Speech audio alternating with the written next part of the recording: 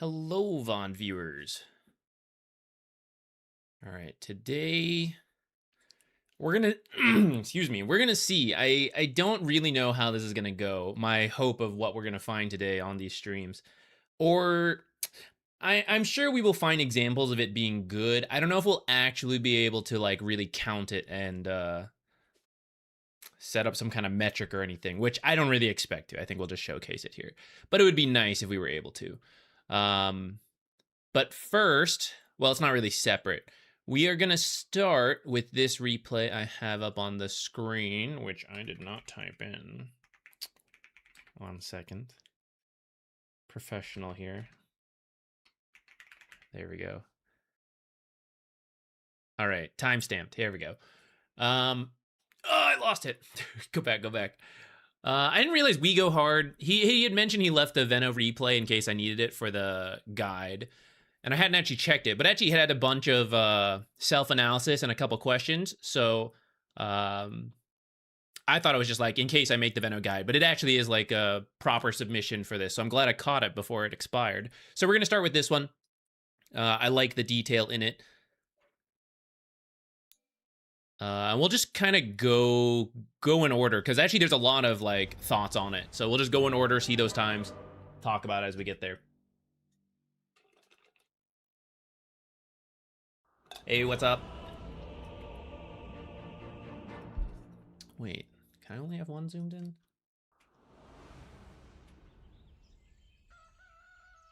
No! I didn't realize both Chrome tabs zoom in if I wanted to zoom in to make this part a little easier to read, but it's zoomed in my other thing. That's fine, actually. We don't really need... We'll just deal with it for now. Don't worry, you guys don't even... None of that even matters to you. Actually, the YouTube is not going through the multi-chat again, so I was opening up the YouTube chat, and it is zoomed in. That's fine, that's fine. Love the content. Thank you so much! I think one with some interesting topics. Sounds good. Sounds good to me. How's Drow this patch? I haven't really seen her much. I think she is surprisingly doing better than I thought, because I didn't... The change to her I thought was bad, but in the end, her win rate in pubs actually went a little bit up. So, it's fine. Okay. I've already kind of like... We've already brushed past stuff while we were reading things. Hold on, let me see. Okay, so overview is thought process and opportunities for Torm and Roshkal. Also, what should be the next skill that needs improvement? Lanes feel awkward to me because I miss Pugna long range attack and movement slow. Okay. The draft didn't think too much about, which I don't think you do. You're first picking your support. You know, it's on your teammates to adjust. I just asked mid to pick some initiation. When he picked Invoker, I suggested Blink for Pudge. I think that's a good call. Yeah, Veno likes when other people can do stuff because you're going to set up the zone control.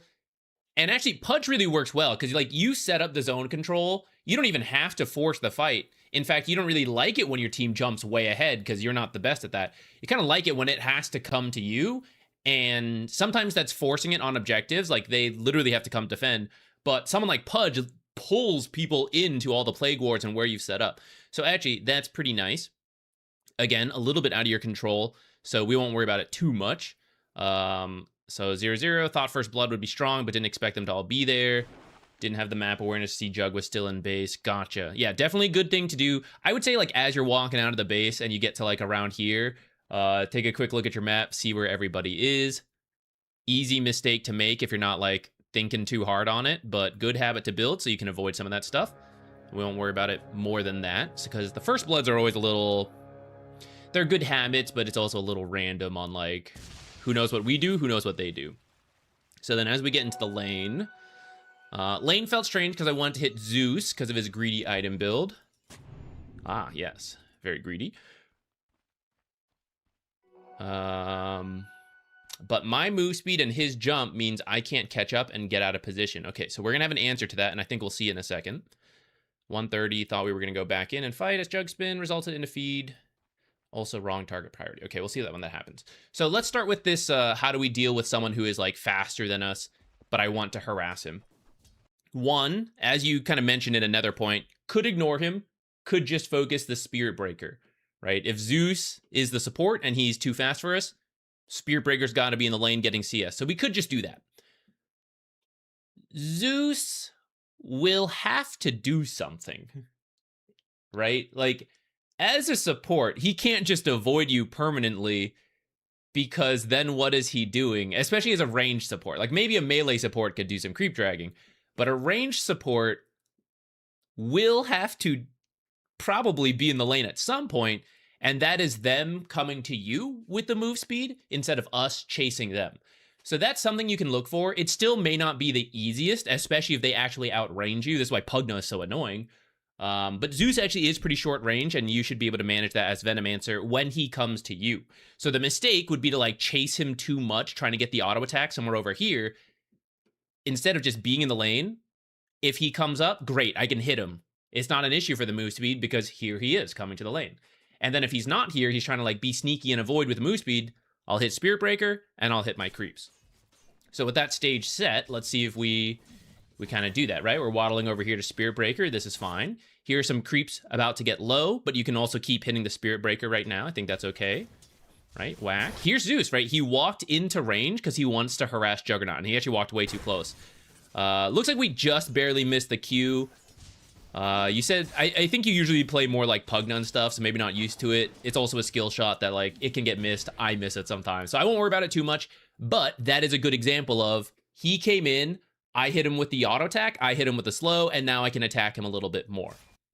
This is the chase without the slow going, right? And there's other things in the lane to do, and there's Spirit Breaker to hit. So here is where Zeus has the strength with the boots, and we're playing into that, which is not going to be helpful to me.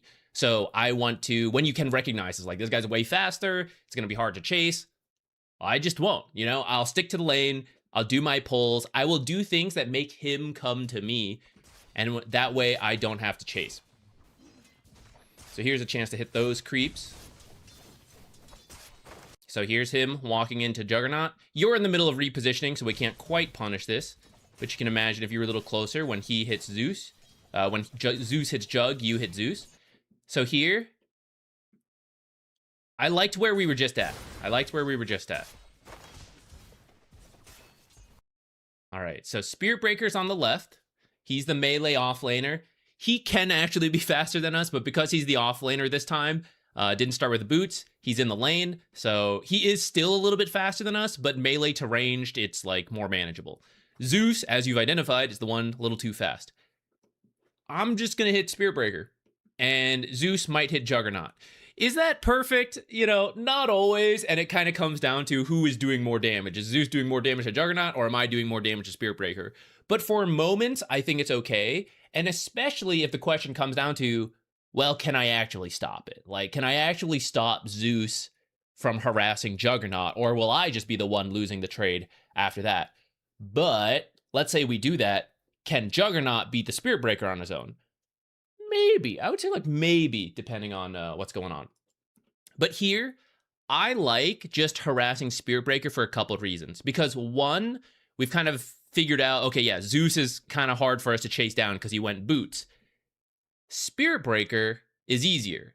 I'm already on the side of Spirit Breaker, and as I hit Spirit Breaker, Zeus hits Juggernaut. It's kind of even if it's not perfect for us. If I want to change it, I kind of have to go through all these creeps, which is dangerous for a slow hero like Venomancer. And when it comes to repositioning, right? Like, oh, I'm on the left side, I want to be on the right side. And let's say Zeus says, oh, I don't want that, right? I don't want to engage with the Venomancer. I just want to keep hitting Juggernaut. I'll reposition to the left side. Who's going to have a better time there? It's the faster hero. So these slow heroes like Venomancer, sometimes you just have to like, it is what it is. I just stay on this left side and just deal with the Zeus. Or sorry, deal with the Spirit Breaker. Don't deal with the Zeus too much. He actually did back up conveniently.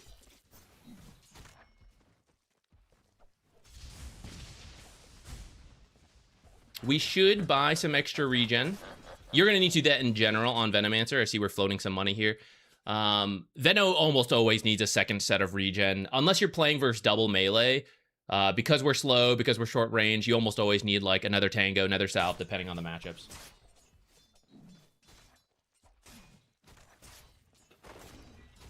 What does counting impactful pushes mean? Excellent question. We are going to attempt, and I'm kind of making this metric myself, so we'll figure it out. Wow, I can't believe that didn't hit, actually. That's crazy. I don't blame you for that. That was kind of whack. Around the 20-minute mark, 20 to 30, we're going to look for the times people actually push lanes in. This happens naturally to some degree, but also intentionally of like, oh, we lost the fight. As I retreat, I push the lane in and I get out.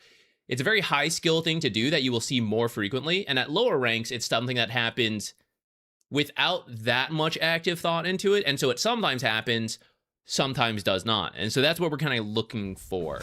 It happens throughout the game, but if we look at too much, it'll be impossible. So we're going to focus on 20 to 30 to start, when every hero should have some kind of tool to do it.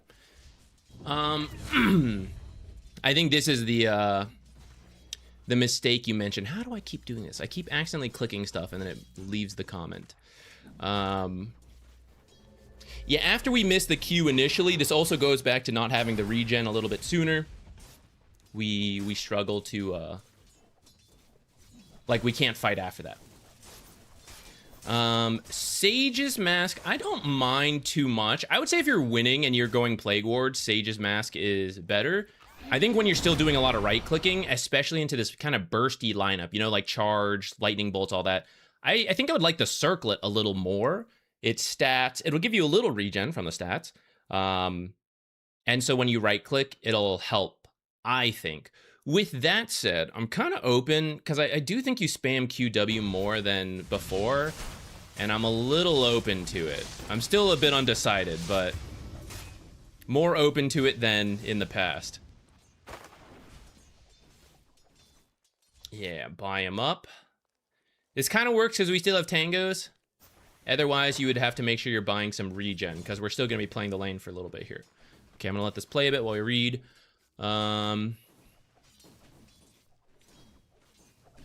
Pulled at 315, wiggled around, checked the map. Nice. Guess I should be denying my own creeps that are half health, or should I run somewhere else since Jug is there? Okay, so let me actually look back at that, because I was reading the question.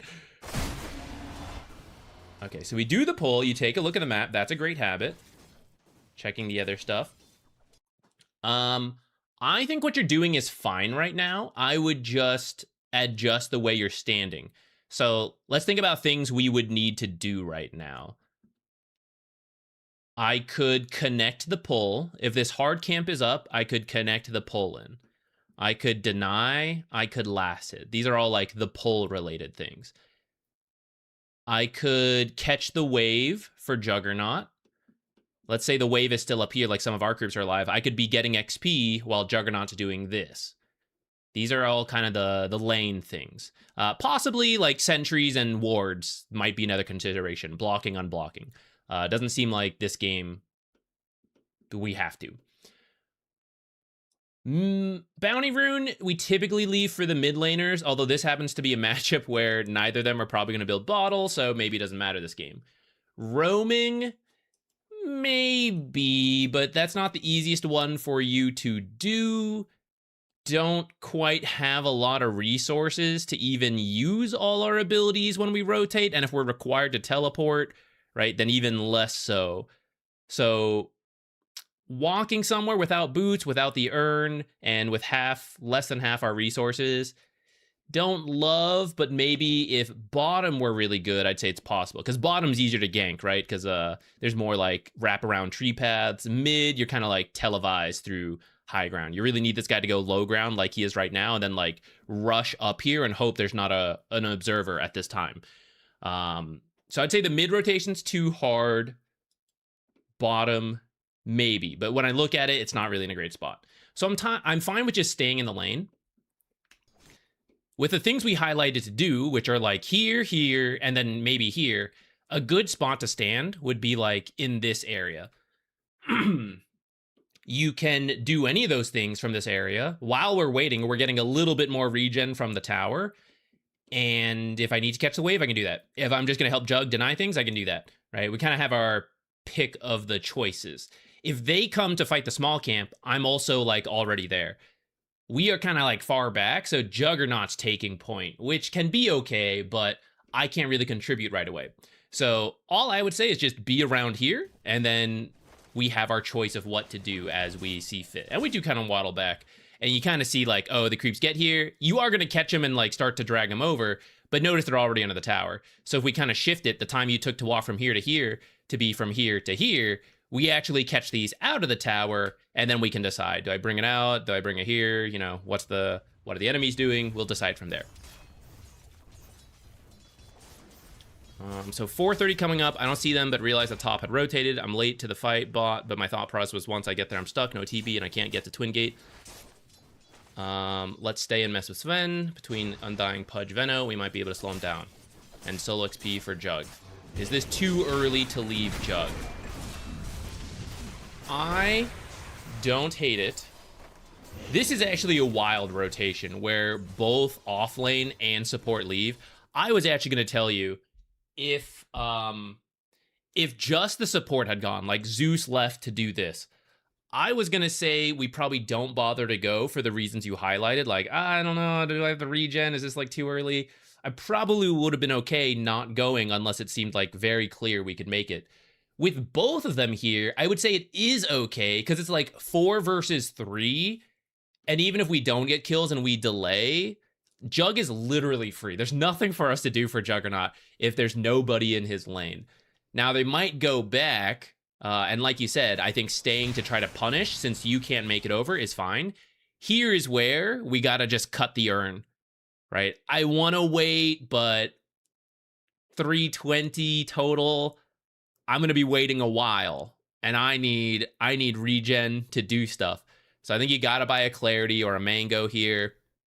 And then hopefully that lets you play a fight and then have the money for the urn off a kill or something. Otherwise, we're going to be here without the proper resources, and then we can't really do much. I'm not going to make a big deal out of it, but I have seen several Venomous Gales miss. I think that's part of like getting back into the hero. So I won't worry about it. But obviously, every time we miss a spell, it's kind of a mana cost that we're not getting much value out of. And that will, of course, help. Since you have level 1 Plague Wards, be careful of placing them too far ahead, especially if the enemy is long range, so someone like Hoodwink. Or apparently just brave enough like Sven to just walk in and do it. Because you can see that's just kind of like 20 gold given away. It pokes him a little bit, but not that much because it was only level 1 still. I think you just leveled up to 2. Maybe I'm crazy. Maybe you already had it. We did buy the Clarity. Happy to see that. Start by setting up some further back, and then you can like just farm the camp with them. They'll aggro to you. Great, nice kill. And then you can slowly build forward. So like the issue with these, they're just so aggressive, you know? It's like the easiest to be killed, and when they come up to hit this, like let's say Sven comes up to hit this. He's only being hit by this Plague Ward. You have this one, so maybe a second attack, although this range looks kind of close to me. I don't think he's going to get hit by it.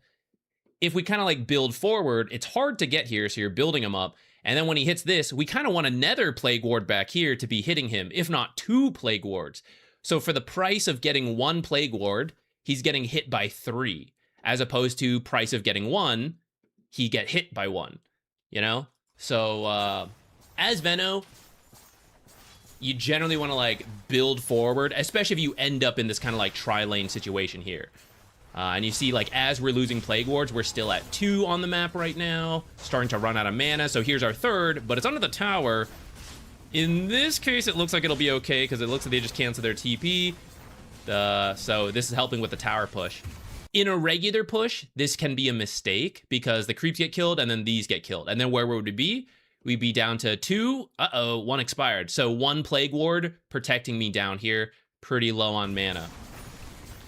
A lot of times when you push, it's okay to like keep the Plague Wards out of the thing. If you have to choose between Q and W, Q will typically get you more value because of the stronger slow. In this case, we need to get to him to kill him. So the slow is more useful. If we were already on top fighting, I think that's where Snakebite, you could argue, because he's going to like fight back. You get the damage from there.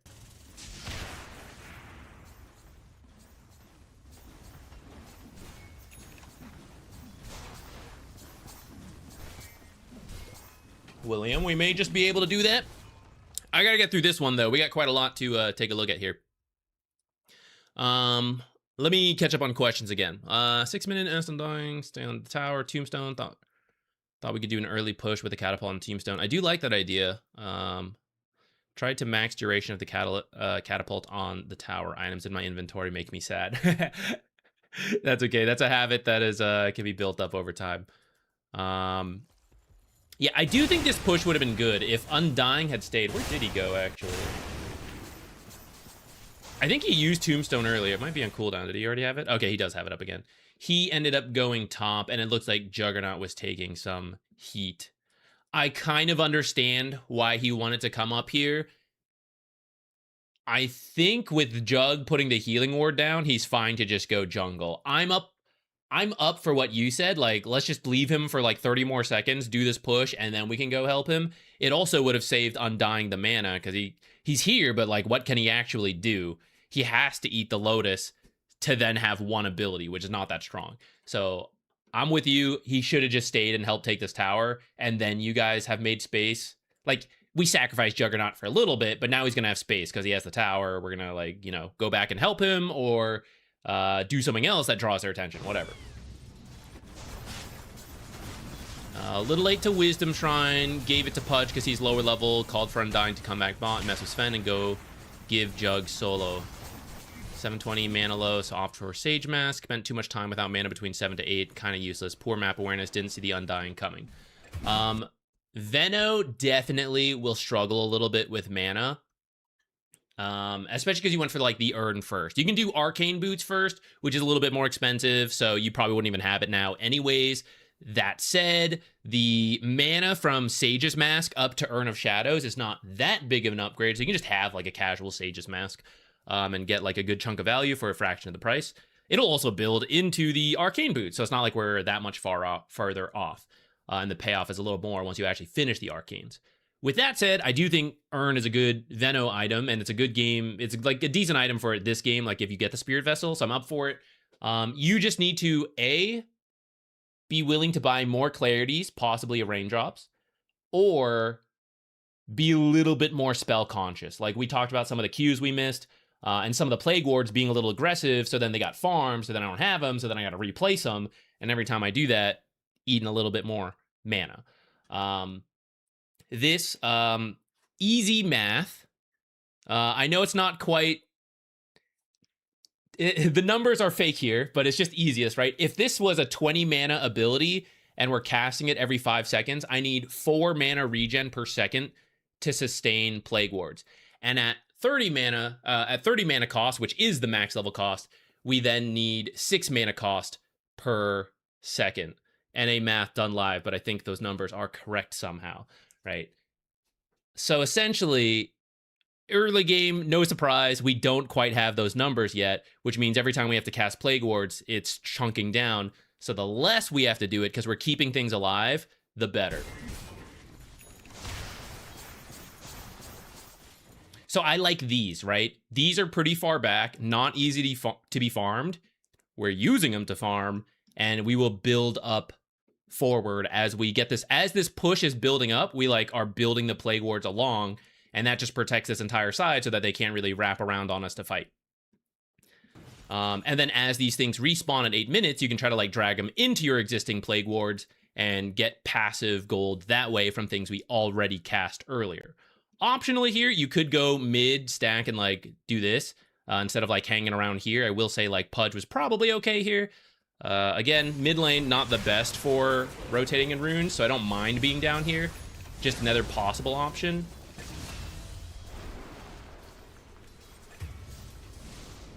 Nice! We did get him in the end. I will say that's kind of worth it. It's not the cleanest, but also not the worst. Call for messing with the bot, so Jug has freeform. Didn't leave a ward for Jug as protection and took the last one. Yeah, that is something to keep in mind. I will say, Veno is... I like the idea of like, hey, I want to be more aggressive on this bottom lane. And I do think if you can get teams to coordinate on that, it's pretty good. I will also say, Veno is a pretty good hero for like, no one's doing it. We're just stuck down here for a while. Because you're actually farming with Plague Wards, right? Like, you're taking these jungle camps away from the Sven. To a degree, we're taking him away from Pudge as well, but, you know, for a little bit, we're going to say it's okay. So if it doesn't seem like it's happening, you don't have to force it if it's throwing other people off, I guess is what I'm getting to. But I don't mind, like, gently encouraging it, you know, as long as it's not throwing people off. Because I do think it's generally a good play for you, Undying, and Pudge to be pushing bottom together.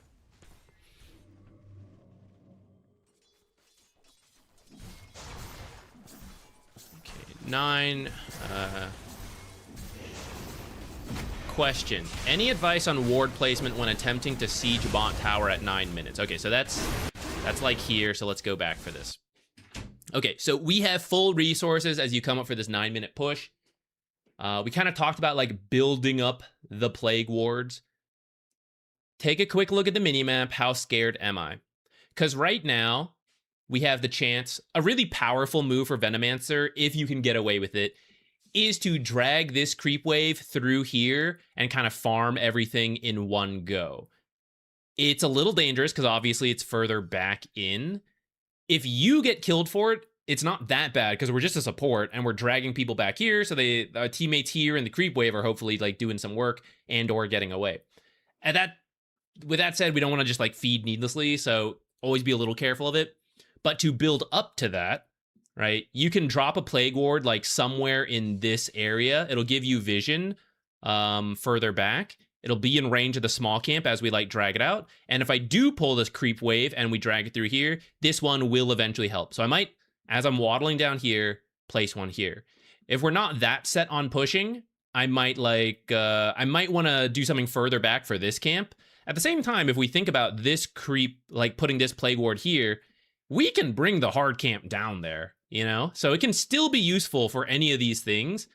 The push, the wave, the camps. So starting to build some creep wards in this area, plague wards, sorry, in this area could be good. If your team is literally going for a kill in the heat of the moment though, putting them here, like wherever they can hit is fine. And it seems like kind of try, actually do land, and then we see this, get the kill. This is good for like chasing the hoodwink if you think your team's going to do that. But we will then lose this plague ward, right? It's going to lead to the continued need for mana and all that. If instead of chasing the hoodwink, you opt to put it somewhere here, that begins our buildup.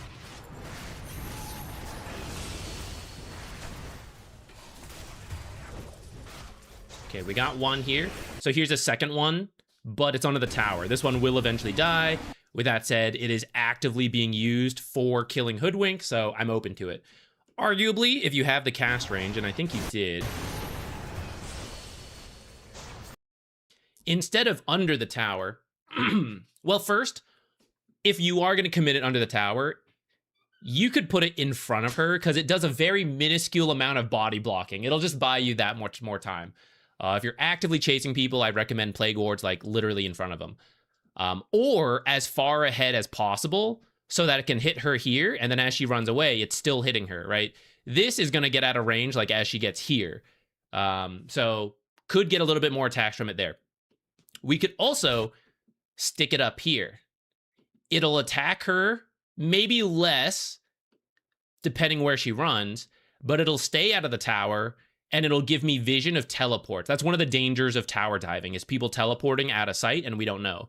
Thankfully, Spirit Breaker's doing it right in vision, so we know he's coming, but he could have been doing it behind a tree. So that's another option for your Plague Ward. If it's in range to attack, and stay out of the tower, and check for teleports, that's another good use for it. This is hitting Hoodwink, but not going to stay alive, and not really scouting anything new.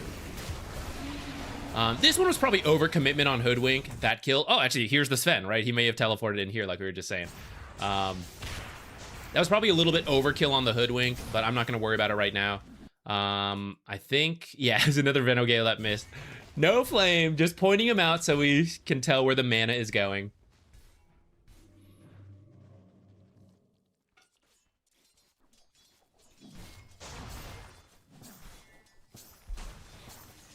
I see Veno Gaming, I don't think it's coaching. I don't see Mechamancer, I realize it's coaching.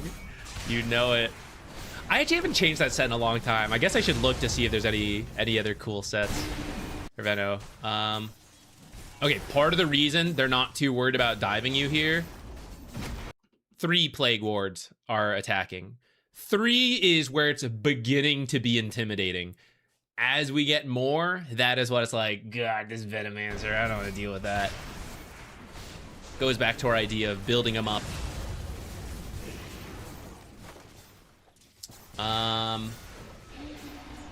Yeah, talking about the ward placement, we did mention this back tech, but obviously, if you didn't feel comfortable with it, it's okay. I think the way you were doing it was actually fine. The one thing I will say, if you can do more on this side, these help you push and kill creep waves, and it protects you from like a frontal assault. But then that's kind of it. If you can do them over here, you will get access to the pull camps, which is nice. He's farming it right now, but maybe it's already dead from your plague wards. If you meant to do this, it's fine. Plague wards last for 40 seconds.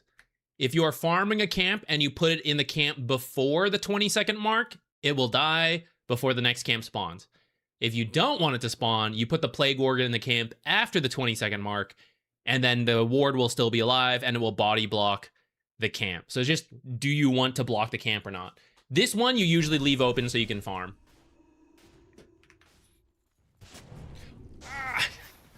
I keep clicking over to the tab and then I lose. It like reloads. I don't know. YouTube comments is weird, but like, I lose the comment after that.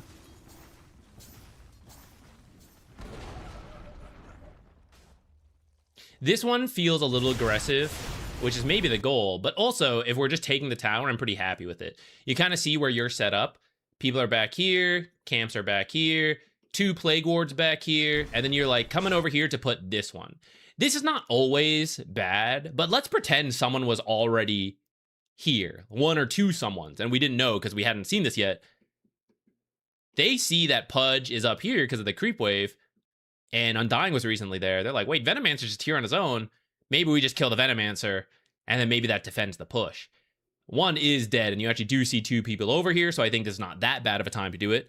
With that said, if I see 2 people over here and 1 person's dead, how worried am I about Sven and like Zeus being here? Is it that big of a deal to like run them down, especially when these 2 are back here? I would say no. So I would say right now, if they do defend, fortify, show up, to keep pushing, we need to deal with the next creep wave. So I think from where you were, just continuing to set up plague wards around here is great. Because again, access to the camps, access to the creep wave, and it is scouting on this side, of which I have this ward, a couple plague wards here, and then soon a couple plague wards here. So I'm feeling good about just staying on the top half. And if they're on the bottom half, then so be it.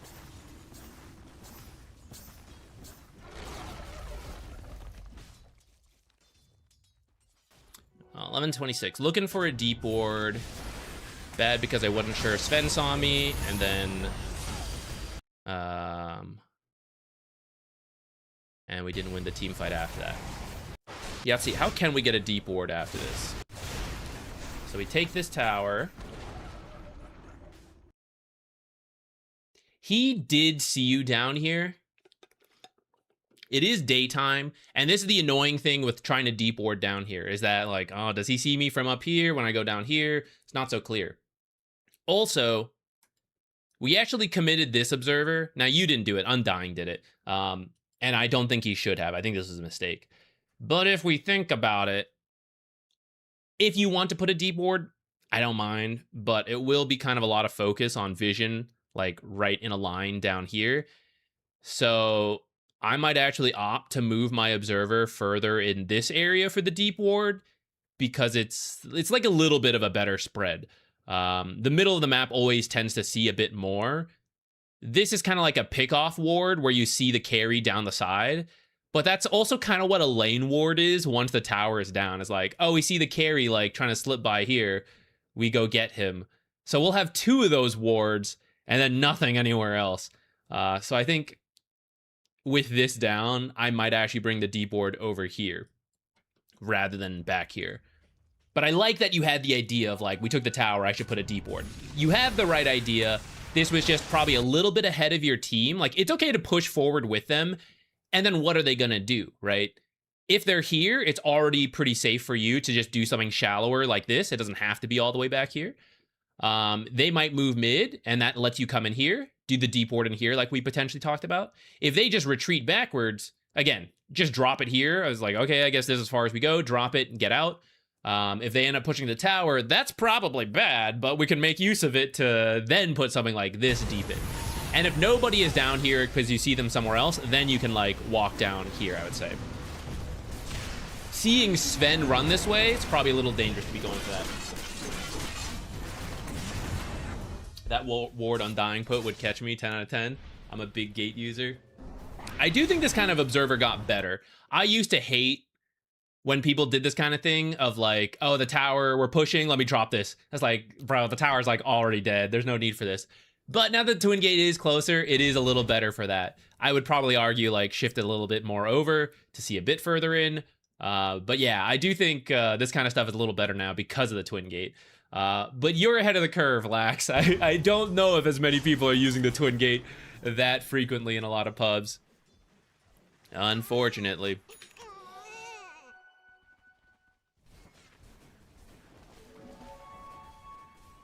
All right. Now, you left notes for, like, all of this game. Should we go through all this game? If anyone deserves it, I think We Go Hard probably does. Made a mistake on item choice here. Should have finished Vessel instead of starting to build the Pipe. Yeah, if it wasn't for Necrophos, I would say Pipe, as long as, like, the mid laner was a different magic damage hero, I'd say Pipe is pretty decent here. I agree, though, going for Vessel because of the Necro and because I'm the Venomancer, I would just finish it. If someone else was getting the Vessel, though, you could do the... what's it called? The Pipe. Okay, here. So we're getting ready to defend this tower. So, again, the first Plague Ward down is a little further up. I know it's technically under your tower, but, I mean, they're pretty under your tower, and there's heroes here, right? So there's less confidence in this. If the lane was further up, and this is one of my first Plague Wards, I don't mind that.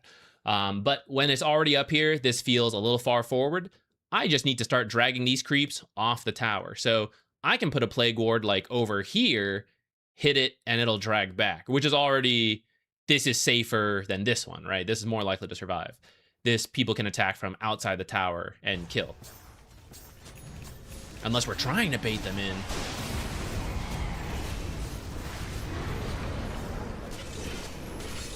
It did bait them in, and the team is winning the fight. We'll take it. Well, that was all part of the plan.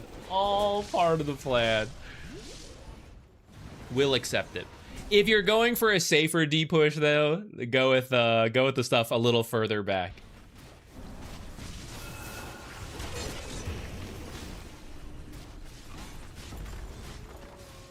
Is the next game going to be submitted, or are we in paid games now? We are not in paid games right now. We are going to do a good chunk of this game.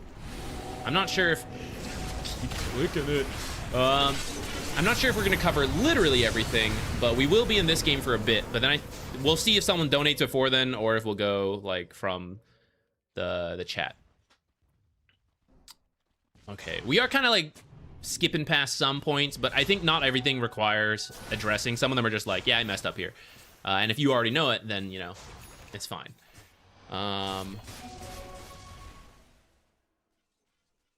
Okay, I want to go back actually, because this is a good... Okay, so at 15, try to get a vision ward that won't get dewarded because my team gets the tower out of position to help the team. Should have placed the ward low ground and checked cliff with ward, place obs first, then deward. Okay, so let's take a look.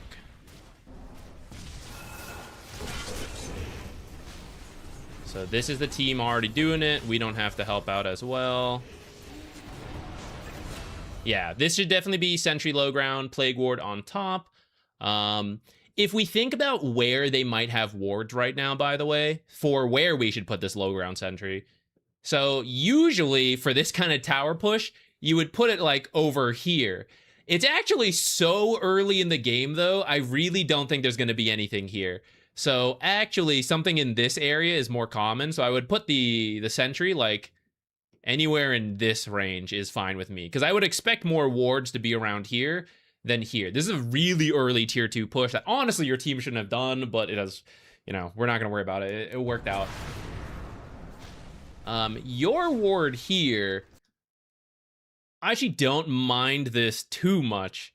I would push it a little further forward so you can see more into the mid lane. Notice like where it is, can't quite see into here. So a bit further forward would help see it. It's also technically, if they were to check the high ground from a low ground sentry, they would get this. Again, are they thinking there's going to be vision this deep at 15 minutes? I don't know.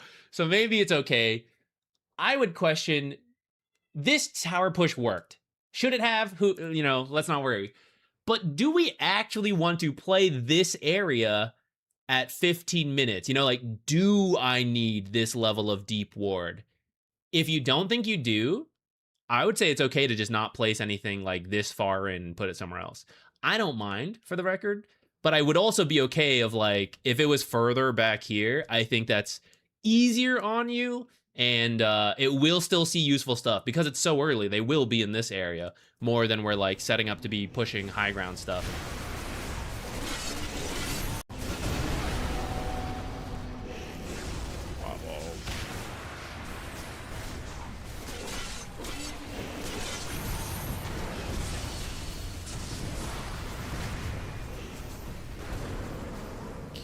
You probably did hella damage this fight. Double kill, let's go. Because your ult, you did everything on Sven. Probably start with the ult into Snakebite is fine. I forget to use this all the time. This is totally hypocritical of me. I forget to use this shit all the time. So it's fine. But if a carry is jumping in, probably start with that one / the ultimate.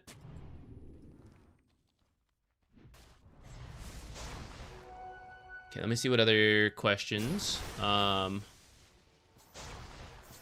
other questions we got? So D-Ward bot set up for potential push bot. I will say, you don't actually need to push that hard right now. It's so early in the game. It's 16 minutes. If this is just zone control farm time with very light pushing, it's okay. So like these kind of plague wards essentially farm these two camps. That's pretty good, and it cuts off these two from your opponents. That's good enough. You actually don't need to take this tower. It might just be semantics, like you're saying push bottom. Yeah, I don't mean to actually take it. I'm just like pushing things in to control it. That's fine, but I'm just going to clarify.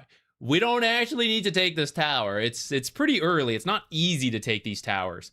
And forcing the towers can actually slow us down. I actually want, like, this whole chunk of the map here should just be Juggernaut, like, free farming. And we, like I said, we cut it off here. Even if we can't get this and they're farming this stuff, how much more farm do we have, right? We will pull ahead of them over time. And in one go, we can, like, do all this stuff. How come less gameplay nowadays and more coaching? We were doing a streamer mode for a little bit where we did Monday, Wednesday replays and then Tuesday, Thursday, Friday gameplay. I dropped out of that for various reasons, but I kind of kept the Monday, Wednesday replays. So currently it has been more replays than actual gameplay.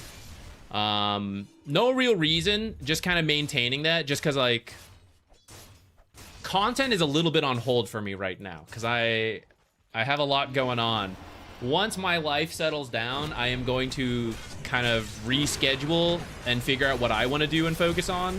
For now, it's just kind of like, we're doing it. It's fine.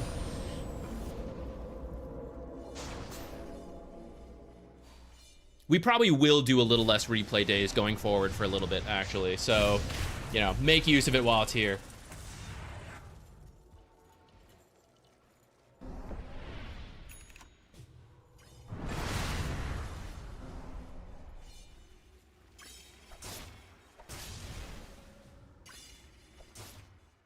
Okay, what's the next major question? Let me see. I want to at least not skip over. We're skipping some points, but I want to make sure we're hitting any of the big things.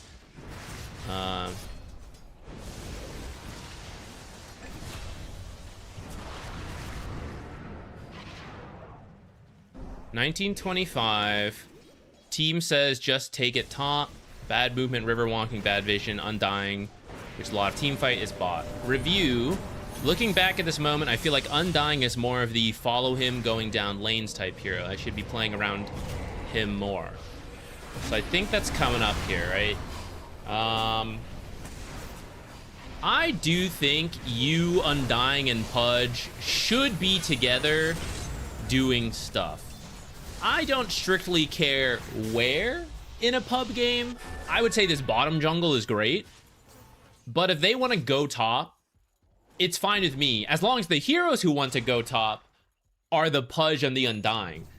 To me, Invoker should just be like AFK split push farming and sometimes joining with bots if he had it, but he's doing Cataclysm. So I just want him to get Cataclysm and then Cataclysm, you know, Sunstrike globals, and then eventually the Cataclysm wherever we are. Juggernaut's the carry. He has one item, 1.5 items, right? I want him to finish his item, so I don't actually want him in the fights. That's what happens when this kind of early push happens. He's not actually out farming Sven that much in terms of last hits. He's been picking up a lot of kills, so it's kind of working. But if he did not, like, if any of these kills become assists, if he ends up dying in these fights, this will not happen, right? This is kind of the best case scenario of where Jug is joining a lot and getting kills. But that's a little iffy, and it's a little safer to just farm a lot while we slow down the Sven, and we attempt to get kills, we try not to feed. It's usually safer. So I don't mind. So like right now, looking at it, I see Undying bottom, and he's one of the heroes I'm interested in playing with. I would actually prioritize the Pudge over the Undying, since Pudge actually has Hook and Dismember, so he has the actual stuns to get kill. So if I have to pick between them because they're split, I would go with Pudge, but I would prefer if all three of us were together, because that would kind of be the best. That would be the easiest. Like you see Invoker, he's like running with you guys 100 gold away from Aghanims. Juggernaut's like running in here without his Manta. So these are just the heroes that should be farming are fighting right now. And it is okay. Let me give you a lot of power, all of you guys, whoever. This is a pretty good situation you don't always find yourself in. You know, like, hey, we think we have a slight lead, we've taken some towers, but you'll notice the gold lead is actually not that huge. It is okay for somebody in the game to say, hey, X heroes, just farm up your items. And sometimes it's everybody. Hey guys, let's just farm up right now. Hey, Juggernaut and Invoker, why don't you guys just finish your items and we'll just like wait, like we'll just hold this area till you're ready. Everybody feels the Dota guilt of like, I think I need this item, but oh, I'm gonna get flamed. I better go. I better get in that fight. You know, like everybody feels the guilt, not just supports, cores as well. Like, oh no, am I AFK farming? Is my team gonna like ping me, carry useless, like all this stuff? Oh, maybe I gotta go. It is so freeing when someone tells you like, hey buddy, you can farm. You're like, oh, that's what I wanted to do. That's what I thought I should do. I was worried I would be yelled at. It's a very powerful pub tool. Now sometimes the cores are the ones calling for like the non-stop action, and then things get a little funny, but I don't know. I do think if you can be the one to say like, hey, like, why don't we just wait for Cataclysm? Why don't we just wait for like Manta? We'll be a lot stronger, guys. Like, we can just wait here for you guys. We'll just hold this area.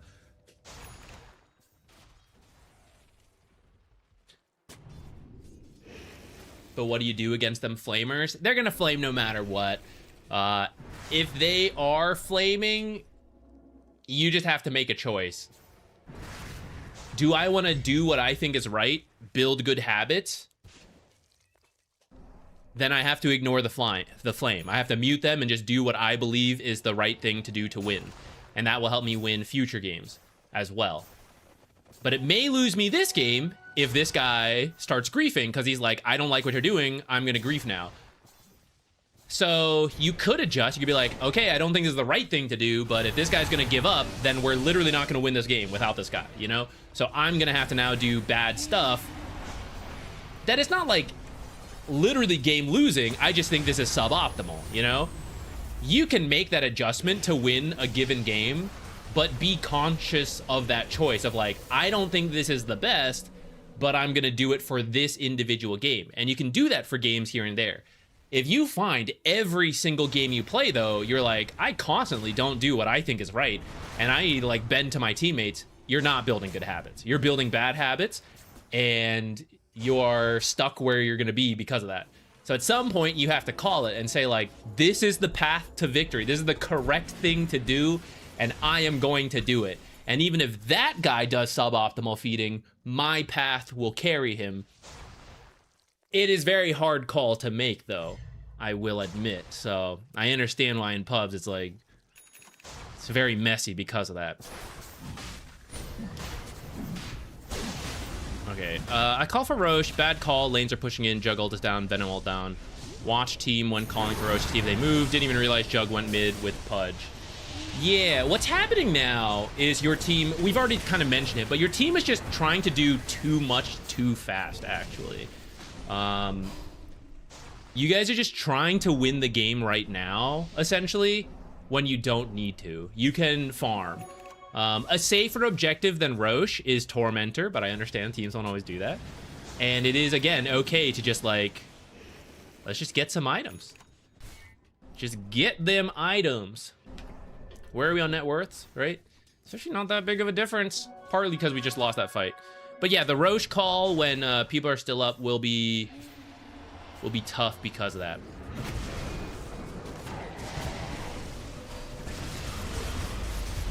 Told my team I was dead as soon as I saw the ward. Let me die. Bad position on the map. Too greedy for the ward. D-ward again. Yeah, this one, right?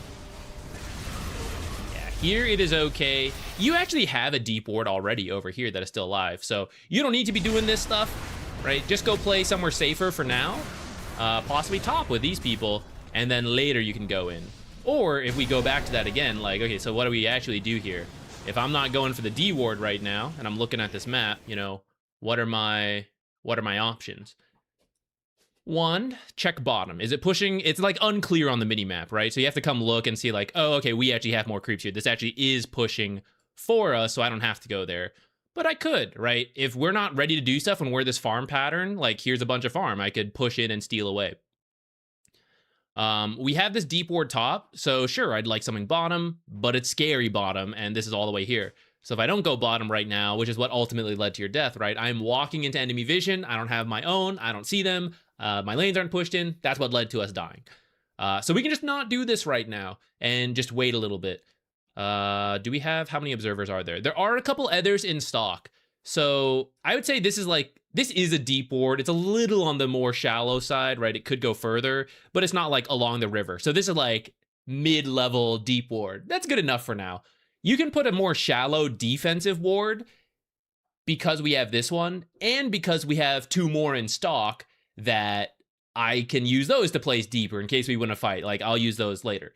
If we had none in stock, we do need to be smart with our one remaining observer. Where does this need to go? How does it help us play the game? But since there's essentially three, let's say we had three in the inventory, I can just place a very safe one somewhere up here for now. It will be useful, less useful in terms of active play, but I'll see them splitting. It'll be like defensively useful, and I have two more to work with in more active ways. Maxi map. I like that.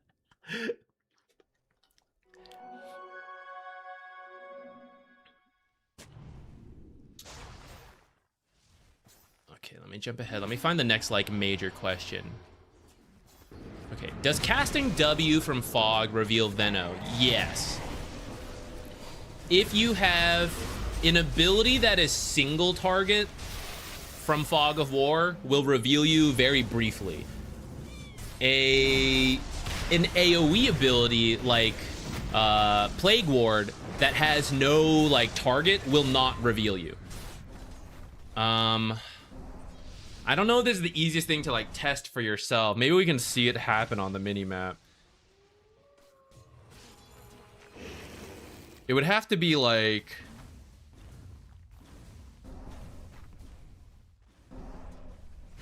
Zeus using Bolt, maybe? Or maybe Sven using Stun from Fog of War.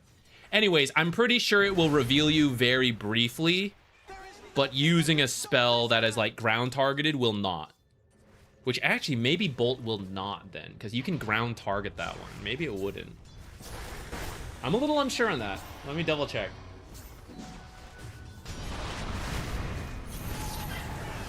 Cats, what are you guys doing over there?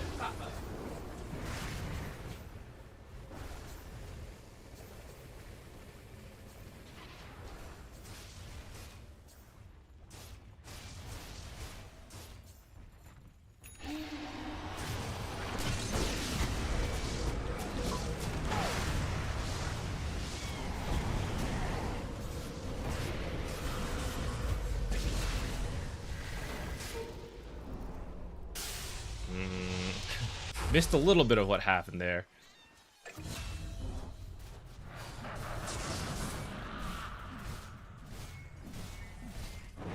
Okay, but I want to see coming up to this, like...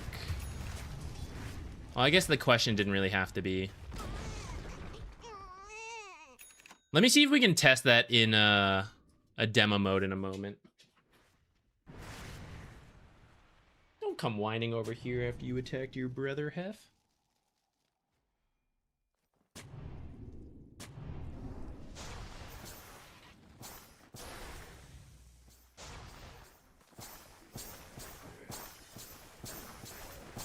Okay, I think this one as setting up for Roche is fine. You did mention sentry placement with no intentions. Didn't actually check to see if they had placed wards, piling up wards. Were there good opportunities to use these wards in my inventory? Okay, let's take a look for that.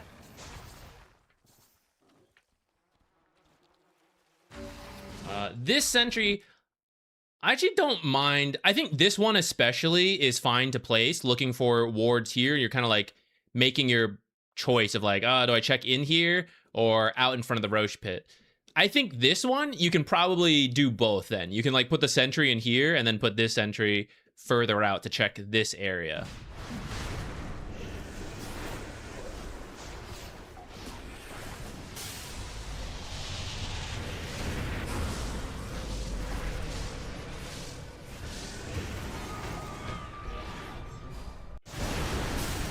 Okay, I don't know if intentional or not, so I'm just gonna highlight like something good here. So Plague Ward in this fight, we want to use to mess with him, but also to scout incoming things, right? I want to see the Sven getting ready to jump us from like the trees. I want to see the Spear Breaker charge coming in. I want to see the supports coming in to like save him and get out, throw their spells, you know? So this Plague Ward right behind the tree is great. Because where we're standing, well, now that Jug's in, you kind of have some vision. But before that, where we were standing, we could not see back here. So this Plague Ward is now giving more vision. Boys, they're in a scrappy mood today. No fighting. This is giving us more vision. The next Plague Ward, like somewhere over here, could be great. Now, we actually have creeps pushed up, so we can kind of see into this area. Let's pretend they weren't here. Then I'm a little worried about people coming in from this angle, potentially, especially like this twin gate. Let's say they, the way the map looks, it probably is unlikely, but let's just pretend. You know, it'd be something I could potentially be worried about. And so then a Plague Ward like over here to see people coming in could be really useful.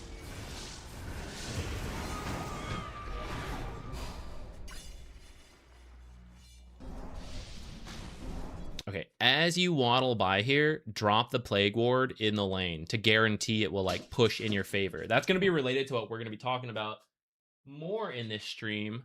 I think I got to separate these cats in a moment here. This is an extended fight. Come here.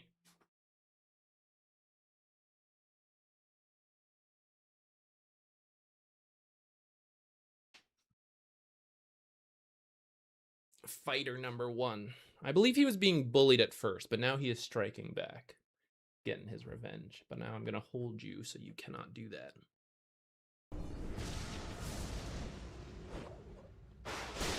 As you're going here, now we have a lot more mana regen. Remember earlier when we talked about the amount of mana you needed to like sustain permanent Plague Ward usage? Now we have that. So drop that shit. Go back. So as this fight is ending and we're moving in, potentially one Plague Ward to push the lane. Right, see how it's off cooldown? So before you go up high ground, from back here, this is the cast range. From back here, you could have put one on the high ground to see if people are waiting for you here and that they're gonna like jump you as you get here. So the benefit of that is like the safety of high ground, but it also means we use the Plague Ward as soon as possible. Like even if we did it now, that's just 1 or 2 extra seconds from going here to here before using Plague Ward and putting it on cooldown. And I pretty much want it on cooldown as fast as possible so that it can start to come up again and I can place the next Plague Ward. So then somewhere around here, we might have the next Plague Ward ready to cast. I mentioned shoving in the mid. You see how like this is close. Like Invoker's kind of doing it a little bit here. Let's say he's not. Let's say this is just the regular old creep wave. This creep wave would be healthier than ours, and it would push this way. Now, this creep wave is supposed to fight this creep wave, so it would eventually push back. But let's say we win this fight, and we're like, let's go tier 2. Oh, the creep wave's over here. That's really annoying. So these random Plague Wards in the lane will eventually die to the creeps, but it will cause the wave to push towards the enemy's half of the map, which is a really good use of Plague Wards if you don't need the other uses.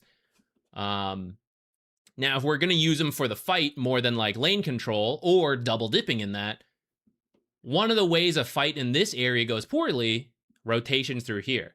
So can I get a Plague Ward like around here to see people coming through this river? If they have blinks, I'm going to need it further by the tower. But if they're just walking into the fight, then something out here could already see a good chunk of the river. Or like right here, definitely see them go into the river.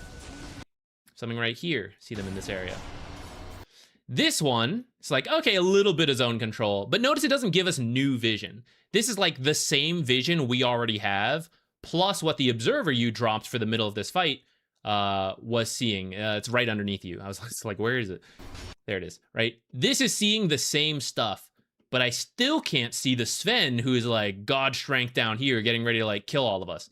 So that's something you want to think about with your Plague Wards, is seeing new areas, slowing down heroes walking in, getting lanes to push in your way. These are all really good uses. The actual damage they do in fights is like pretty low at this point. Outside of like applying Poison Sting, the actual attack is not a lot. So in the mid game, it's mostly about vision, blink canceling, and creep management. Though if you do build up enough, they are annoying because they attack a lot. Oh, who's that? Thank you. What? Just joined, thought you had a strange fluffy armband on. Too warm for that. Must be a cat. Must be a cat. Who immediately ran off after I dropped him.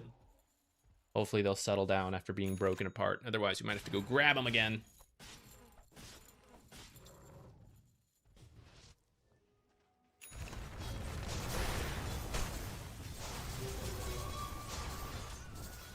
I think here's where you mentioned, can Fog of War... Who's that? Thank you. What? I never thought of micro pushing with Plague Wards instead of sticking around to place more and kill the whole wave. New tech unlocked. Thanks, Heart. Fionsomnia, thank you. I feel like I said your name strange there. Never thought about micro pushing with Plague Wards. Yeah. It's a good tech for Venomancer. Very low commitment. It will not farm a lot of the creeps for you when you use it that way, but it's pushing lanes in without very, very much commitment, which is always a good use. Okay. Okay, you're about to use Poison Venom Bite. I was trying to see if we could see it in this replay, but unfortunately, I think you're just in the vision of the creeps, so it doesn't strictly matter here. Maybe we're behind that tree as we press W. No, there. Okay, we were in vision when we used it, so we'll have to keep an eye out for another example. Back to you.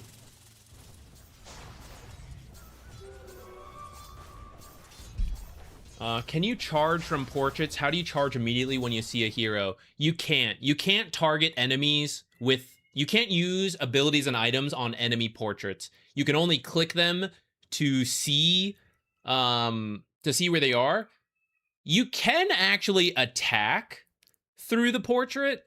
I think it only draws aggro. I'll actually have to double check that with like PL, because that would be kind of busted. And the fact that I don't know about that makes me think it doesn't work. You can draw aggro from the top bar, but I don't believe you actually attack, funny enough. I'm now doubting myself, so I'll have to see that. But you can't use charge. You just have to be looking at parts of the map and react quickly. You can cast through the minimap, I believe. But otherwise, you're just like watching creeps, expecting people to show up, and then like quickly pressing Q. That's why if you're playing versus Spirit Breaker, it's not that you can't show at all. You just have to show so quickly he can't react fast enough. Fortunately, it's a human playing the game, right? So you just have to like, you have to flash on the minimap in a moment and then immediately get out. You can glimmer allies with portraits. You can use stuff on your allies. You can't use it on the enemies, because it would be too broken versus illusion heroes, right? You'd always target the real PL and stuff.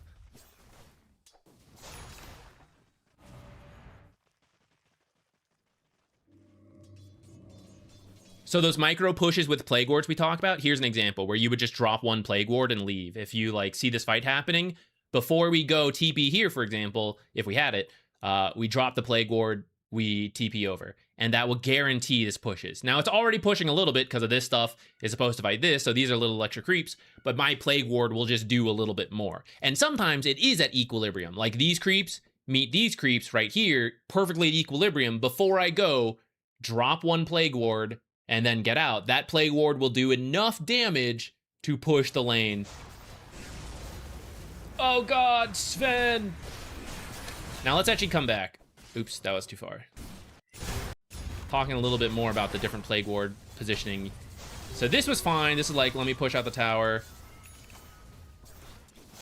One on the high ground. So do we need, like, this Plague Ward here, for example? Do we really need this to kill this range creep? Probably not. This is one I can just auto attack, and then I save the cooldown to place up here. Then I can see people coming to kill me through that twin gate. Now I waddle over here, I have Plague Ward. So maybe I didn't do this one yet for whatever reason. Place it somewhere over here. See people coming in this way. Cancel the blinks. See people coming from this way. Put the Plague Ward behind this tree. The benefit right next to trees is pretty useful, because Plague Wards actually have pretty reduced vision compared to heroes, right? So in the lane, let's say this one, a hero walks up, they see the Plague Ward does not see them. When you put it behind a tree, now of course when they come here, they see the Plague Ward, it doesn't see them. The nice thing though is that if they want to go through here, they're forced into it, so it will see the Plague Ward. But behind this tree, someone coming from this angle does not see the Plague Ward because it's behind the tree. They walk into the vision, they see the Plague Ward, it's done its job, right? They now know that you know, but like it happened. Whereas if it wasn't behind the tree and it was out here, they might be running through here, see the Plague Ward, and then go like, oh, let me go around it so I don't show on this Plague Ward. So that's why, like, you'll see me do this a lot when I play Venomancer. I'll do things like a Plague Ward right here instead of like out here for that reason. Either way, even putting it out in the open is better than just like not placing them, because we do have enough mana to permanently sustain Plague Wards. And I believe with that kind of placement, you would have seen, I'm guessing Sven came through the twin gate and got you to go from that angle. Yeah, here he is. Twin gated, walked through here, so a Plague Ward here or a Plague Ward here would have spotted him sooner. And that's the skill you want to build as the Venomancers. Like these kind of deaths you will avoid as you start putting the Plague Wards in the ways we're talking about. Okay, let me skip ahead in what you wrote to make sure we address any more major questions, at least. I know we've been kind of skipping over some moments here, but let me just make sure we don't miss anything too big.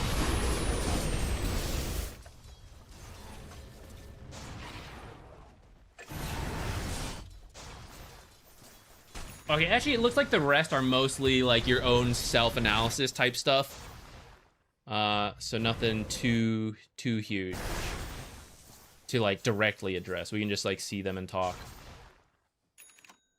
Okay, while we go through that then, if you guys want to start submitting games to be... we'll cover it next. Then start dropping them in.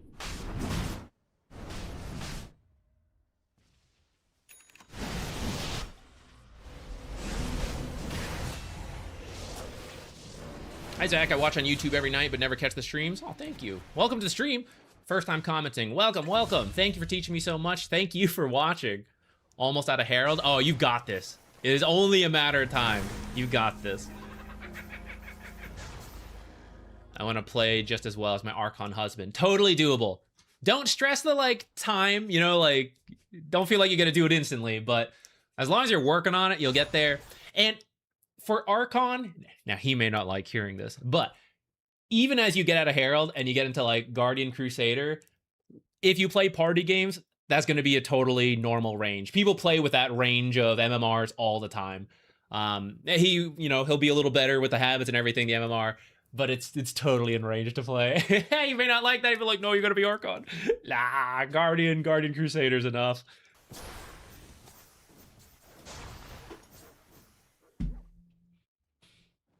Corbin, I actually did see yours in Discord. I ended up going with this one. I want you to write a little more. I'm going to make you do the homework. You mentioned, like, oh, I do feel like we made some mistakes that were game losing. What mistakes? You got to write them down. I got to see them. Not only, that's not like just like, oh, save me the time for it. Genuinely, I want you to have to write it out to explain it to someone else, because I think that's good for the process. It's good for not only your RD2L team, like the practice of communicating with them, but I know your ultimate goal is to get to Immortal, and writing it out, I know usually you don't have to write it out, you can just like think in your head, but I do think the process of explaining your thought process is, one, good for you, and then two, good for me, because then I can explain like why this is correct or not, as opposed to me finding it on my own and then telling you. That's very like passive, you know, that's like I passively teach you.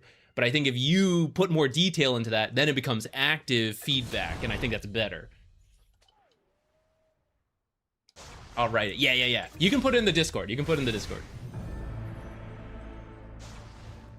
I think the process alone, like even if it doesn't get reviewed by someone else, I think the process of writing out what you think, the reason I went with this, because We Go Hard did that, right? He put a lot of like, here's what I think went right, what went wrong, ask about this.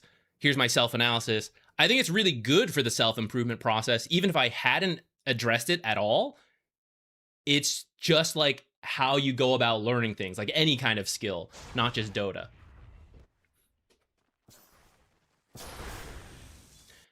Very minor critique here. Actually, let me go back, because actually this is a good split pushing type moment here. All right, so we're farming this stuff. Again, to give yourself that extra safety with Plague Wards, we're kind of just jumping in here, but places that Plague Wards would be good to engage, see that same thing with the Sven rotating, killing me. For example, someone pushes top, will I catch them going through the Twin Gate? Or make it easy for myself, have vision here, hear the Twin Gate activate, wob, wob, wob, wob, then you'll know. We are on the low ground. It's kind of inevitable for a lot of heroes who want to farm this, but you can maintain vision on high ground. So Plague Ward up here. So anyone who's like sneaking in through here, you kind of have creeps and wards here. So in theory, should not be as dangerous. And it's not. But sometimes they're smoked through here. Smokes break. We don't know. We're on low ground. They're on high ground. They get us. All these little things will help save you like randomly here and there. So this Plague Ward is like right in the camp. But this same Plague Ward could be here. You aggro the camp up. It will do both. It'll see up here and protect you. Oh, Zach, I want to stand down here. That's okay. We can shift over, right? 5 seconds. So as we walk here, we put this one. And then as we walk down here, we go this way. Like this one, just up here. Shift it up a little bit. I see high ground, and it will still reach these camps as they like walk through here. Can we see the... Yeah, like this is the Plague Ward range. Like it's not that bad, you know? So this second one, same thing, is the exact same Plague Ward as this Plague Ward. It's just like mildly further up, but it's not giving me new vision.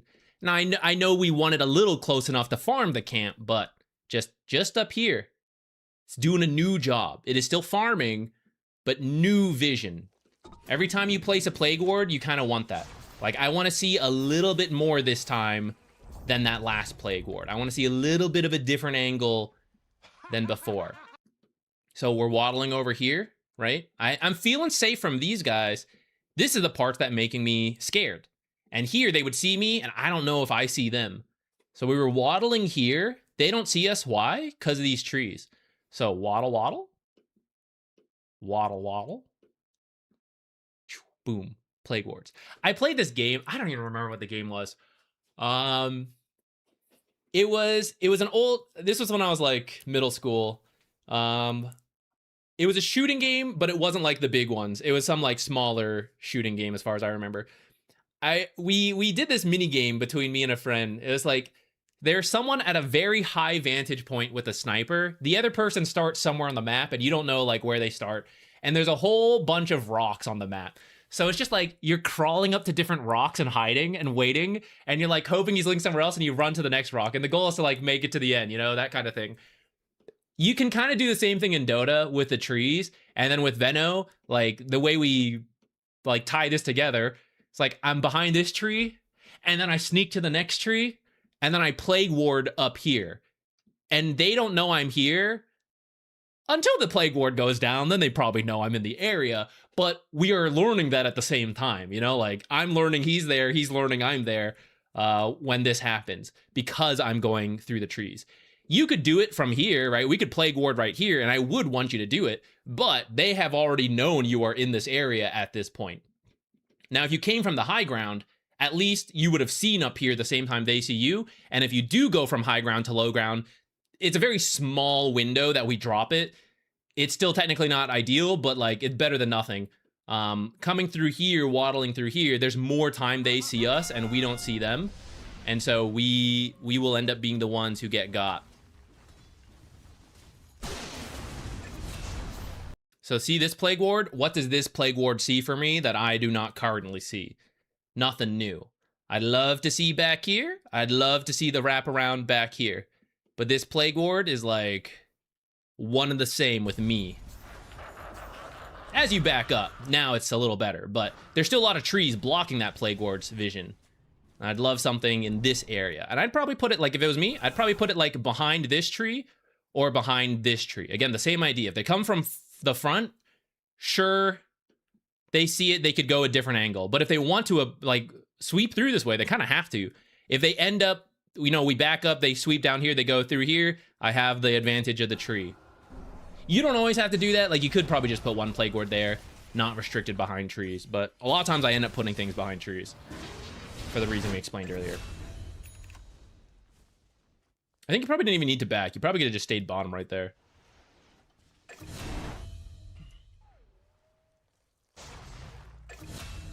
Is Bristleback 4 doable? When he had the nasal goo facet, it was like somewhat of a thing where you had to like dominate the lane and then go really fast. It was just really hard. So you don't even need to show here. Behind this tree, you can just Q, hit these. We just walk a little too close to do it. Part of the reason I think you have a cast range thing. Maybe not. Am I crazy? That seemed further than usual. Oh, yeah, okay, you have the shard. I didn't realize. I was like, is this regular Veno Grail? I play a lot of Veno. How do I not know this? Okay, you had the shard, so you did have the extra cast range. So from back here, you can cast without showing yourself. And you just drop the Plague Wards, which technically will reveal that you are in the area, but at least they can't see you to charge you and like be killing you right now, you know? So we do show a little bit, which could be our death sentence, right? It could be them TPing back. It could be the charge already happening. Starting to get scared, so we TP out early. Before that TP, if you put the Plague Ward somewhere in this area, you can farm both. Little benefit. Also notice there's not a Plague Ward here to see people like coming through to get you.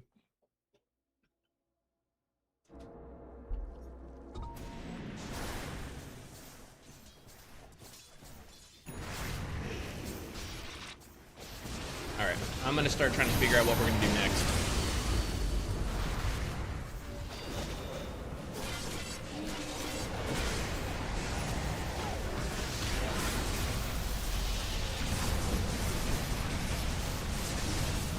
sit down.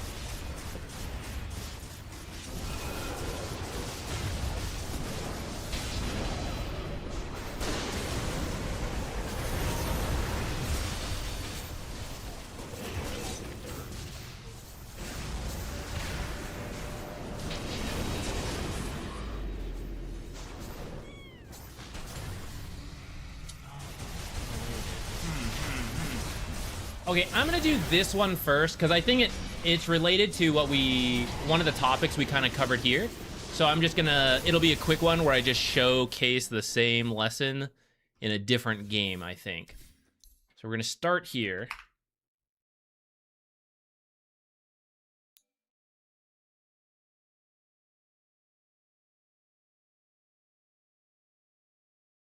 Corn Killer, who are you playing here?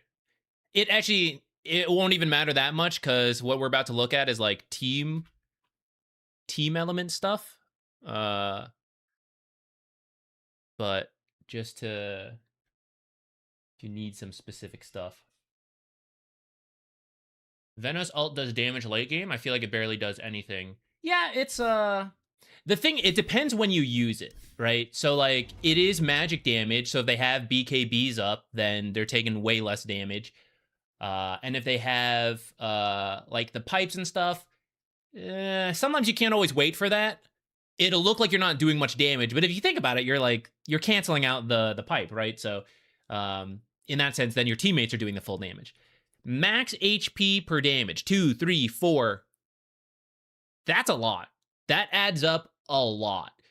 It is not super obvious sometimes, depending on how much health they have. Like sometimes you can see the bar move more or less. But it is quite a lot. You don't have to use it that way, though. It is a 50% slow, right? So, like, even if you're not doing damage, you can be just really controlling one guy for 4 seconds. You'll see a lot more damage if you share the debuffs, though. Like, Noxious Plague can share Snakebite, Venomous Gale, and your passive if you apply it all to the same hero. And if you have the Spirit Vessel, you can apply it to all the different heroes, who can then also apply it to other heroes. That is when you will see the most damage from the Venomancer. Sometimes you can't create that scenario, but that's why sometimes the ultimate feels like a lot, sometimes it feels like a little. It depends how much it is, what debuffs are being shared, and how many times it is splitting to the different heroes. If you can wait for BKBs, you'll get a lot more. If you use it before to force them out, that could also be okay, right? Depends on the game.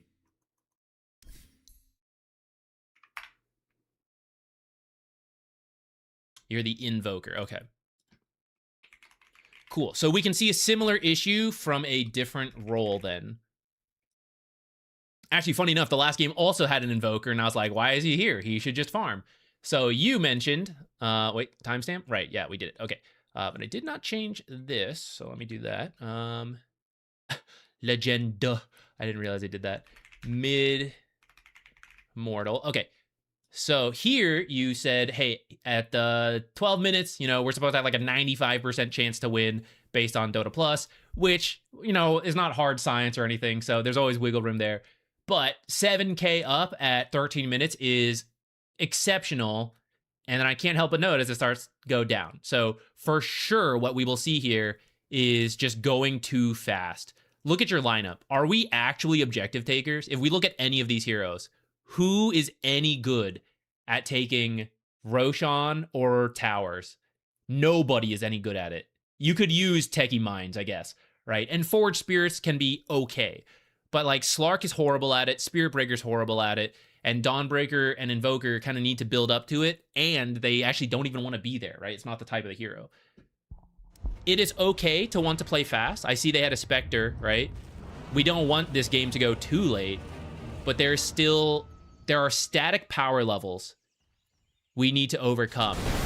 And at 13 minutes, 12 and a half minutes, whatever, we are further ahead of the enemy team by 7k, which is amazing. But if I told you in a vacuum, right, not looking at this, hey, let's go push high ground, Slark's got 6,000 gold, we're strong enough, you'd be like, what are you talking about? That means Slark has one item and we're gonna go high ground. It's not gonna happen, right? It's not gonna be easy at all. Unless there's some miracle fight. We wipe them, we have a bunch of creeps, then we can do it, sure. At this point in the game, though, the creeps are not that strong. The heroes are not that strong. Relative to the other heroes, we are strong. Relative to the static abilities of a tower, we are not very strong. So when you try to force it too fast and you try to take towers and high ground, that is where almost always this kind of throw happens, where you have a huge lead and then you throw it. Even though you're so far ahead of these heroes, it's the buildings you throw against. This Underlord, who is dirt poor, 3,000 net worth, right? Firestorm will kill an entire creep wave. How quickly can you push when you need 5 minutes to take the tower? Because you have a one-item Slark, right? One Firestorm will deal with the creep wave. He can stall you out for 10 minutes on his own on this high ground. So if you try to force any objective too hard, it will be extremely difficult. So what do you have? You have Meteor Hammer. This is better for pushing than most builds. Still not really that great at taking tier 3s. Like, what is this? What is this? Look at the minimap. First of all, tier 1 is still up here. Diving tier 2 is a criminal offense. This is ridiculous. Go finish this tier 1 tower. It's like the most important one to get, and it's still up. Then you just hold this chunk of the map with your 7, now 8k lead because they have that tower. You hold this chunk of the map for like 5 minutes. You get Torment or you get Roche. If you can do those before, great. It's in the gold movie. If you hold this amount of the map, you're picking up like 2,000 to 3,000 more gold per minute. We're going to take the 7k gold lead, and we're going to be at 20k gold lead at 20 minutes. That is respectable. That is a Slark who can maybe take towers, even though he's not that good at it. How will they fight back? Oh, we're getting late game. We're 20k ahead at 20 minutes, right? We're not in the late game. We're barely past the early game. Spectre is not going to be a concern. But trying to end the game now, before like, oh, can't let Spectre have any space, you actually can. Look, you can actually let her have like 2,000 more gold of space. She still won't have the Radiance. That's actually okay. We'll actually just look at this on the minimap. I don't really need to see the plays you guys are making. Let's just see how many times you guys clump up, and we'll cheat. We'll do the free camera. The enemy team should be sacrificing top right now. They should not really engage with you. They should go bottom and do all this stuff. But actually, because they are forcing, you guys are forcing a fight behind the tower, and they are responding to it, even though I don't think it's the best, let's look at the kill goals real quick. We kill Spectre. We kill Underlord. They're dirt poor, 250 gold. This is like you kill a level 2 hero, right? This is like the start of the lane, the amount of money you get, because they're so poor. You're barely getting any money. OD kills Slark. Slark is worth more than these 2 kills. Any hero you lose when you're this far ahead this early, super painful. So you cannot be like mindlessly diving. You will feed back so much gold every time you die. Oh, we got a kill. This is the mid hero, 260 plus some assist gold. Your mid hero kill, way more, hundreds more. Back to the minimap. Here goes Spectre, head and bottom. 2 heroes together. 1 hero here. How much are we making use of this farm? How much are we controlling? We took the towers. Are we actually controlling that part of the map, right? I'm just gonna zoom through this for like the next 5 minutes. This is like the gold movie in a example here, right? We're pushing top. That's fine. In small little pushes, it's okay. They all make a huge rotation over. You're winning right now. Slark is farming. This is Slark's part of the map. This is their part of the map. All their heroes are here. We don't need to do anything. We can all sit here and watch each other, and we are picking up thousands of gold thanks to Slark being on his own. So they will have to leave, and then we will get all this. They have global rotations. Like, that's what we got to respect, right? They can scatter and get back together very quickly. We can too with our lineup, actually. So we can make it work if we want, but we don't have to. So here's them falling back after a play and farming. Why are they farming? Because we didn't control this area, so they're still farm here. We go push top again. They fight. Slark. Carry players, when you're not joining this because you don't have your items yet, push this, push this, push this, push this. See how this one isn't quite in the tower yet? He's running up to the fight. Doesn't need to. Just run bottom, push this in again. Farm this. Keep farming this. Push, push, push, push. Every lane he pushes is 1 kill. And it's way easier to do that than to like get in these fights. Look at this brawl fest up here.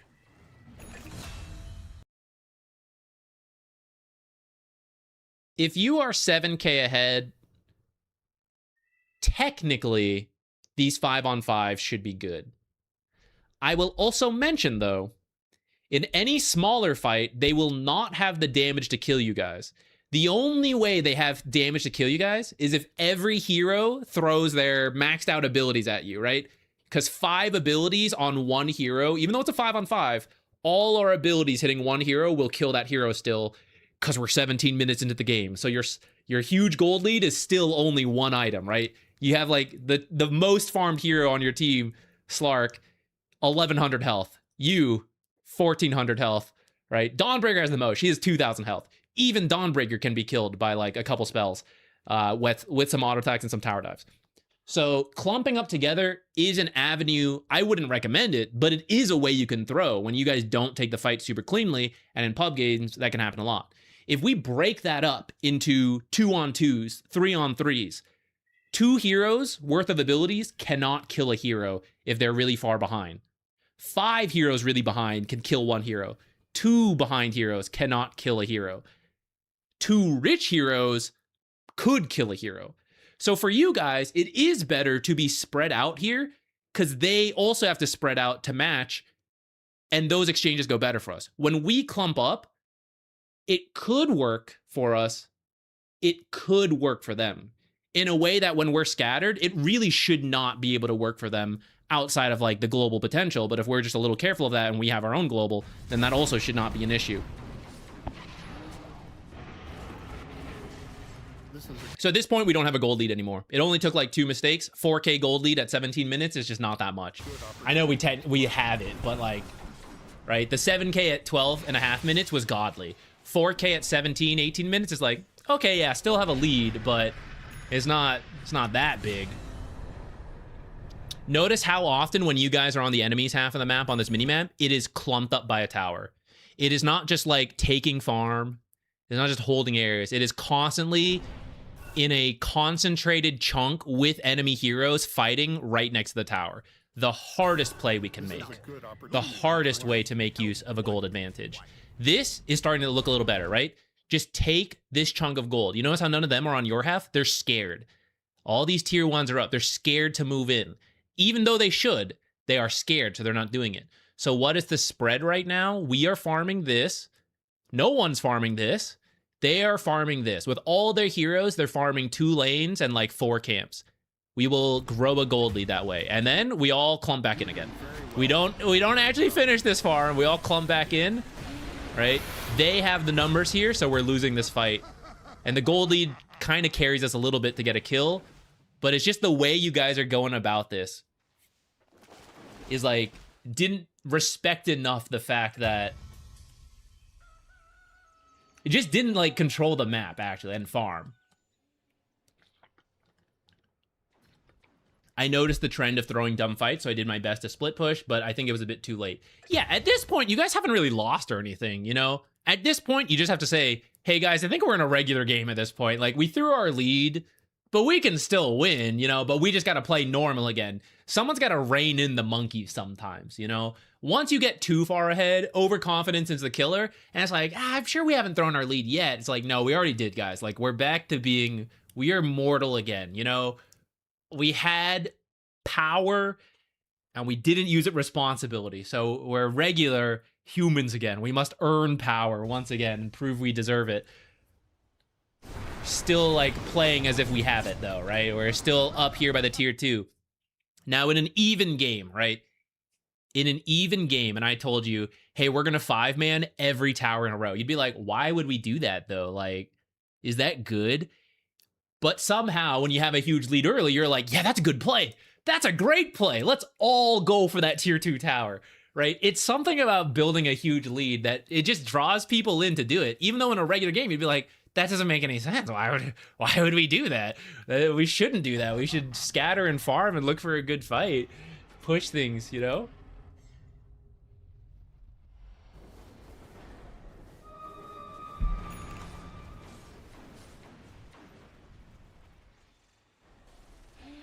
Okay.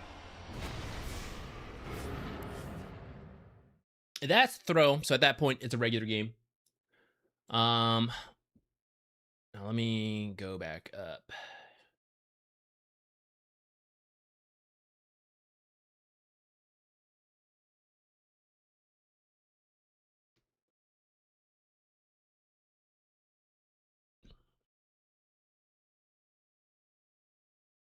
What do you think about just putting your brain in power saving mode and just following the flow of the game? You will. I don't really recommend it unless you're just playing for fun and playing to focus on something else. Like your brain should be doing something, you know?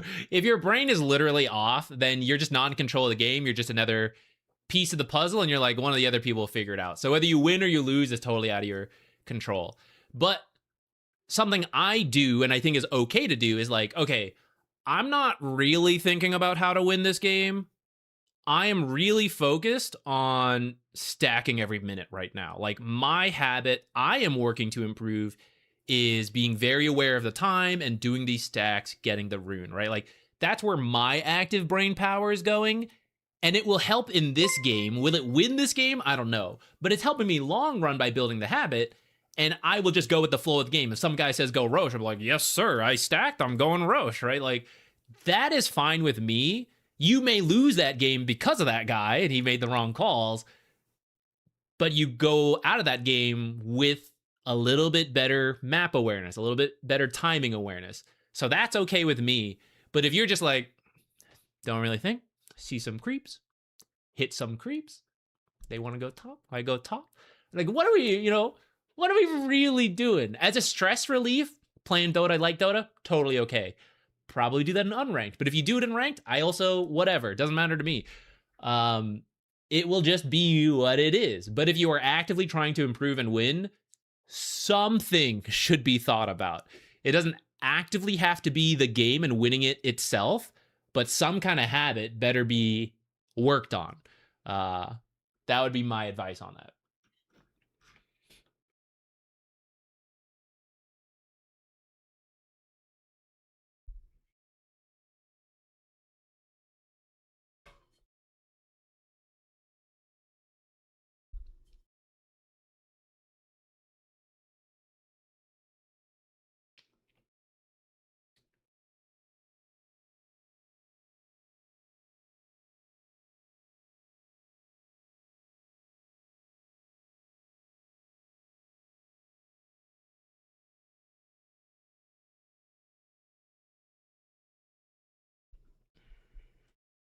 We're gonna have a.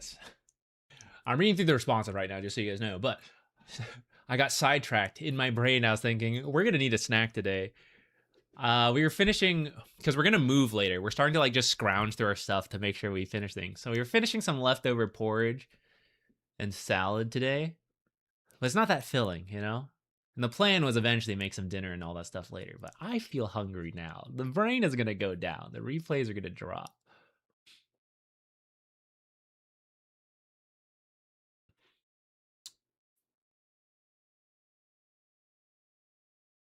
Fiansomnia, in terms of your mechanics question, I do think it's a little bit hard to naturally learn mechanics. I think you have to like actively push yourself to improve it. And I guess I don't have a video for it. I don't know if anyone else does.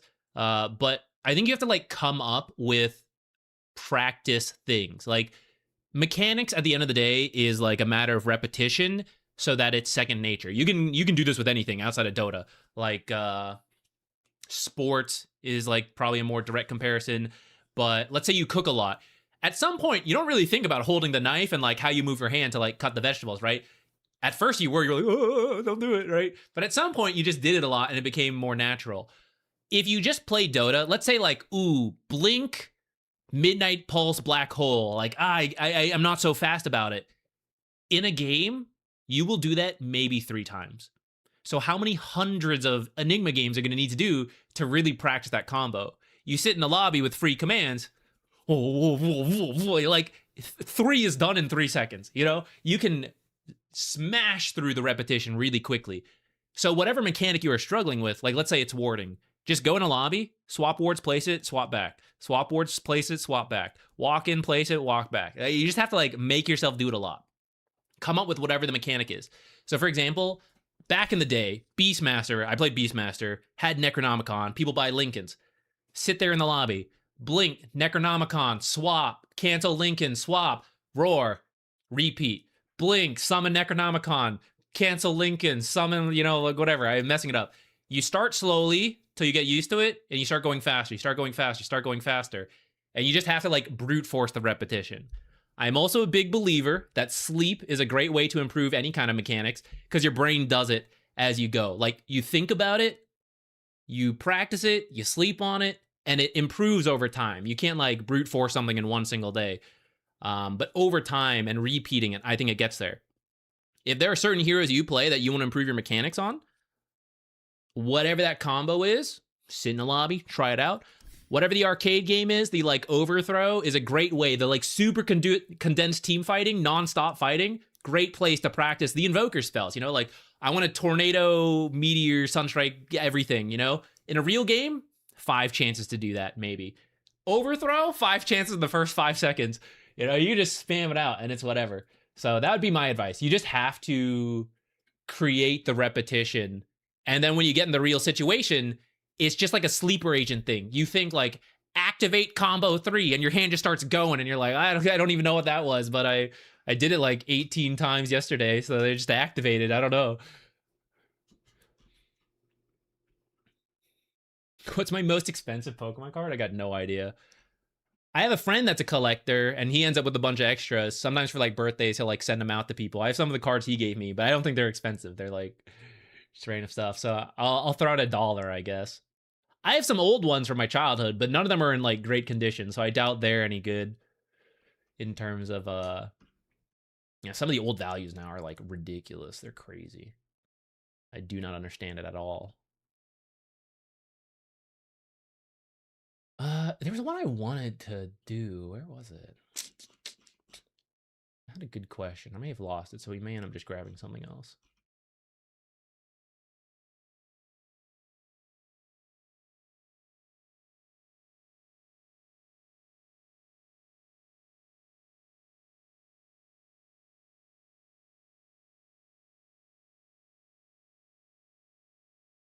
I usually only use my brain to think about itemization most of the time and telling my friends which plays are bad and which are good.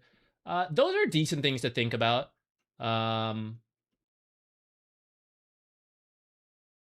this is the one. This is the one I wanted to look at.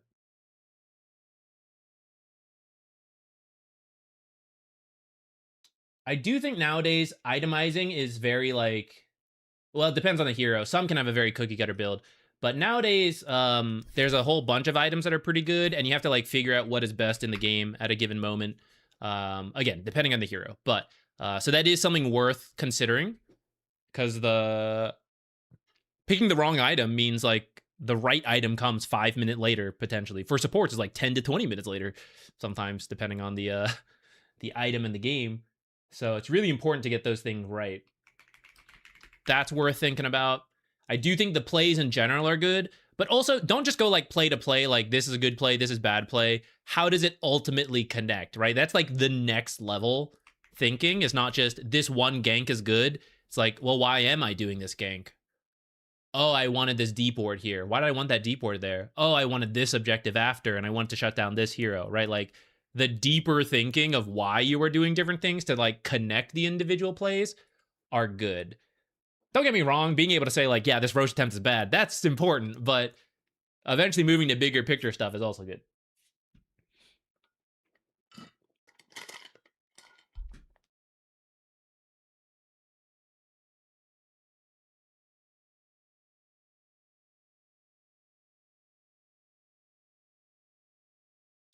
You might be able to answer my question without the replay, so it might be better to pick someone else's if you've gotten advice from just the question. Let me find your question again real quick, sorry.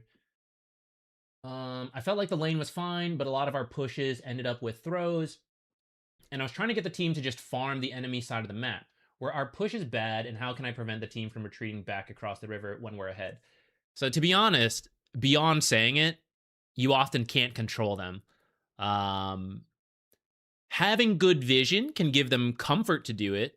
It's a good skill to learn how to do this without vision, but as pubs go, a lot of people, they don't see it, they get scared, they run home. So if your wards are good, it can give more confidence to core to do it. The skill I would really recommend you practice in that case, though, how can I do it, right?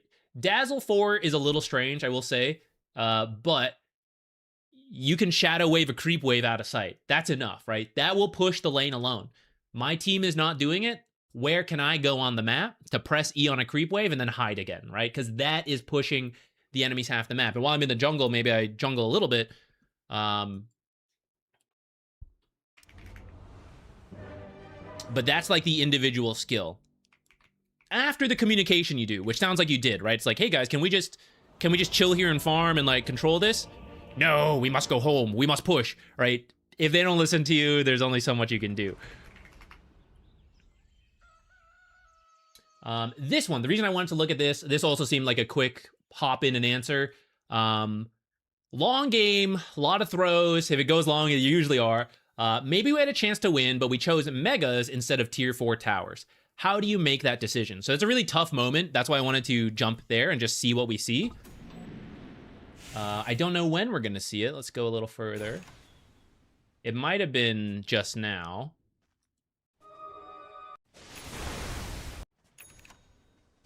All right. So let's take stock of this game real quick.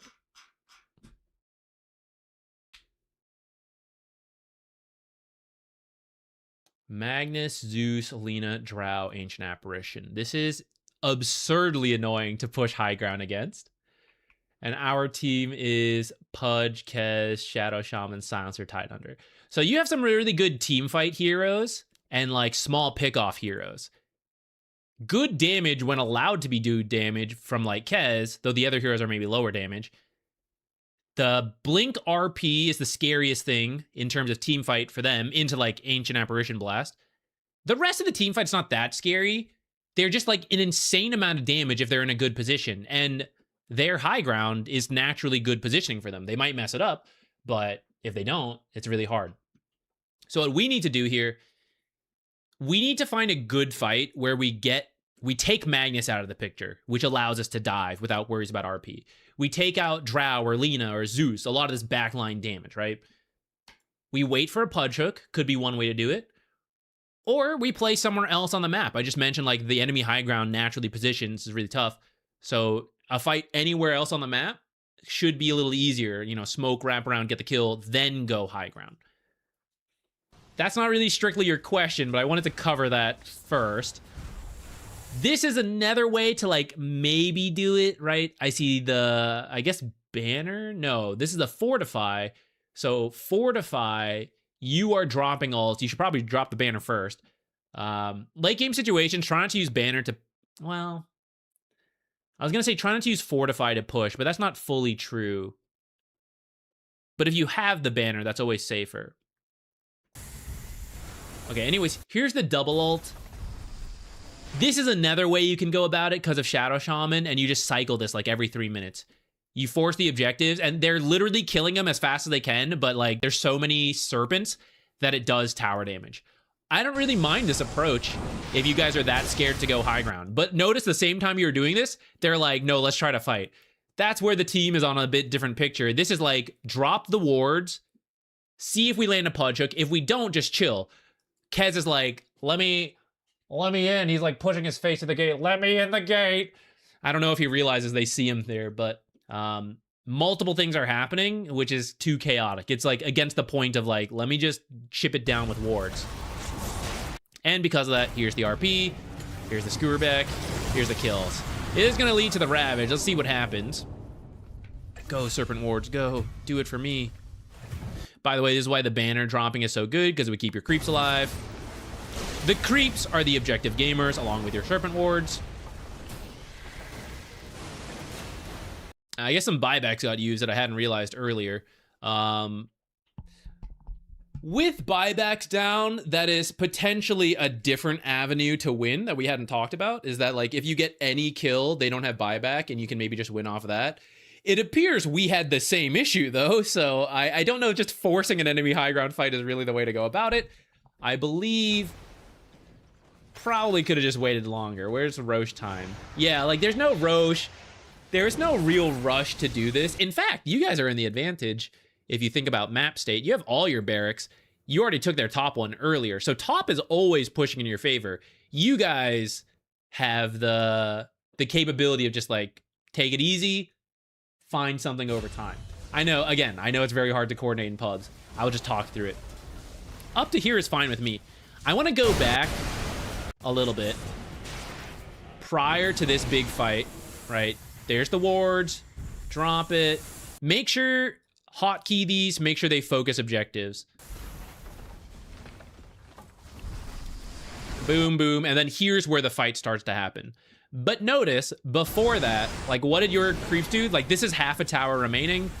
Boom, boom, down. Just a couple seconds. I was kind of zoomed there. Just a couple seconds. If we just backed out and waited for 3 minutes and came back later, boom, boom, barracks, back out. 3 minutes later, boom, boom, barracks, back out. Very safe, very boring. I get it. But like, this is one of the safe ways you can do it with Shadow Shaman. I also think you did not need to Serpent Ward right now. You can wait longer, because notice they're clearing out the wards right now. If you wait a little longer and you just let the catapults do it, because you had catapults, that's a great time to push. Banner the catapults. Make sure the banner's further back. Should be. This should be late Roche. Actually, I say that's a pub. Could have been the second Roche for all I know. The banner gets larger as the time goes on and you get later banner, so put it further and further back. How did they get to the banner? They can't. The catapults don't get aggroed. The catapults focus objectives. As long as the catapults can get up to here, they will take the tower. And if you want to cover up to here, they will take the barracks. No need to do anything. Just watch the catapults do it. So you don't need to ult. Someone will screw up. Your team, their team, I'm not sure who, but someone's going to screw up, and then the other people are going to screw up. Everyone's going to screw up. And in the chaos, that's when you drop the ult. Because now nobody is thinking about the ultimate, and it takes like 6 seconds to take the full barracks. But when nothing is happening and you drop the ult first, you can do this, but they will focus on the Serpent Wards. The reason you would do this is that you are trusting your team to, like, when the chaos begins because of the Serpent Wards, you guys will capitalize on it. And if you believe in the team, that's fine. But notice, it goes from our control to their control. And I don't know if they're going to do their part, right? So if you kind of wait, especially when you don't have to do anything because of the catapults, let them do whatever. Then I am in control to do the right thing of, like, I can join the fight, double ult, kill Lena Drow, someone with no buyback, great. Or, okay, they're getting some wacky shit down here. Ult 1, ult 2, let me take 2 set per barracks, or just double ult 1, that's fine too. You have a little bit more control on that. I guess I often misuse banner. That made it more clear. Yeah, so you're kind of using the ult as the initial. Let the banner be the initial. It's fantastic with catapults, because catapults just focus up on the buildings. They don't get aggroed. The issue with creeps, they can be aggroed out of the banner, right? But the catapults, first banner, just stick it like back here when your catapults are here hitting the tower. You can see, right? How do you kill this banner? Drow or Lena or something, they got to walk up to here. That's where you're going for the pudge hooks. The bigger the banner gets, it's like back here, it's protecting your catapults. Like, how are they getting? They're stepping to the low ground now to hit it. All right, now this was, the initial question was megas over ending the game. Now that these towers have more armor, the more barracks are up, it is a little bit more incentivized to just get megas. It's also very safe in pubs. A lot of pubs are not very good at coordinating to defend megas. It can happen, but megas are typically a game-winning, like, game-winning play. Oh my god. The gem. I don't know if that was the mega push you were talking about. Maybe there's another push coming up here. If there's just one barracks left, I would definitely just get megas before going high ground, because that's pretty easy. But I'm going to guess it was this play overall of, like, do we force this as opposed to, like, go through top and win the game? Hard question. It's essentially like, how long does it take to end the game? Let's say it's 30 seconds with the amount of damage you do, considering fortifies and all that. So it's like, do we have 30 seconds because we killed heroes with buybacks or something? Then we can end the game. The hard part is, of course, having that rough time frame in mind with our random mix of heroes and who knows what items they bought and what defense they have. Like, oh god, I don't know. It's actually one of the harder choices to make, and that's why even pros mess it up. Of like, we thought we could end, we threw, they lost, you know? I wouldn't sweat too much if you make the wrong choice. I think megas is like the safer option, but if you know you do a lot of damage, like say you spam Shadow Shaman, so you have a really good idea how much Serpent Wards can do, and you're like, I know this can happen, let's go for it, right? That's fine.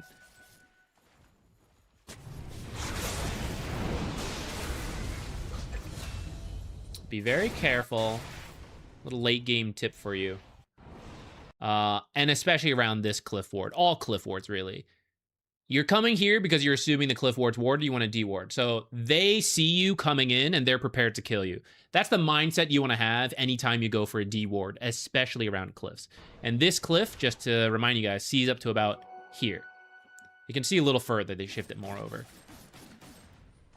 I want them to go on Pudge or Tidehunter. I do not want to be the guy getting caught. We should just not do this, right? It's like, let me go D-ward. Right now, they see you, and they're preparing to kill you. And do I want that, right? I'm Shadow Shaman. I'm just a support. I got 2,000 health at 66 minutes into the game, right? Like, I'm gonna die. I'm gonna die.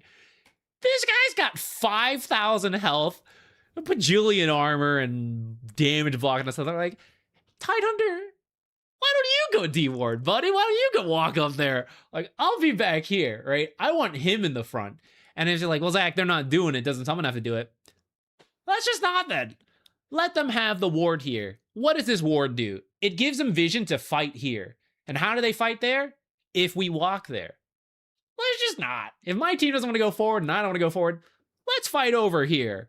They can't see over here. The ward ends here, right? So it's much easier for you to just stay back here and just don't fight here, right? You don't need to feel like I have to de-ward it. This is what baits a lot of people in the late game. Is like, I'm a support, I got a ward, I got a de-ward, right? Just let them have vision. Just don't play there. And then you won't end up in situations like this. Unless you want to, because you're baiting for like whatever reason here and there, whatever. Then that could actually be another reason to do it. But, you know, that's getting kind of deep into stuff. Tide got flamed because he built a Daedalus. It is a little bit of a weird choice, this game. Was that valid? The Daedalus, not the flaming.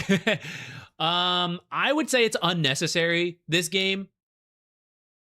It's funny. It used to be a better build. It's been nerfed. I don't think it really needs to happen.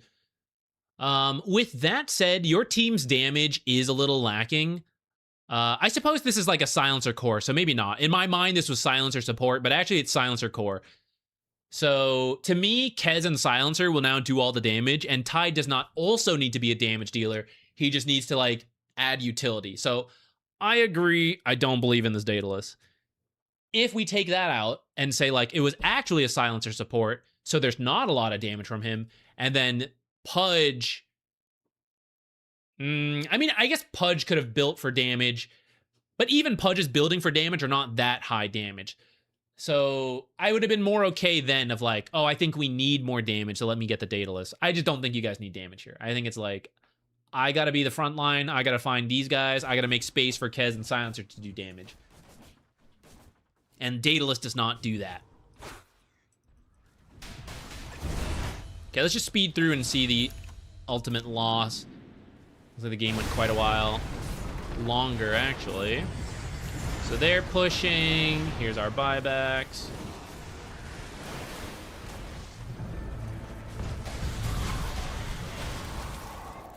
Nice.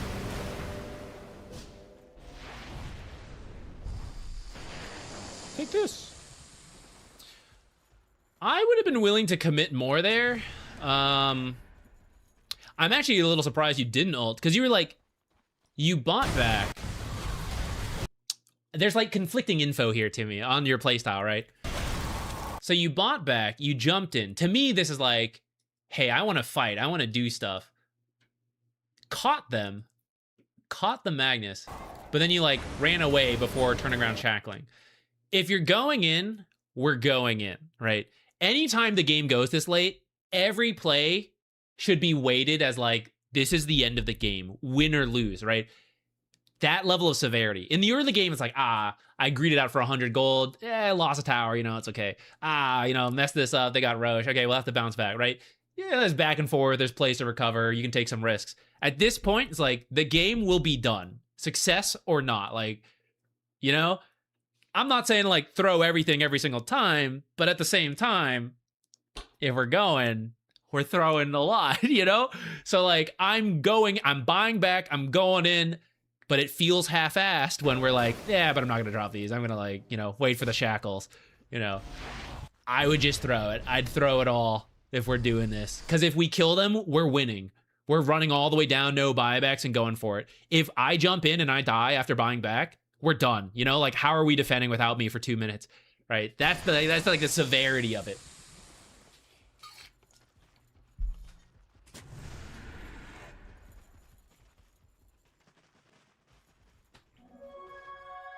I forgot.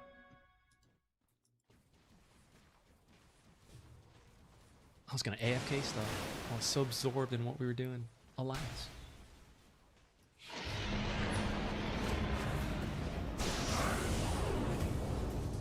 Got the damn.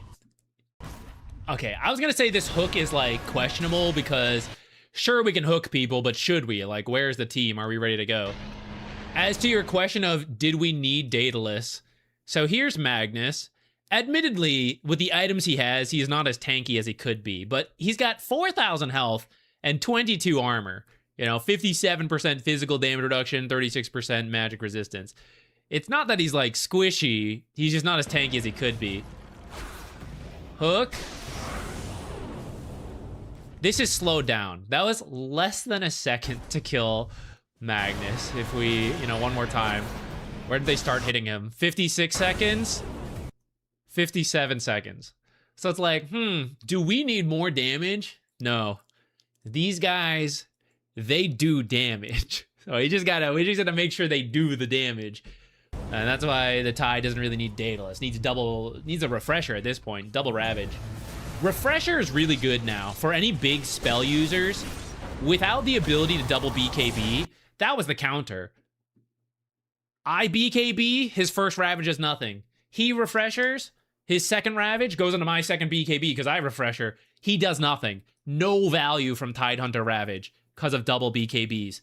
No double BKBs. First Ravage, I counter. Second Ravage, I get stunned.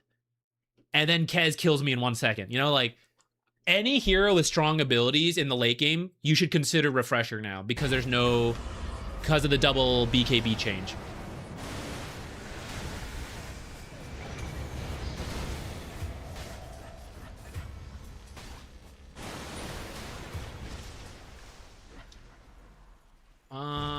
I think you could end here. These guys have no buybacks, right? I've lost track of the time, so I'm unclear because we zoom around a lot.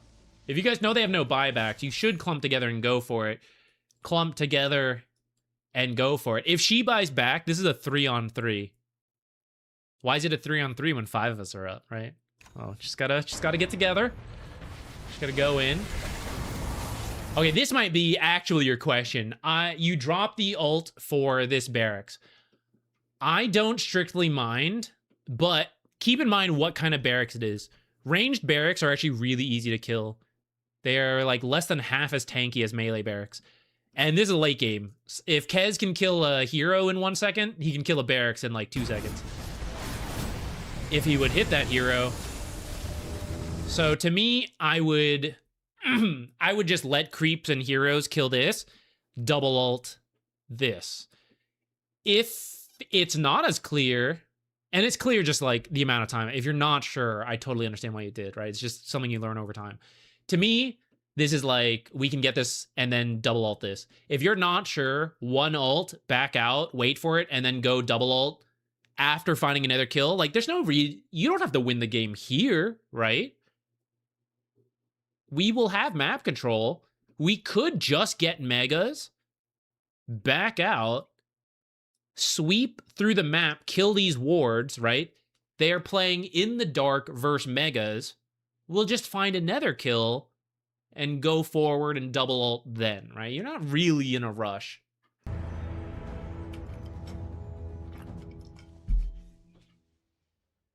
True, the advantage of Tide's build is that he is quite good at killing buildings now.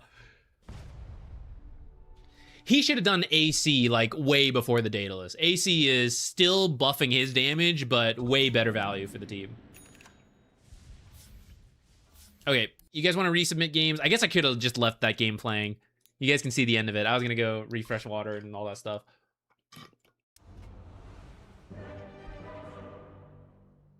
Here, I'll let you guys see the end of the game. Was it here? A little further. Oh, perfect. All right, I'll be right back. You guys can submit the games in.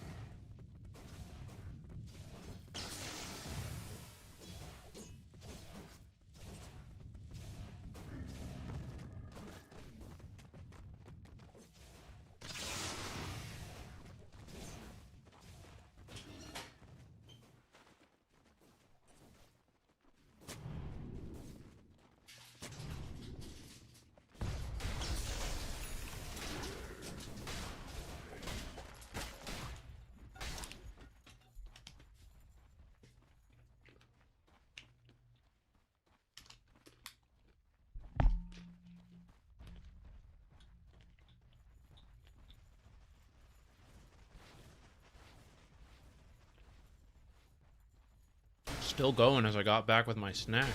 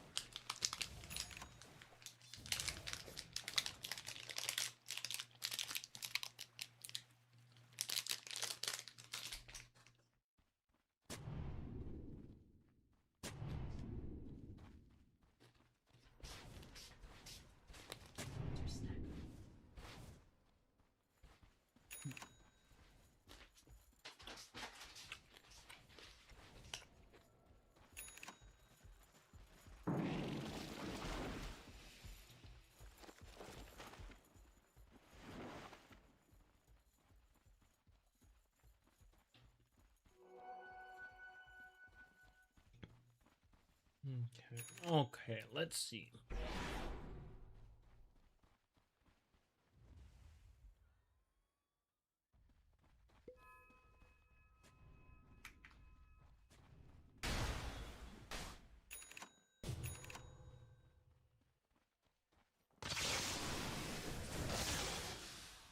I feel committed to see this game to the end now, though, before we move on.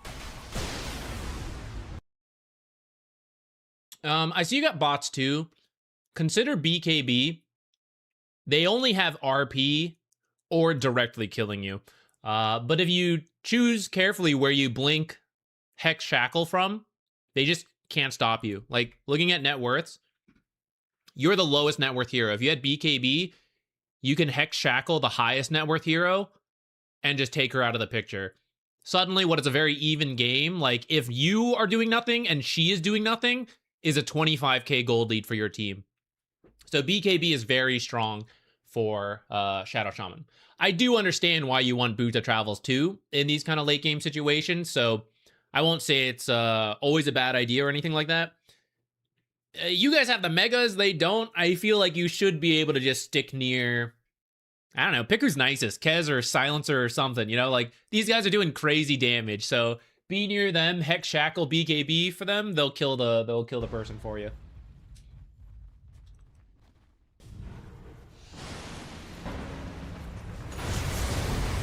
Also, do not do unnecessary blinks in the late game. In the ultra late game. This is your game-winning tool. The instant nature of it. Getting away or killing somebody. Like, you want to be ready. I'm down the cliff a little faster. I blink into a smoke. I go, oh shit, I die. The game's over. I know I have no idea where they are. I just sat down. But, like, it's not usually necessary. You know, it's like, I'll just walk. Maybe you're like, wait, guys, go get Zeus. You're going to walk here, and then you go, I don't have blink, and I couldn't walk in range to, like, Hex Shackle him. I need the blink to kill him, so I have to walk over there. And if he gets away, he gets away. But, like, I will not kill him without the blink Hex. So I can't use the blink to get closer. We can finish this before we go. Nom, nom, nom.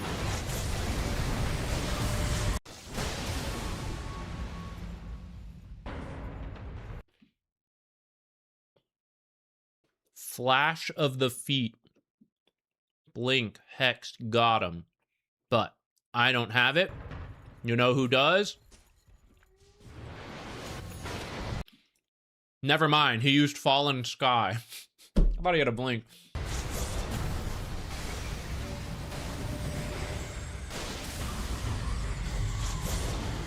He still ends up getting it. It was a little wackier than I thought.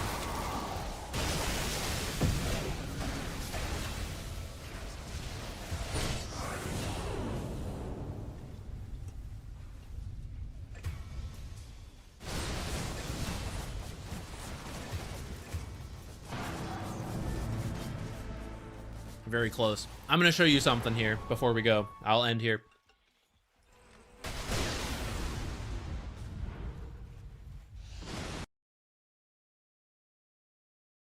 Where are they? I know Lena's in the base, but, like, where are the others? Where are we?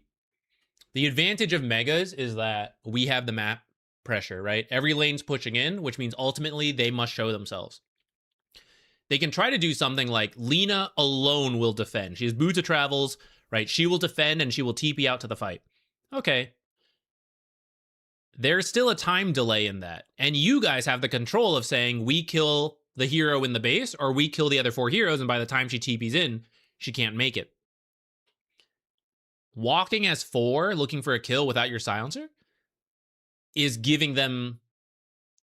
Like, what's the point of megas? Splitting them up. We will also fight split up. Don't worry, guys. We're honorable. We don't want to engage in a 5v4. We'll 4v4. The idea to pick off Zeus is great. As you go, you got to look at your map and be like, guys, call it. There's no silencer. Like, we can't... There's no advantage here. There's no reason to do this. Which is ultimately what happens, right? It's like, okay, we ended this 4-on-4 fight.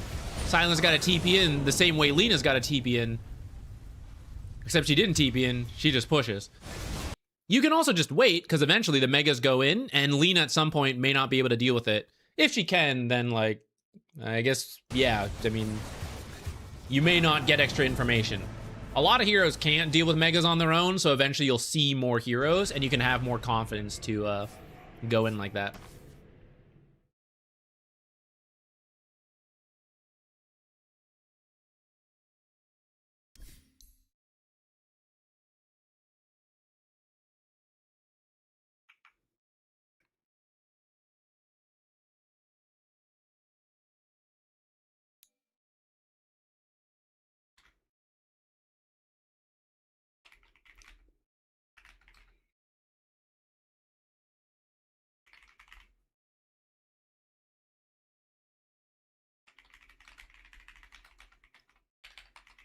Not quite Immortal. Not yet. There's Immortals in the game. All right. So this one... you've been trying out Zeus 4 because of the video. Got a 7-2 record. Nice. I'm glad to hear. A lot of people have been trying it and finding success. I'm happy to hear that. I feel like I'm hearing this more than other guides we've done. I don't know if it's just like more people are trying Zeus because it's like, oh, fun. Or this was a better guide than others. I don't know. This game was higher MMR, and I definitely fed. It's probably the toughest game out of the 9 that I've played, and he helped to reduce my deaths. Yeah, let's take a look. If you have a lot of deaths in the lane, that's probably the main place we'll focus.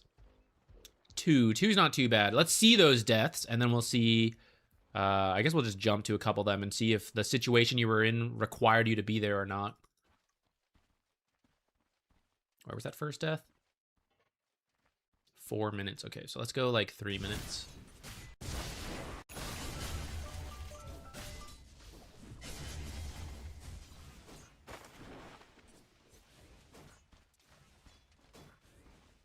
For your last hit. Uh-oh.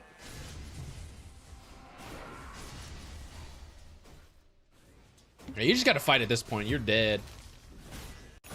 Alright. I mean, this is as simple as like, okay, I got pudged hooked. But for you, you know he's here. Right? You just saw him. Let me tell you, what do pudges do? They got a hook. There's no other game plan for pudge. Pubs and pudge, right? I got a hook. I gotta throw the hook. There's no other game plan. It's all he's looking for is the hook. So you just always have to keep it in mind. Where can the hook come from? Like, what will get me in trouble if I get hooked? Right? Shadow Fiend's done is getting hooked into this area. I may not know exactly where Pudge is at this moment. Here, pulling here. But what is the highest danger situation? And this is true for any hero. In this case, we're talking about Pudge, but it could be Clockwork. It could be Crystal Maiden. It could be any hero, right? What is the most dangerous situation for me, and could it happen? Getting hooked back here could happen, and is the worst thing that could happen to me. It would be a huge play for him. Passively, how do I avoid that? I could run through here and then sidestep to like dodge the hook. Sure. But if I mess up, I get hooked. And as we said, into the worst situation possible. What if I just don't? What is hook range, right? What if I just stay over here? I literally cannot be hooked into the worst case situation. And I could end up running around here. That's a very long trip. I don't quite want to do that.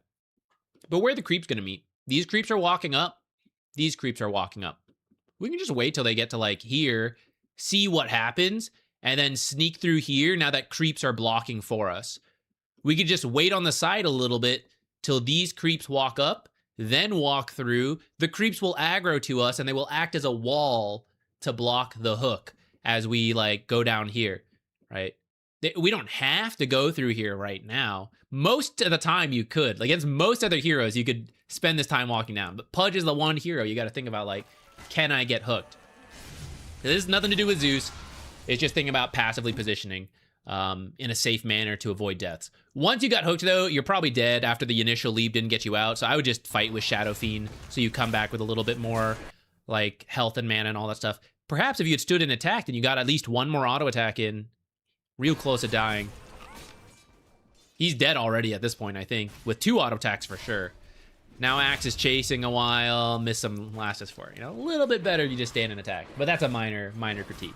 Okay, you had a follow-up death after that, so let's see what happened. We come to lane.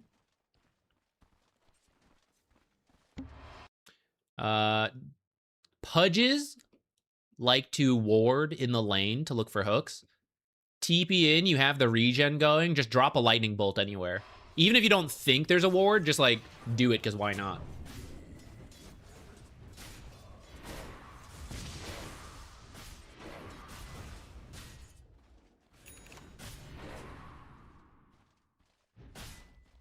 Maybe we would have found that. Okay, you actually went to go get the bounties.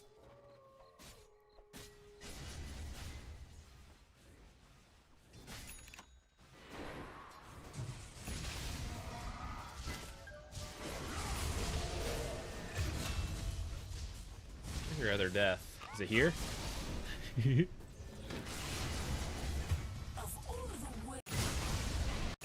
All right, once again, this chase is totally fine. All right, time to go back. How can I die? What are the worst case scenarios for me? Again, not even Zeus specific.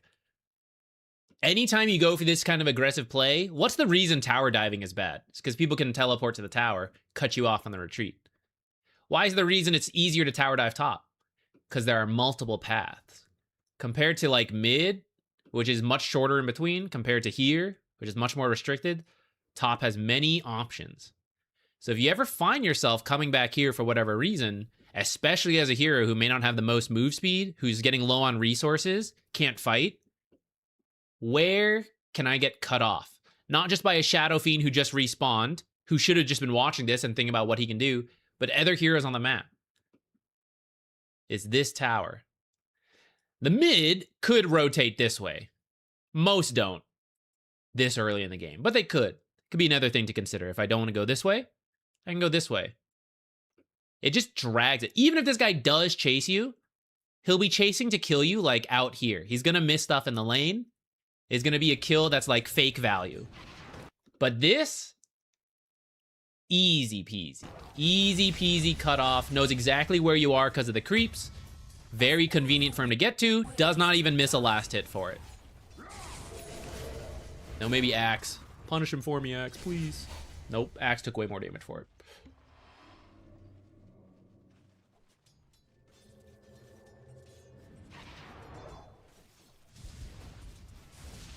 You will kind of need the slow. Well, I won't say you always do. I say as you guys get the kill. Try to get close so that you can use E for the kill itself. But,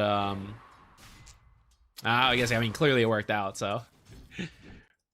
Got nothing to say then. Yeah, stack.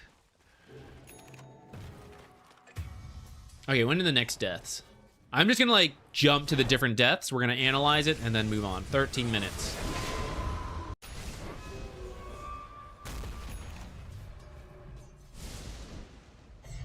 Looks like you are pushing out bottom for your team. He saw you were here. Oh, wait, is this the example we were hoping to find?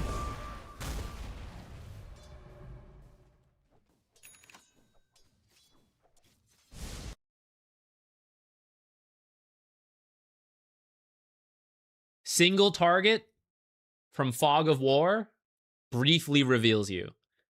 AoE abilities that you target on the ground do not. Well, that's why he knows you're here. Now, actually, even if you were somebody who used an ability on the ground, like Crystal Maiden, you Crystal Nova'd from Fog of War. Sand King is here, so he knows you're not here. So, I mean, by process of elimination, you have to be somewhere like here, you know? So, he could have done this even without seeing you.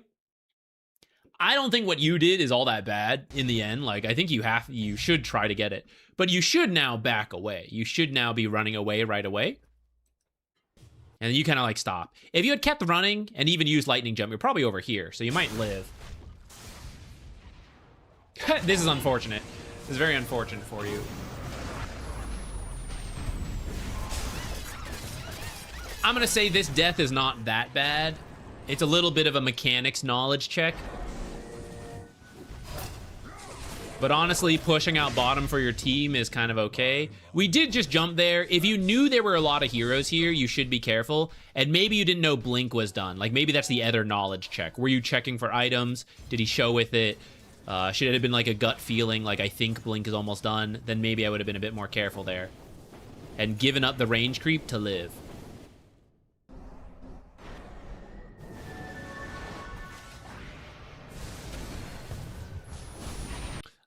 Okay, what's the next death? All right, so we have a triple pack here. Back-to-back deaths are usually very painful because it's a long time, no farm, anything like that.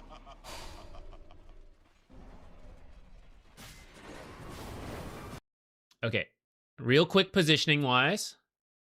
Always worried about hooks, worried about blink epicenters, worried about the wombo combo of abilities, right? Looking at the map. I see Faceless heading top. I have one ward over here. Top is pushed in. What about bottom? Bottom is pushed in on our half. Now, we just jumped here, so I'm not fully sure where everyone is. But even just looking at the way the creeps are, enemies bottom are more likely than enemies top. So as a backline support, as a backline hero, support, core, whatever, you don't want to be in the front. So what side should I be on? Top of the lane, bottom of the lane? I should be on the top half of the lane. It's just going to be a little bit safer for me.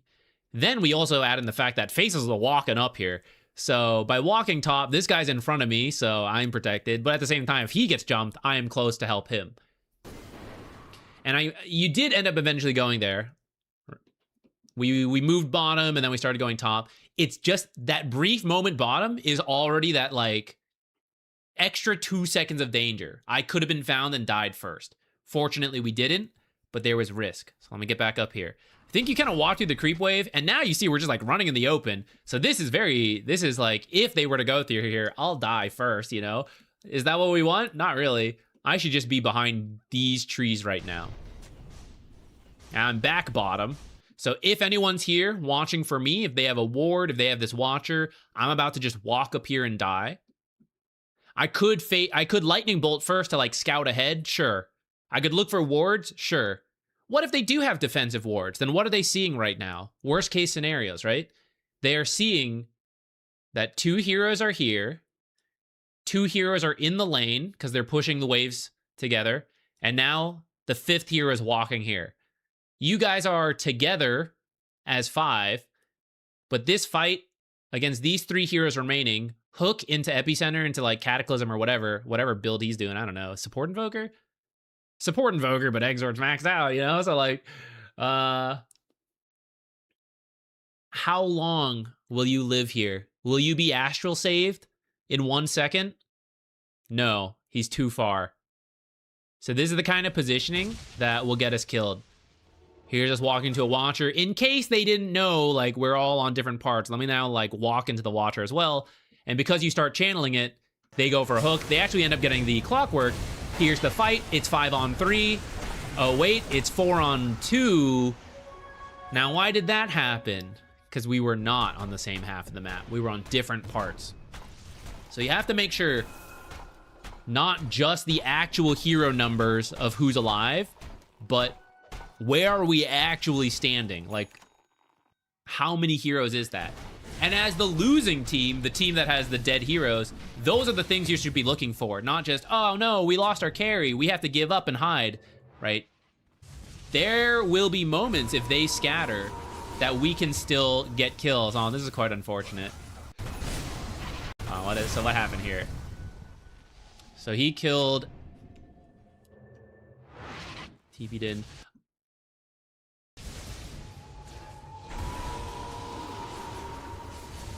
Man, actually, that's just really unlucky. Battery Assault was going, too. I don't even blame you for that. I don't even blame you, actually. That's so unlucky. I can't believe Battery Assault didn't interrupt. That's crazy. It's very unlucky. Lightning Bolt a little too early. Yeah, if we were to nitpick a bit, I was going to say you have to wait for him to channel his ult before you Lightning Bolt, but you did. And we could say the super pro level is like wait as long as possible. And yeah, that's true. If you did that here, maybe you kill him. But in general, you did like 90% of the stuff right. And got a little unlucky with that the Battery Assault timing, which is like barely off. Quite unfortunate.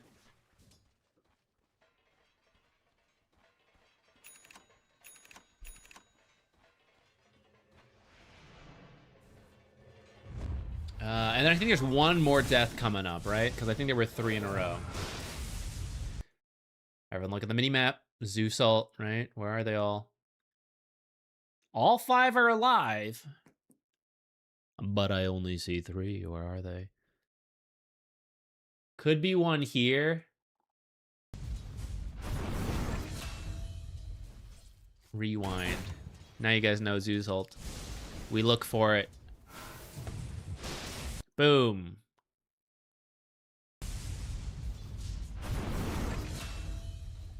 And you will run away now. You will run this way. This will be the safe play. Get back to the team. I know there's people spread across. So like any which way I go could be a problem. I could go this way, but what if they're invading here, right? Like this is the only way that will keep me alive and will get me near my team.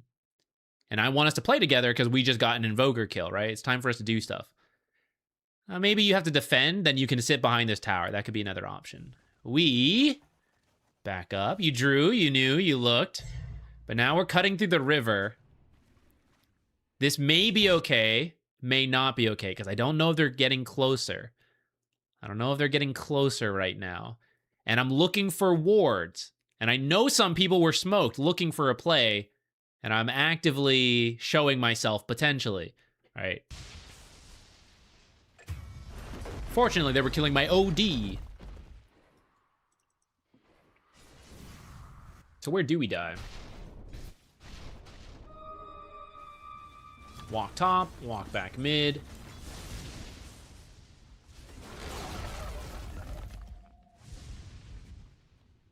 This is the kind of move where I think that was a negative for you. I know you need to stay here or not. Like, why did I leave mid originally? Right? Oh, I think I'm done. I want to go join my team. I'll go join my team. Oh, I think I need to defend mid. I'm going to walk back, right? Now this is a bunch of dead time. Up and down. Which, if you had just like, I'm going to defend mid, I'm going to go back in jungle and come here. Or let's say it was safe to death, right? This and back here. I will make sure the waves are dead before they chip the tower at all, and I will farm in between. But now we're kind of like changing our mind halfway through. But let me tell you, I know another creep wave is going to come mid. So when you leave, it's either like, I'm done, I'm out, or I'm not. And that'll get you a little bit more gold rather than like this downtime in between. I'm actually okay with you going to your team and staying with them. I'm fine doing stuff. We're going to control this area. We're going to lose the tower because it's so low. But honestly, it's so low. It's going to die at some point anyways. So if we can get something done together, I'm up for it. And maybe that play is... Could it be Tormentor? Like 4 of us go top. They killed OD down here. Maybe we now make a return play. Maybe we ignore that and we just move around together and control this. Like, one or the other. You know, if you thought, I don't want to do anything right now, then we should just stay here, should jungle, come back. And we should avoid this, like, up and down, back and forth. And this guy just, like, shadow killed us, right?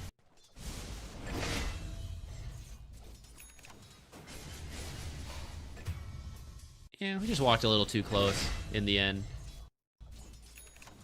Twice as close as necessary. Could have done it from back here. I think because he took the tower and he has Shadow Blade, you should know he's in the area. So you just got to be really far back. You got to like lightning bolt occasionally. This one is a Shadow Blade hero thing.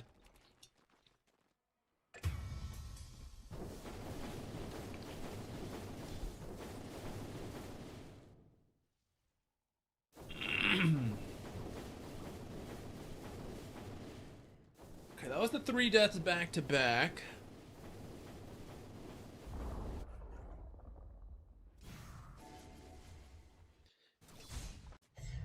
$28 All right, most deaths are on the minimap. Sand King bottom, Brew is top, Pudge bottom. All right, we got to get bottom. That guy's in danger. Yeah, that guy's in danger. All right, I don't know if you noticed that. So sometimes there are reasons to do other things. Right now, you are just like, I'm just farming. I'm just waiting to see what happens. In terms of team objectives, Roche is still good. Towers are still good. So if your team wanted to group up and do stuff, like, now's a good time. Now, you're very close to your Aghanim, so I think that's what you're trying to get. So I'm going to say this is fine. We're doing the jungling. When Sand King shows, though, this is actually even a little late. Sorry, should be a little sooner. When Pudge and Sand King show like this is enough chain stun to kill your Void. So I think right here, you have to ult. Is this 2 random heroes in the area looking around? Or is this, holy shit, they're making a play into here so that they can get Roche, right? I gotta know. And that's what the Zeus ult is for. This is like the scouting ult time. I think you might be like looking at the camp instead of the minimap, so you just like happen to miss this.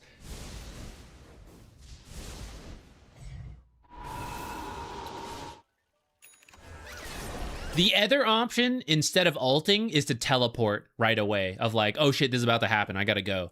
But because you were so close to the Ags, I understood why you wanted to like stick around. And I would say that's actually correct. You gotta finish the Ags before you go over. But as soon as the Ags is done, we gotta TP over. And if I can, then I'll just ult to do the scouting while I am not there. I would shift this Nimbus a little bit. I have to make sure it cancels the channel. Right, so if you put all the heroes in there, it might have actually targeted a different hero. Then we could have been in trouble. So make sure you angle it.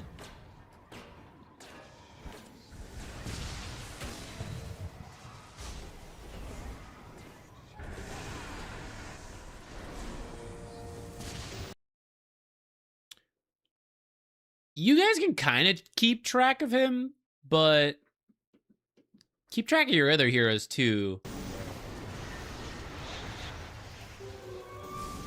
Solo killing him will not be the easiest. I guess we have 2 of us on it. He probably could have just gotten away. Might be happening now.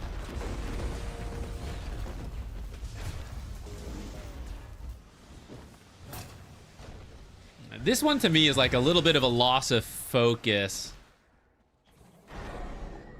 Despite being high damage, we gotta remember I'm a support role. I gotta be looking at like, where are my cores? What are they doing? This is support's doing one thing, core is doing another.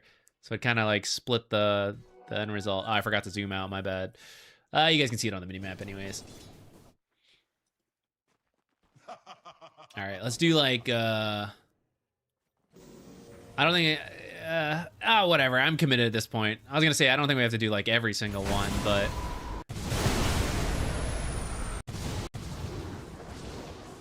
we've done them all up to here, so we might as well. Danger of River is this side, is within hook and blink range. So cutting straight through. Common area for wards. People just standing here will see you. You gotta go around. Gotta go around.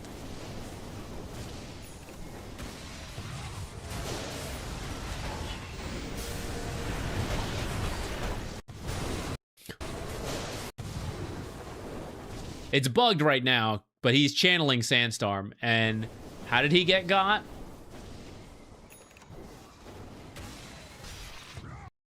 Barely any time to react, depending on how he's looking, right? Because Axe got here and then just blinked across. Can happen to the offlane Sand King. Can certainly happen to the support Zeus. It's just a matter of who's actually there, who happens to catch it. It's very good practice to avoid that area. At least if you're not the one who can do the killing. Right? Like, Zeus is going to do nothing with that area. Pudge, sure. You can argue Pudge can walk up there. Alright, looks like we just got run down by these guys and then him. I would bring a Sentry and Dust. Even though you're Zeus, and I know, like, that feels weird. The Shadowblade Requiem is too dangerous. It could lose you the entire fight. It could solo kill you. So when this fight is breaking out, we can't depend on, like, the occasional lightning bolt. We have to, like, know that he is not walking in Invis. Especially because there's two other Invis heroes. So there's, like, only so much True Sight Zeus can provide. I'd recommend still bringing Sentries and Dust. At least one.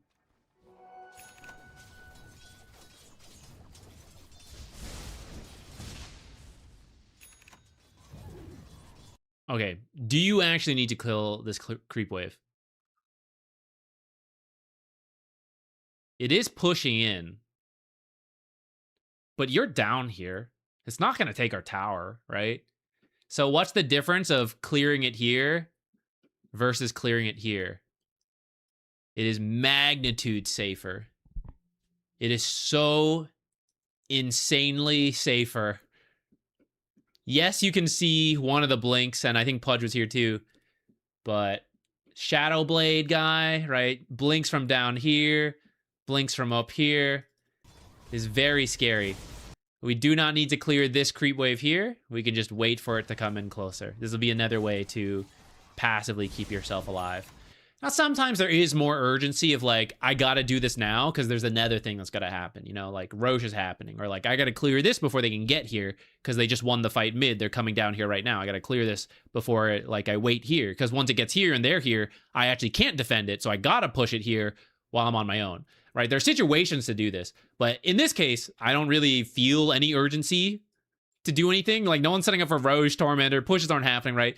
This is a very neutral point in the game. I do need to do this before I leave this area, but I just won't leave the area yet. I will just wait. I can wait for it. Yeah. It's in the voice line, you know? Wait for it. And here it is. Now, actually, even this versus Blink Initiators, you got to be careful of this because they can kill you here at 33 minutes in the game. So even now, you would then, like, stand as far back as possible and throw in the spells. If you think they're, like, anywhere here. But you'll notice, like, they could, right? Yeah, there we go. We start standing back here. That's the common mistake, is, like, still with not enough information, or sometimes even with the information, they know they were in the area. People will clear the creeps here. It's okay for the tower to take a little bit of damage. It's not okay for you to die with a whole creep wave right here, because then they're going to turn that into the whole barracks. See? You lived right here because you felt it. You positioned as far back as possible. That kept you alive right there. People who don't and stand further up, they're getting hooked. They're getting epicentered. They're dead. This is the OD stepping out of the vase. Now he's being jumped. But at least he's being jumped and we're the backline support in, you know, further back. So, like, if someone's going to walk up and clear it, let it be a core hero. Let it be someone who's tankier. Save heroes, high damage, you know, Zeus type heroes. Let other people take the risk. It's not really that much in your control in this moment, but the smoke idea, you know, it's kind of fine to try to smoke, though when you look at it, there's clearly no direction to go to, and another creep wave is going to be bottom, and someone's going to have to push that out. And when they just saw a bunch of heroes here, and then no one pushes out bottom, it's going to be really weird. It should be clear that some kind of play is happening. I would not smoke right now without, like, a rocket flare sent out. You run in, you ult, you scout it out. It's doable. It's got to be fast. No lines are being drawn. It's very unclear. Smoke from here, already lost direction here. Axe is here. He finds the perfect blink call. No follow-up. OD Astrals for the setup. No follow-up, right? Nobody is ready to do anything. I don't think you're the one that smoked. I think it was Clockwork. It doesn't really matter who. Someone has to like give some direction. Sometimes there are just these, it happens to me too. It's like this guilt smoke of like, oh, I gotta do something. Or feel the pressure to do something, but there's like no direction to it. Sometimes saying like, don't do this is fine. Or sometimes just drawing the line, bullshit it. Be like, I don't know, but it's happened. And before we just scatter, like just draw the line down. Go here. And it's also where throwing the ult can be okay. But this was ultimately a directionless, lost focus smoke that kind of baited our team into a bad fight. Well, actually, sort of panned out a little bit by the end. Okay, I take it back. It did not. So this one's not totally on you. This is more like kind of went with the team on a smoke that was a little strange. So for you, it's like to feel out that the smoke is strange or to maintain map awareness that it's happening. Honestly, when a smoke is going on, all the support has, especially as a backline support like Zeus, somebody shows, oh shit, I gotta blink stun them. Not me. That's not my job, you know? So someone like Axe has to be looking at his screen a lot more. Someone like Zeus and supports who are like follow-up, you're just like clicking on the map, only looking at the minimap. This is all I do when I smoke. I am just like looking at this. Oh, we're going this way. Click, click, click, click, click. We're going this. Click, click, click, click. I'm just looking at this, trying to see what shows. And when I see a hero down here, I tell my team to go. When I see a hero here or here, I say, like, it's fine to just blindly run in here. They're scattered, right? That's all I'm looking at. That'll let me know when to Zeus ult, when to Nimbus, all that stuff. And it'll also let me know, hey guys, like we're scattered. We need to like get together, right? I have the freedom to do that. Technically, it can be a core too. It doesn't really matter who does it, but someone's got to do that. And supports who have like, we're not initiating. So like, what does it matter if we're looking at the mini map instead of the screen? If you are initiating, yes, you kind of have to look at your screen a little more than the mini map. Though you could maybe still, you should still try to do both. And you could try something like this as well. Maybe you could do both this way.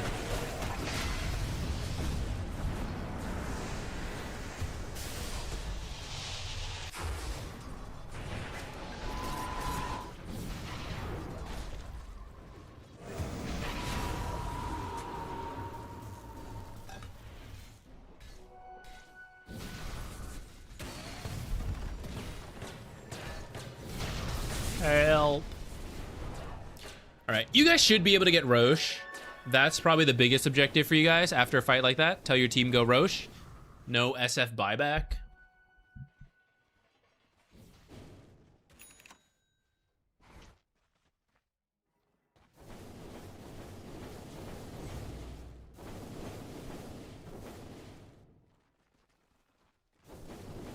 Where are we? Okay, last one.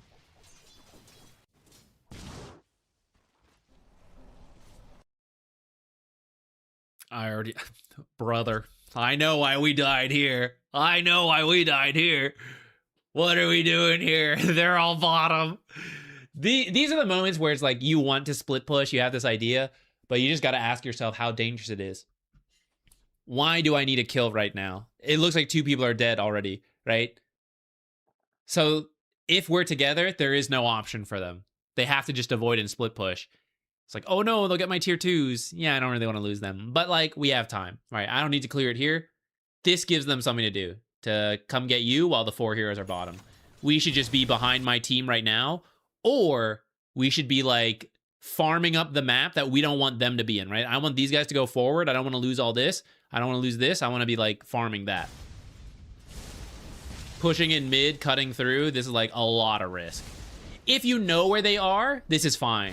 We just jumped here, so maybe I don't know. But like, yeah, it turns out Brew got us and they fought and we weren't there to help. Fortunately, my team lived. I don't know why they jumped bottom, actually. It's kind of wild to me. I die off screen straight up. Honestly, it was a lot of damage. I did not expect that much damage from a Brewmaster. Shall we see what he saw? Right? He sees, right? This is the skill to be learning here. And it's actually really good for the divine rank as well. This matters a lot more here. Before this, it's like, oh, we're showing a bunch of information, but they're not even looking at the minimap. At divine, you're starting to get to the point where like people are getting better about this stuff, so it matters more. What information am I showing the enemy team? And here's Brewmaster. He should just be looking at the minimap. He has nothing else to do. First of all, none of them identifying like, hey, we have 2 heroes dead for 40 seconds with no buyback. This is a tier 1 tower. We should probably be pushing other stuff. 4 heroes are showing, right? Like Axe is showing. I can see OD's animation. I can see OD's animation there. I see Clockwork just showing in the lane instead of being out of sight with a 5-mile hook shot, right? Your team is giving so much information, and then we are also giving information. We're like pushing the mid lane. So Brewmaster, the whole team who shouldn't really be here, they now have things to do. Because we just showed our entire hand. I showed 5 heroes for no real reason. The correct play should have been somewhere else. They should have already been here, and then maybe Brewmaster's getting you from the top. But let's say you show mid, and Axe and Clockwork and OD are not showing. It's Faceless pushing bottom, and you're pushing mid. Do you think Brewmaster would have instantly run at you? Wouldn't have he had to like pause and think like it might be him on his own? They might be behind Faceless. But what if like one of them is with Zeus? Just one hero is with Zeus. I can't really do this. Like it's too dangerous. But the fact that he has all the information in the world lets him know this is a solo Zeus. This is an easy kill. For you, you need to think that far ahead from your side, right? Maybe pushing mid was the right play. But then you need to look, as you're pushing mid, you're going to be watching the map and be like, oh shit, they're all showing bottom. I don't know why they're doing that, but they're all showing bottom, which means I'm compromised. They know I am by myself, that I'm bluffing, right? Like, I got to get out now. I think a lot about it, not just what you are seeing, but what you are showing, which is the hard part, because it's not as obvious.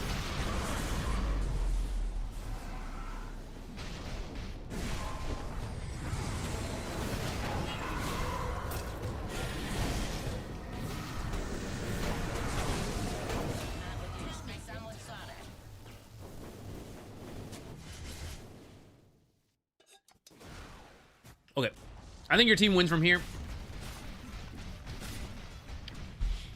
Some of those deaths were pretty understandable, but I think we saw like 3 at least that came from more risk than necessary, and that just passively positioning or waiting for a different position, I guess it was positioning either way, could have probably just prevented the death from even being possible. And then a couple of the others are like, okay, yeah, you know, maybe I could have done a little better, but, you know, it happens. It's not that big of a deal.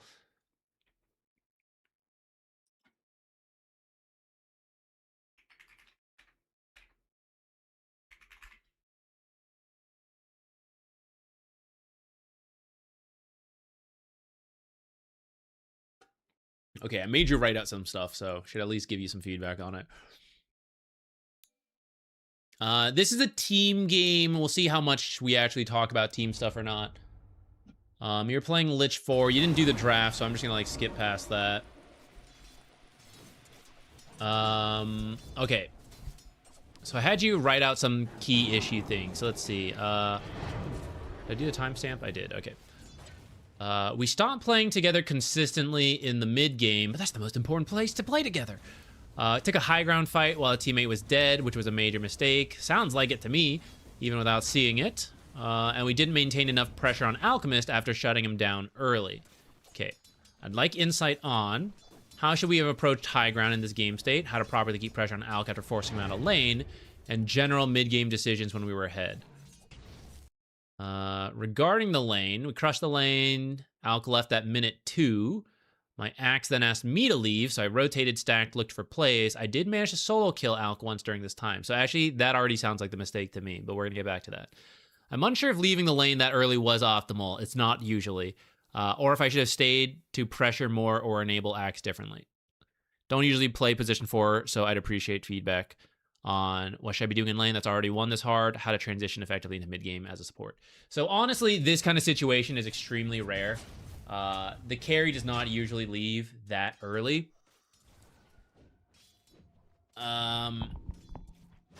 So we will kind of talk about what you need to do here.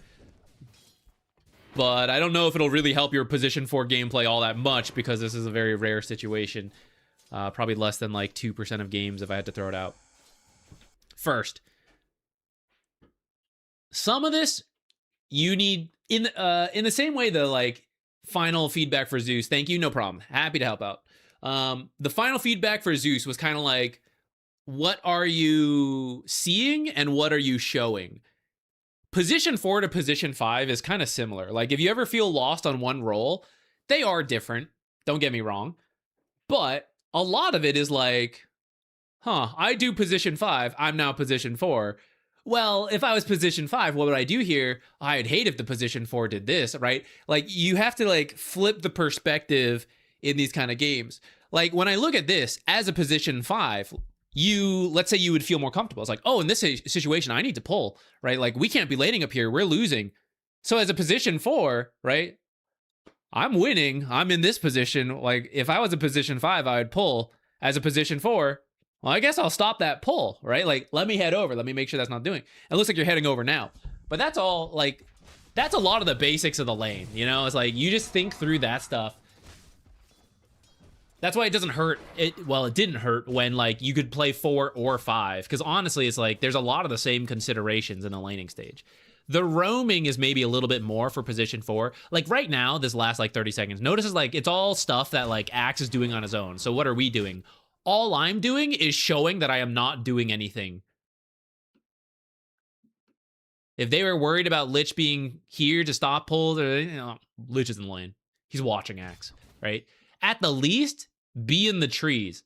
This is now a team game. This is even more important than a pub. In a pub, is this guy telling him, like, watch out for the Lich rotation? Maybe. Is it even happening in a pub game? Lich would rotate that early? Probably not.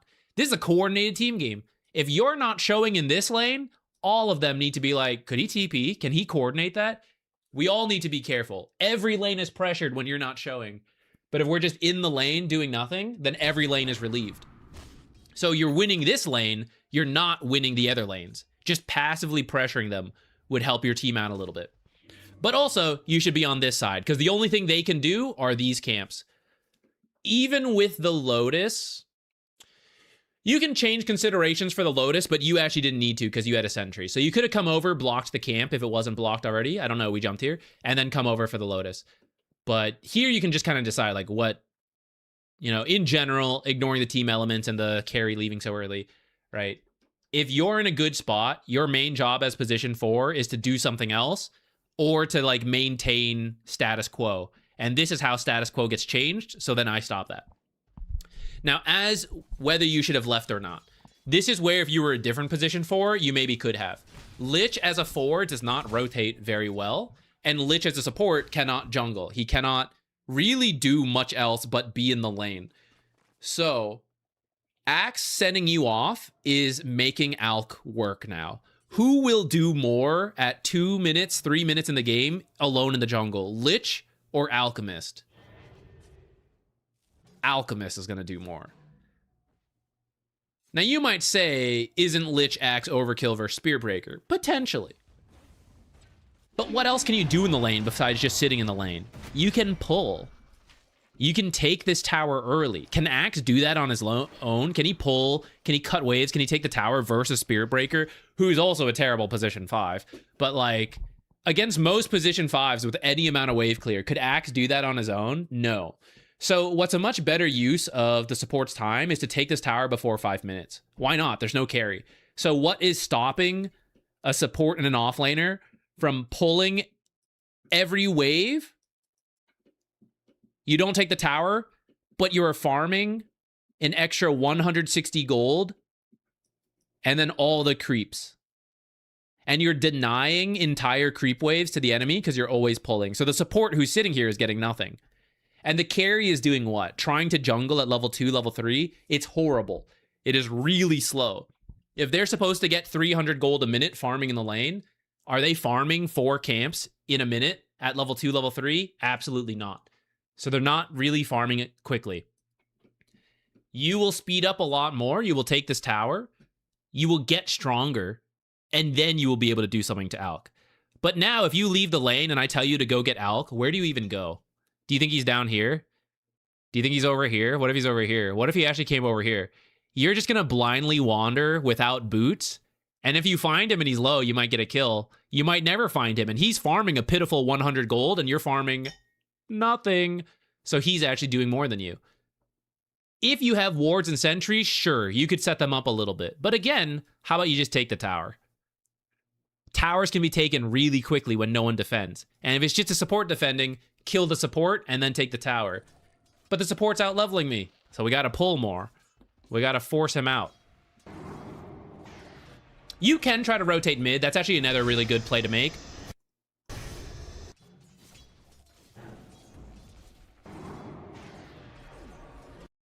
Where does Void Spirit have to run to get away from you?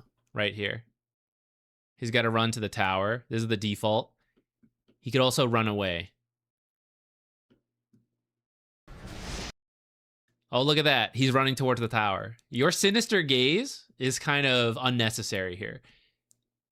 Ignoring the fact that it's like a fear pulling people in, but like you guys are already on top of him attacking. I don't need to control him right now because like, why do I need to control him? So I can attack him. Oh, I can attack him because he's walking towards me. I don't really need to stun right now. Once he starts going in a direction I don't want, or he's about to get away, that's kind of like where the stun comes in. So here you should really just Frost Blast first. If he tries to run this way, then you Sinister Gaze pull him back. But you guys are like sandwiching him right now. It's not really necessary to Sinister Gaze at this moment. This is where you Sinister Gaze. He tries to escape, you Sinister Gaze pull back. Because now he's built distance. Now he's running this way and we have to catch up. So now you Sinister Gaze back as Phoenix gets closer and then you hope it works out.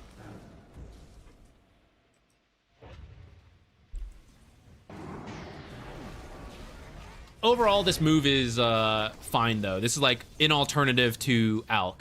But you'll notice that was not easy to do because you're a level 3 Lich without boots and you're not that strong. So what did Alk do in that time? He's like farming away. How much tower damage have we gotten on? This is a free lane, right? If the carry leaves, we're saying it's a free lane. So how much tower damage has happened? Pretty healthy tower for no opponent in here.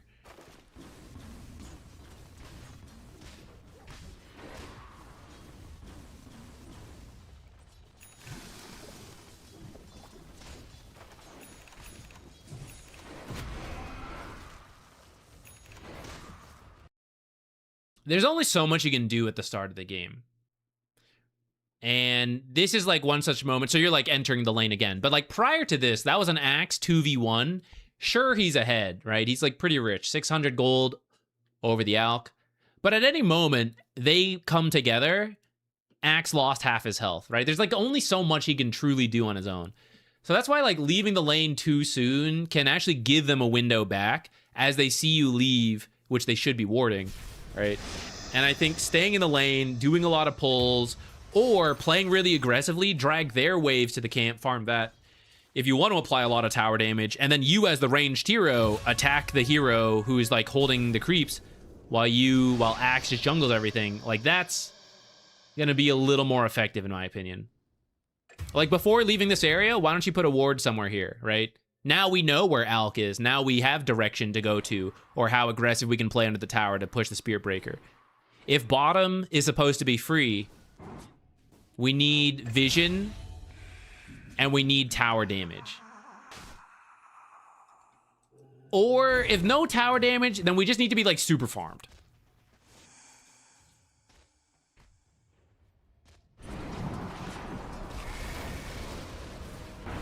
Okay, so that's the early game question.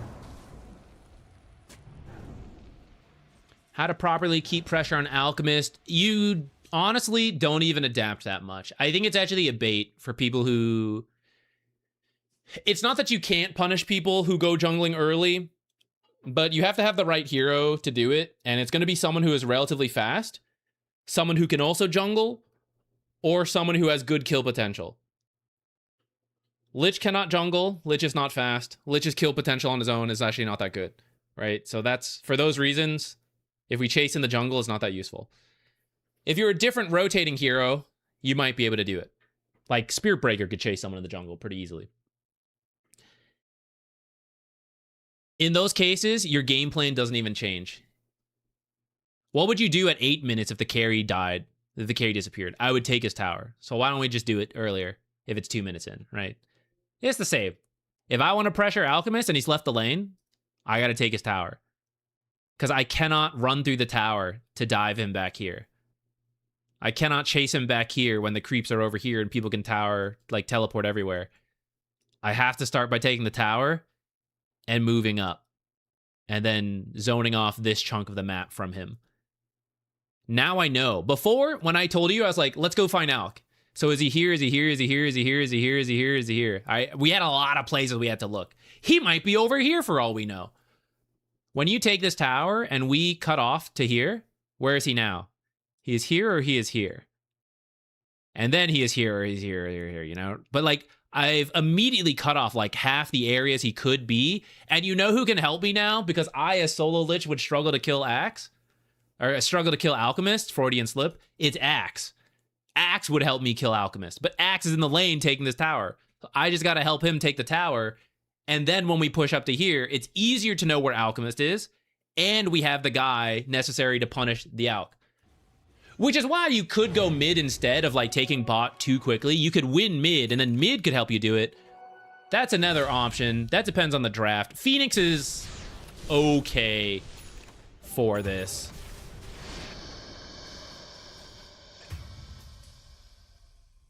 This is fine with me, but my critique will be how much we have spent running through here and have never put a ward down. So it's like all blind. Now we have him. I think we've had like 6 minutes of running around like this, right? If we're saying he left the lane at 2-3 minutes, we're 6 to 7 minutes late. Let's do a tower damage check. Pretty healthy tower.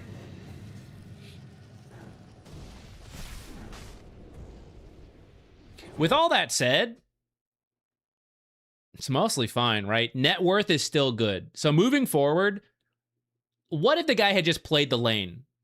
Like, right? I don't think you would have felt as confused about what should happen.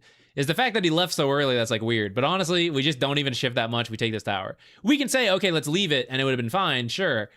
We're just back to a regular game plan at this point. Carry had a poor game. All our lanes are all winning. You know, just go from here.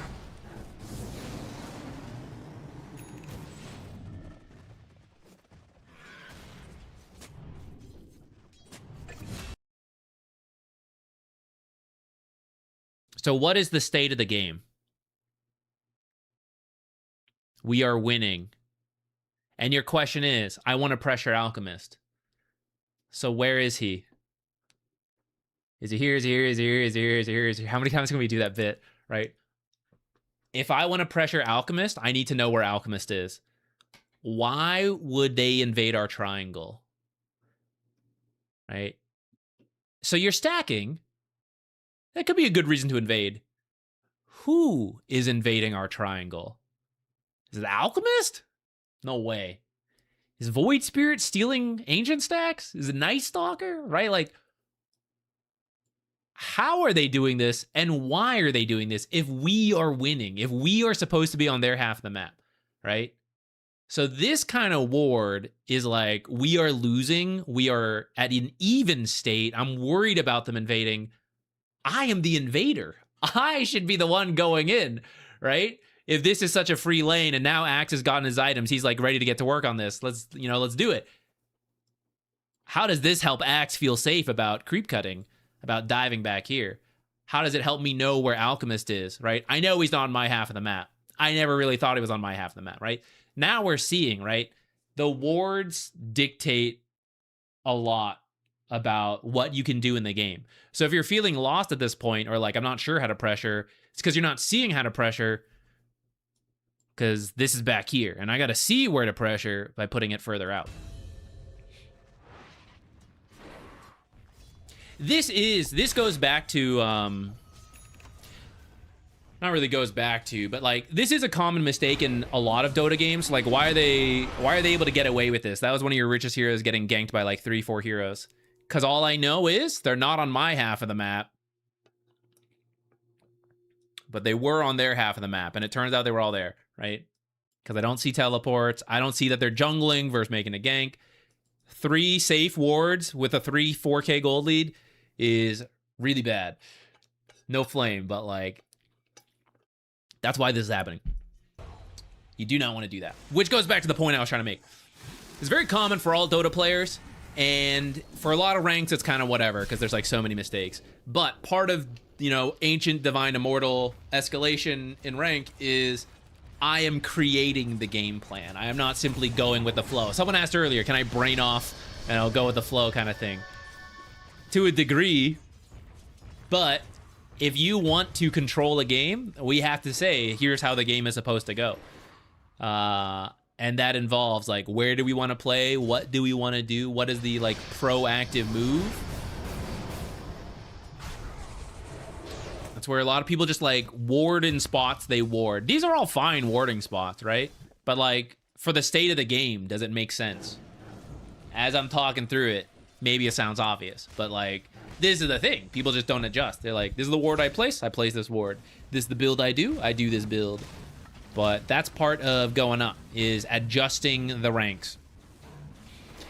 Also, just to finalize the point, this to me really looks like, you know, this is like we had to fight out the lane and take this tower. Here it is at 12 minutes.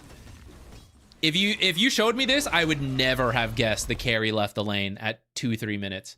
Which he only pseudo left. He like went back out and back in. But like for the way you guys kind of like pitched it and the way it seems like you guys felt about the game, my question would then be is like, well, how did the tower live till 12 minutes then?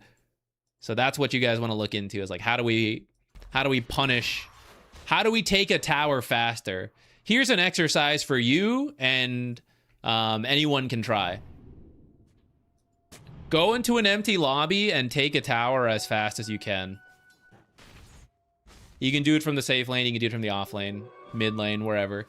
In an empty lane, what is the fastest way to take a tower? Go try it a couple different ways.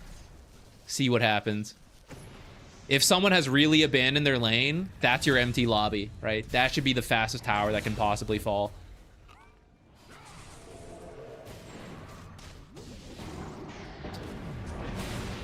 I was hoping they would pick me Tusk 4. I didn't really like the Lich idea. I would kind of agree. I'd bring that with your team, you know. If this is your first game, there's going to be some, like, figuring stuff out. I'd bring it up. I agree. I don't think Lich 4 is very good.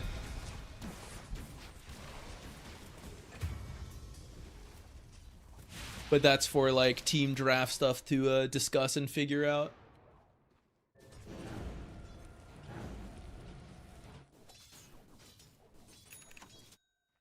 What was the other question?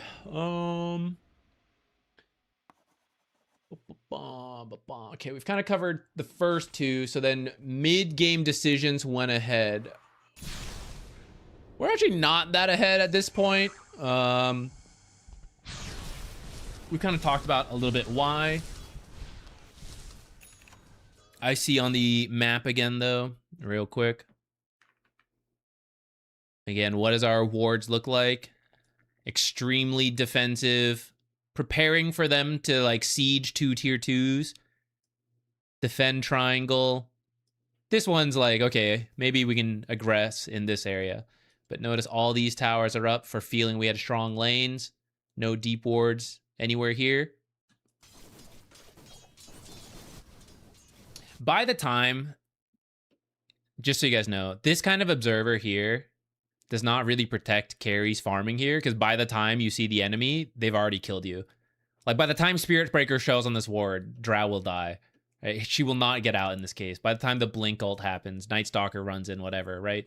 It's too late. If you're protecting people in this area, the observers actually have to be further out. That's why this is fighting in this area. But this is still kind of like Drow is farming. Okay, smoke to Alk is good. Ah, ran into a different hero. Well, killing a different hero is also fine. Alk will now run away.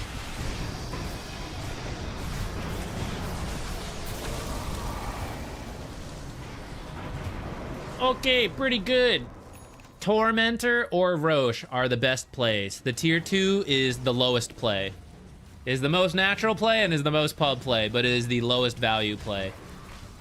So here's one moment to get like 2,000 gold plus, get however much gold you want to assign Aegis, which is a lot.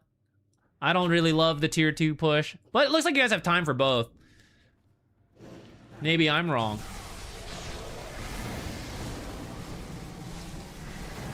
We will get tier 2 and Tormentor. Not bad.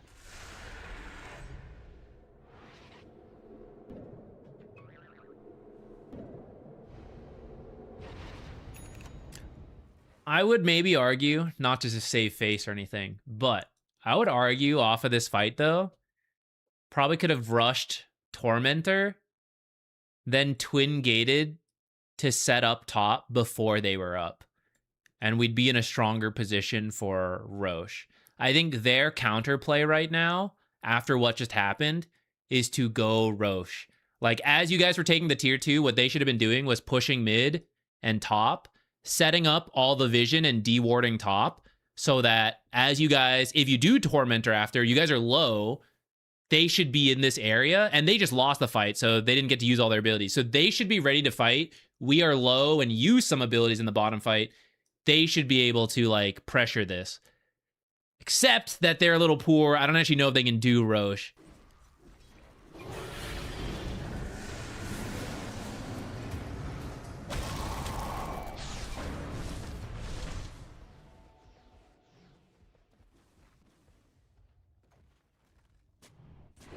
Are we Lich here? Okay.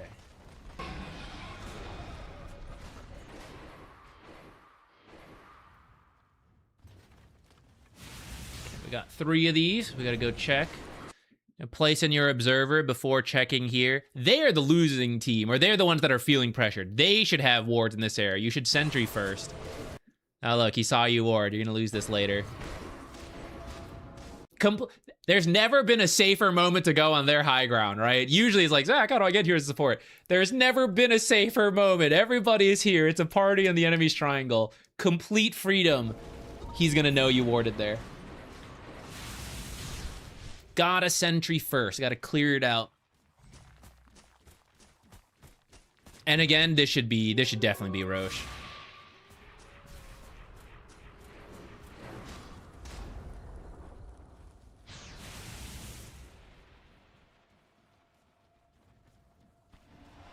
Is it worth it just to deny your own observer? If you're still playing the area, I don't mind you staying to, like, defend it, because they may know it's there, but if you're there to defend it, it's fine. If you're leaving the area, I would consider it.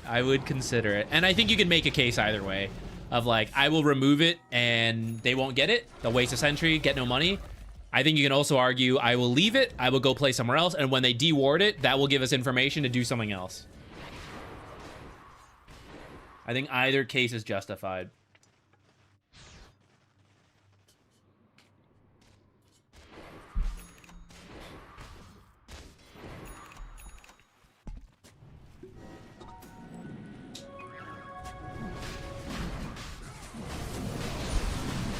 This is a more dangerous situation to do Roche than the last one. Like, when you guys were top and pushing tier 2 would have been a safer time to do this. You had better vision set up, and you had killed a hero. This was kind of like no vision prep, so you guys like did all of it at once, but it could have been, it's like, that's the danger.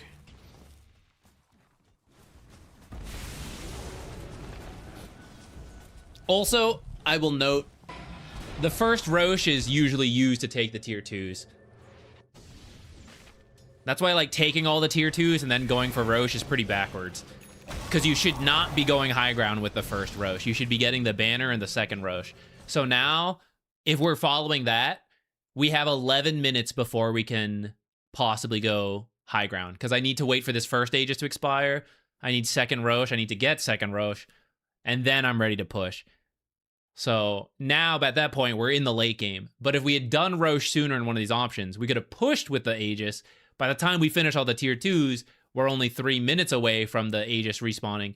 This is actually second Roche timer. Like, if you guys had maintained better early pressure, any big fight, you can do Roche at, like, with the lineup you guys have, Drow, Phoenix, you'd have to bring a lot of the heroes, like 4 heroes, but you could probably do Roche by, like, 18 minutes without too much difficulty if you had killed heroes. So that puts us at, like, the later spawn of Roche right now.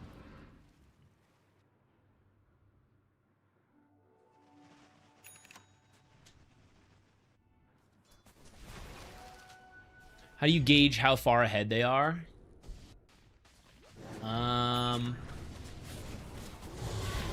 It's a little tough to do when actually playing. For most, it's like vibes based, you know? It's like based on how the game is going.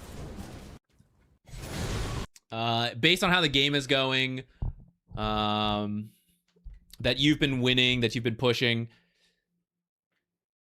The thing is, it kind of fortunately scales with you, which is like, if you were, like, let's start with lower MMR. Maybe you're not as good at judging this stuff, but your opponents are also not going to be as good at capitalizing on opportunities when losing, right?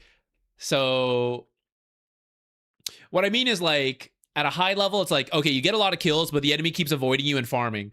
So a high level player has the awareness to be like, we're getting kills, but the farm's costing us. Or like, okay, I think we're here. The lower ranked player may not be able to see all that happening, but in their games, their opponents are not doing the split pushing and avoiding and farming. They're just dying and then sitting in base, you know, so the gold lead is actually there. So I think just the more you play, you can kind of like vibe it out in the game. There are ways to do it, like looking at the number of gold you get for kills and stuff. You can kind of like reverse engineer, but almost nobody, I've never really played with anybody that does that. I've never heard someone say like, oh, look at the amount of, like, for kill streak, sure, but no one's ever been like, oh, based on this, you know, we must have like a 10k gold lead right now. I think most people just do it by feel, and then higher ranked players do it by, like, you kind of know the value of different objectives, so you kind of have a feeling of like where you should be at a given time frame. You can also actually check items. That's another thing you can do. Okay, the reason I keep pausing and rewinding here. How should we push high ground? This kill on Nightstalker is actually great. You know, we killed someone on their half of the map. Pretty good. Again, a little better with Banner if we had that. This is a okay time to push. We have 2.5 minutes on Aegis, but we have a kill right here. I'm up for it. Axe is kind of far. He needs to get to us. And then let's pretend he's here. What does a good fight actually look like? It is Drow taking point. That seems strange. Isn't Drow usually the backliner? Well, that's what the Aegis is for, right? That's what other utility items are for, is that they don't actually want to focus Drow, but they have to. And when she gets focused, everybody else will counter-initiate with, like, whatever, right? And because it's such a powerful counter-initiation, they don't want to do it. They want to avoid Drow and try to find a backline. But if they jump the backline, it, like, kind of works. But then Drow is free reign attacking. It's a very difficult situation to be in. And the longer you hesitate, Drow is finishing your tower within 30 seconds. You must come up with a solution.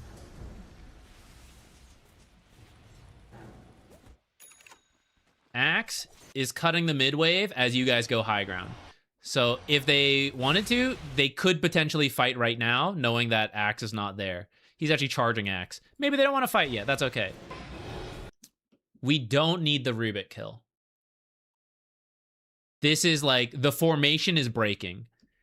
If they were to jump the Phoenix, like if Phoenix had gotten lifted here, he did Orchid the Rubik, but like, what if Rubik had reacted first? What if like one of this guy has throwing a Remnant at the same time? If Phoenix gets caught here, the game plan I mentioned is ruined. Everyone will tier 3 dive into split shot, and Axe will not be here. If we kill Rubik, we will now have the ability to go high ground. Wait, we already have the ability to go high ground. So it's like, it's more risk without really opening up anything new. Then we have to reposition. You know, everyone gets back out. Whew, thankfully, didn't happen.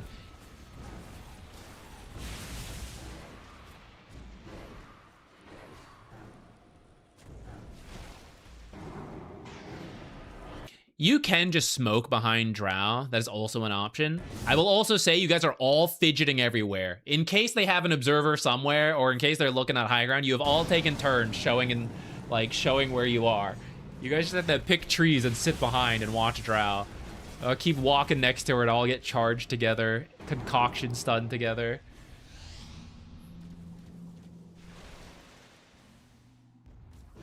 Axe is doing it, and then you guys are fluttering around Axe, so like he'll also get caught in the stuns. You guys gotta look. You all got hit by the silence. Everyone is clumped up together. How did that happen?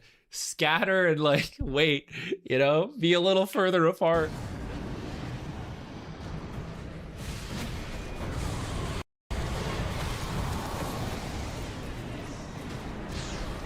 They kind of go for Drow, kind of charge through. Formations got a little messy here, but they dove out of the base because they felt the pressure. We responded. Everyone makes a little mistakes, but it comes out ahead. Why? Because at the final moments, the formation was not too bad. We did all get silenced, but by the time the silence, they didn't time it well. Like, that was their mistake. The silence hit everybody. It was a good time to go, and then they went after the silence has expired. And then you just resume. Just watch Drow hit this. Except this is a little scarier now that Aegis is down. Can't really bait her the same way as easily. And then here the clumping is not as bad because you guys are all up. Or sorry, 2 of them are dead. But you guys are all up. There, it works. I don't think we really need to initiate.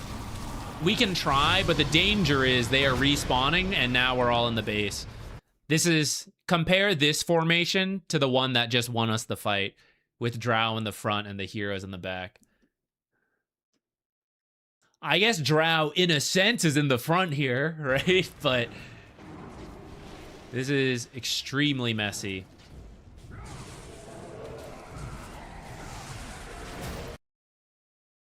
Whether he should have done it is debatable, but how did Rubik get a call on 3 backline heroes? That means we screwed up. Whether he should have done it or not, that should not have been possible. For him to catch Lich, Ancient Apparition, and Drow in a single call, we messed up.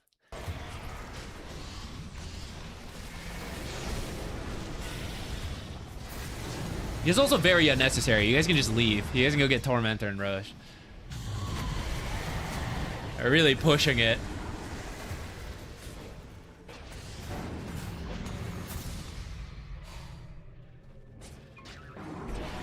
Ah! Okay.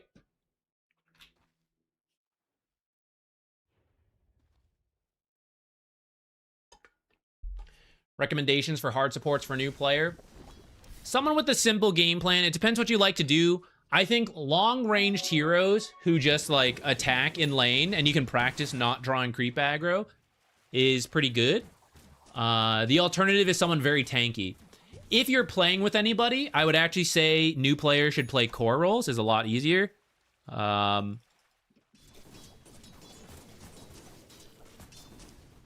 lot easier than playing support. But Silencer can be okay. There's like a W build that is kind of new. You can manually cast Glaives of Wisdom without drawing creep aggro, which is a very common new player mistake. So it lets you avoid that. And then the game plan's really easy. It's like you just sit in the back and wait for things to happen, and then you global. The hard part is like you don't know all the spells as a new player, so you don't know what you're waiting for. If you play with people, then they can just tell you when to global, and it's a lot easier. If you're playing by yourself, that one will be a little tricky. Warlock is pretty good. The common issue with Warlock is you inevitably shove the lane, but as a new player, that's not as big of a deal because they're going to push it back because they're also, like, messing up things. They're, like, not handling it well. So in the lane, it's easy. You press Q on the enemy when they're next to full health creep waves. You press W to heal. And then you are long range, so you just practice attacking. And team fights, it's easy. You sit in the back, you wait for other things to happen, you drop the ult. You know, very easy game plan. Warlock's also a relatively tanky support, so I'd say he's pretty safe. Here are some others. I got a little distracted by all the stuff happening. Depending what you like to do, here are some that I think are not bad. I think the new version of Clockwork, now that he's lost expanded armature, is kind of tricky. Maybe we should take him out.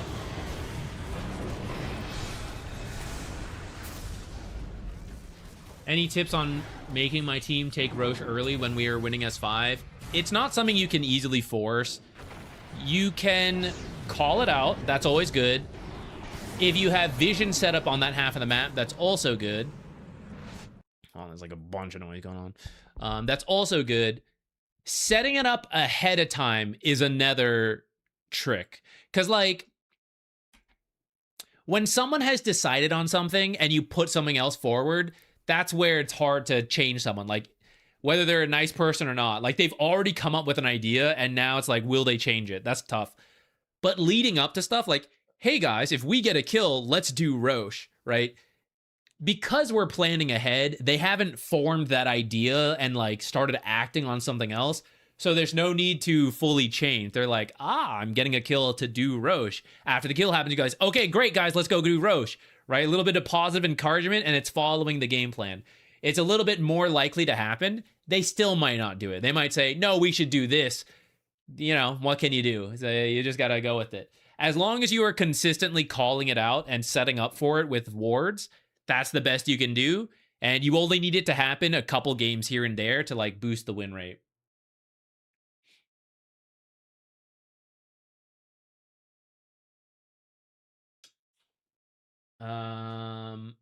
That's okay. We are perfect time to do it. We're picking the next game to do. We can look at your game.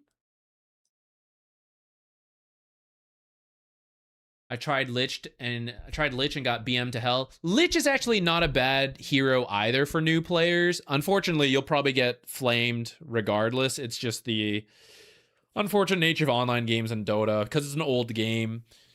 You'll see people with thousands of games in your games. You're like, I'm a new player. How's this happening? Take comfort. If they're playing with you after thousands of games, they're not very good. But they will still have an ego. They will still flame as if they know because they've played a long time, despite the fact that they're still being matched with new players, you know? So it's not a perfect new player experience. If you can find a group to play with, that's for sure the easiest, nicest way to get in. But I know that's not for everybody. Okay, give me 1 second. You guys can keep submitting games. I will be right back.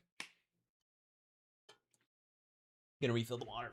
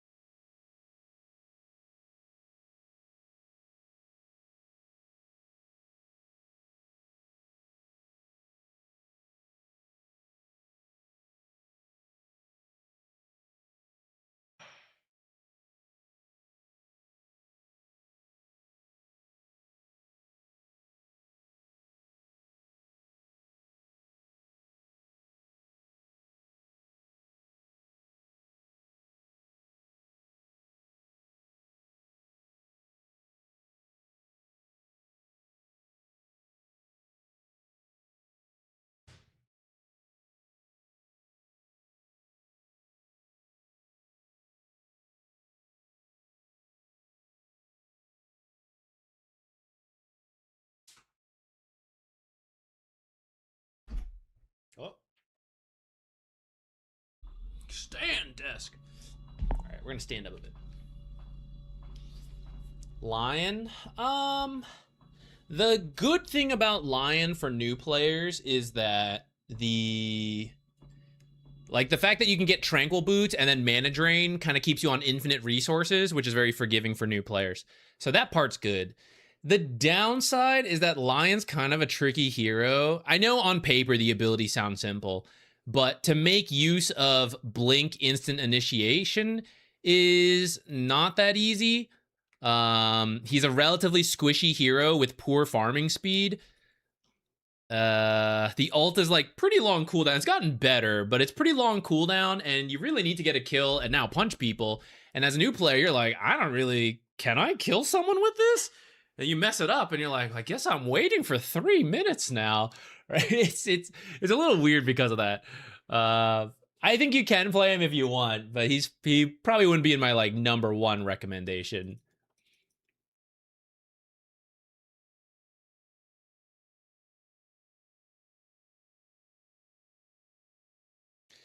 Can you clarify your comment from the previous game about not using first Roche for high ground? The team that gets first Roche at nearly 25-30 minute mark, you said they now have to wait for the next Roche. I didn't quite understand that. Why? Banner? Okay, so it's not that you have to, but the ideal high level flow of the game. Let's start there. And I know most pub games don't follow this, which is why we'll add modifiers to this as we go.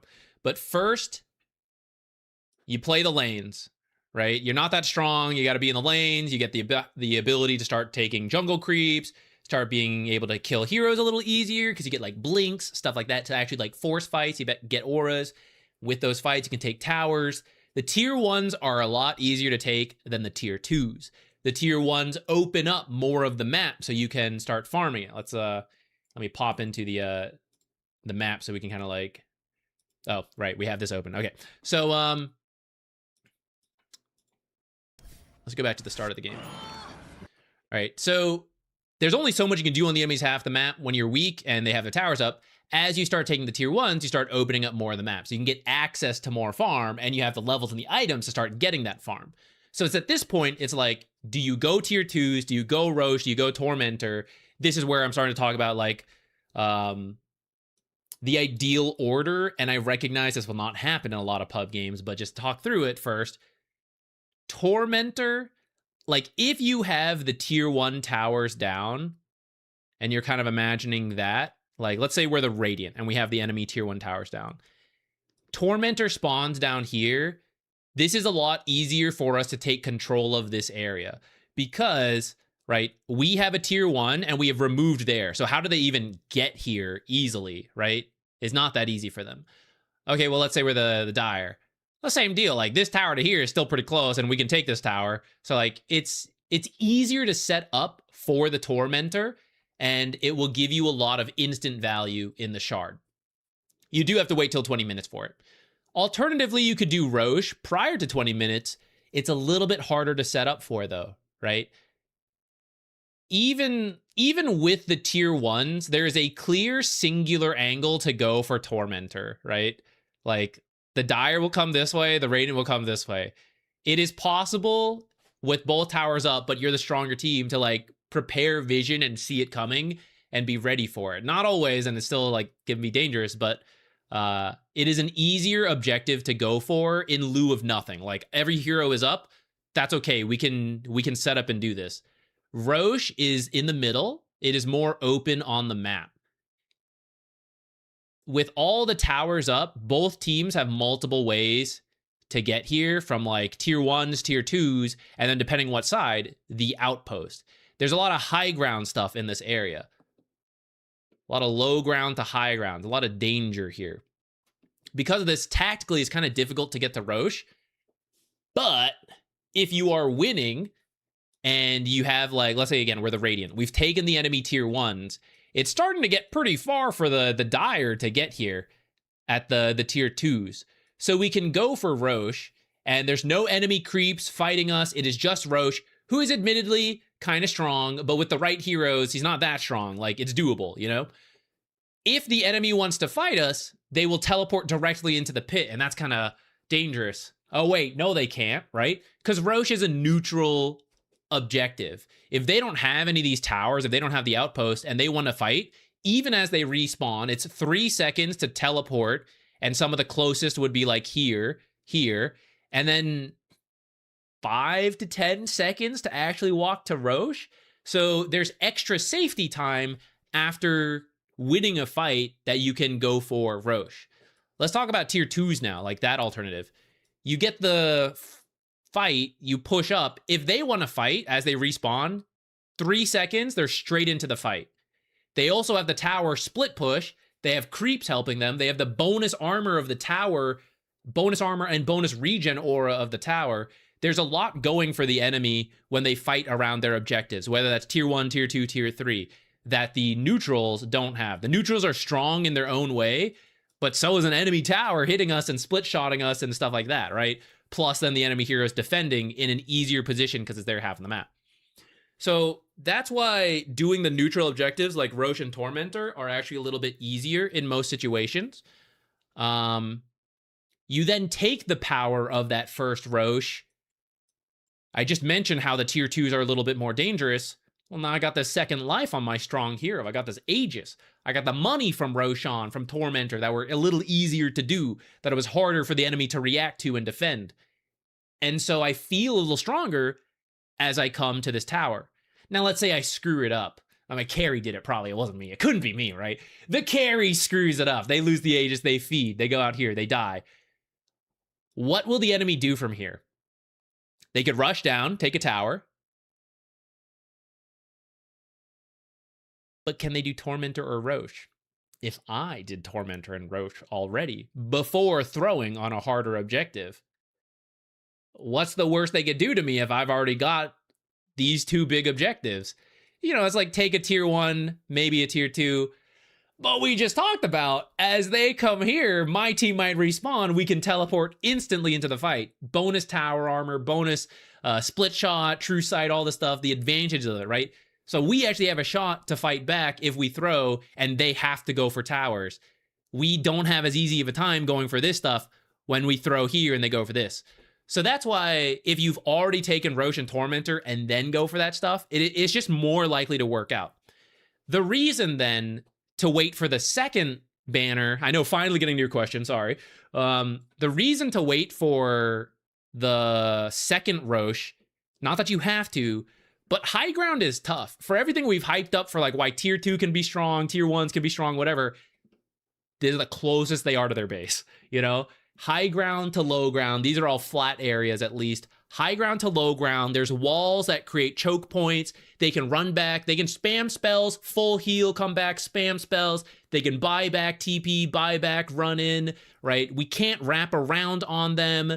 There's so many advantages to the defensive high ground defense. I don't know, I messed that up. It's really hard. It's where so many throws are. So we want as much power as possible. The banner is really good for this because it keeps your creeps alive, especially the catapult and the range creeps further back, which drags the enemy from defending back here. I gotta kill that damn banner. Walk up, right? And it's a world of difference from killing a carry back here to killing a carry here. Maybe not even killing that carry. Maybe just giving up on the push. We did half the tower. We'll do it again next time, right? That's why it's a lot easier to have the banner before you do this. You don't strictly have to. You could get the first Roche. You could have the Aegis. But what will be baiting the enemy out is not the banner, which is like, whatever, we lose it, we lose it. It's the hero. With Aegis, maybe not, right? They might die and then like, oh, well, you know, that's that. I guess we gotta back out. So it's usually better to do the order I talked about. There are times to do exceptions. For example, I was a little wrong in this where I was like, I think they should go do Tormentor. They had time to do this and then go do Tormentor. So, you know, like, props to them. There are times to adjust, but if you're ever uncertain, that's why the order I kind of highlighted is like the ideal pro level order. The reality in pubs is that you will ignore Roshan until you throw like 2 or 3 pushes, then you will do it. But it'll be much harder at that point because like the game is closer because you're already through. But there's like only so much you can do about that.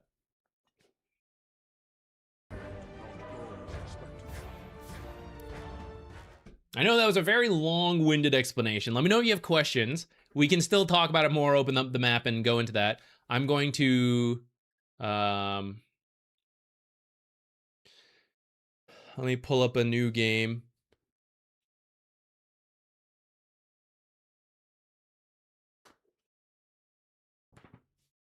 Corbin, no problem. I never think of Roche as an objective pre 20 minutes. Let that be a change then. Because even outside of your coordinate, I know it'll be easiest in a coordinated team. In your pubs, you should absolutely call for it. As we just, detailed in essay, Roche is the objective to go for as early as like 15 minutes. It is the best play, possibly tied with Tormentor, right? And at some point, people will realize that. They won't always, even in Divine Immortal, but the more you can push it toward that, you are encouraging the best play in the game if you have done the necessary steps of like, yes, we can do Roche, we have dealt with the enemy, blah, blah, blah, right? Like, but as long as that is prepared, doing Roche is the best play in most cases.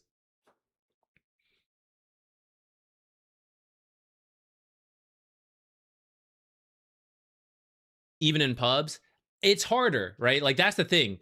To do it at 15 minutes usually does need like 3 to 4 heroes at least, which is why in the most common cases you will see it, like in my games, if I call for it early, we just want to fight in that mid game. Smoke, took a tower, whatever, and I will say, go Roche, because we have the heroes there who just won the fight, who just pushed the tower, who just did whatever, and the enemies are dead, so we transition to it. That's the most common case for it. Certain heroes are insanely good at it compared to others. Templar Assassin and Ursa are probably the two most common you'll see in pub games. Beastmaster with Ags is the one you'll see in pro matches a lot, or Overlord. Overlord is doable. A lot of negative armor is doable. Death Prophet ult, Shadow Shaman ult, Undying Tombstone. These make it a lot easier to do Roche. Enchantress. You essentially need a way to not be killed by Roche and to actually kill Roche. So negative armor is usually the way because it does both. It's like it kills Roche fast enough that you don't die, but you can do a slow Roche when you have Enchantress tanking it forever. In the game we just covered, part of the reason they could do it, they had Phoenix. Phoenix attack slow, very strong. 16 seconds of it. 16 seconds Roche's.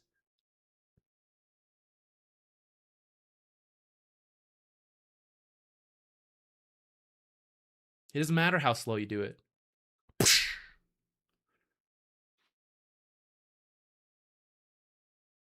The new Fire Spear hits him in the face.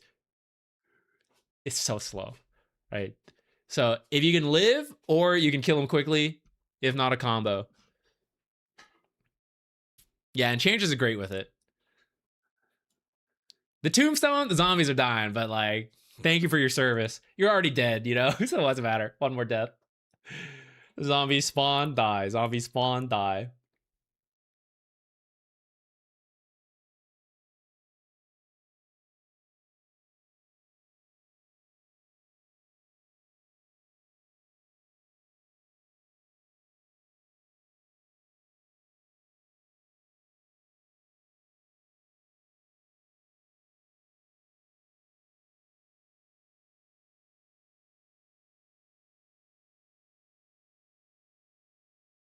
Okay. Let's start with this one. I like the question here.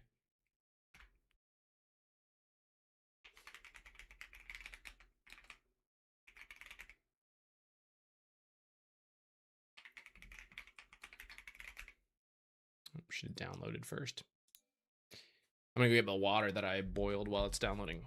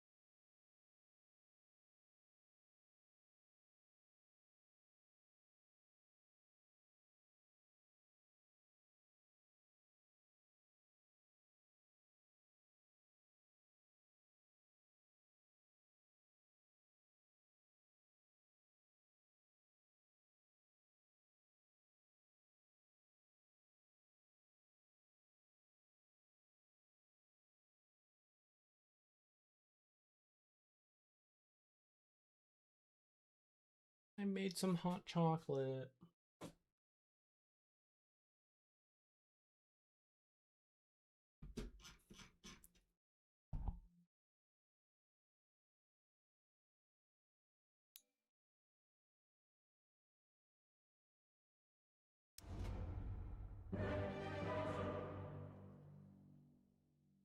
Huskar, Slardar. Yeah, these are also good ones. These are good ones. Actually, you play Wyvern a lot. Wyvern's another one. You just tank it, and then you Cold Embrace is a great way to do Roche early.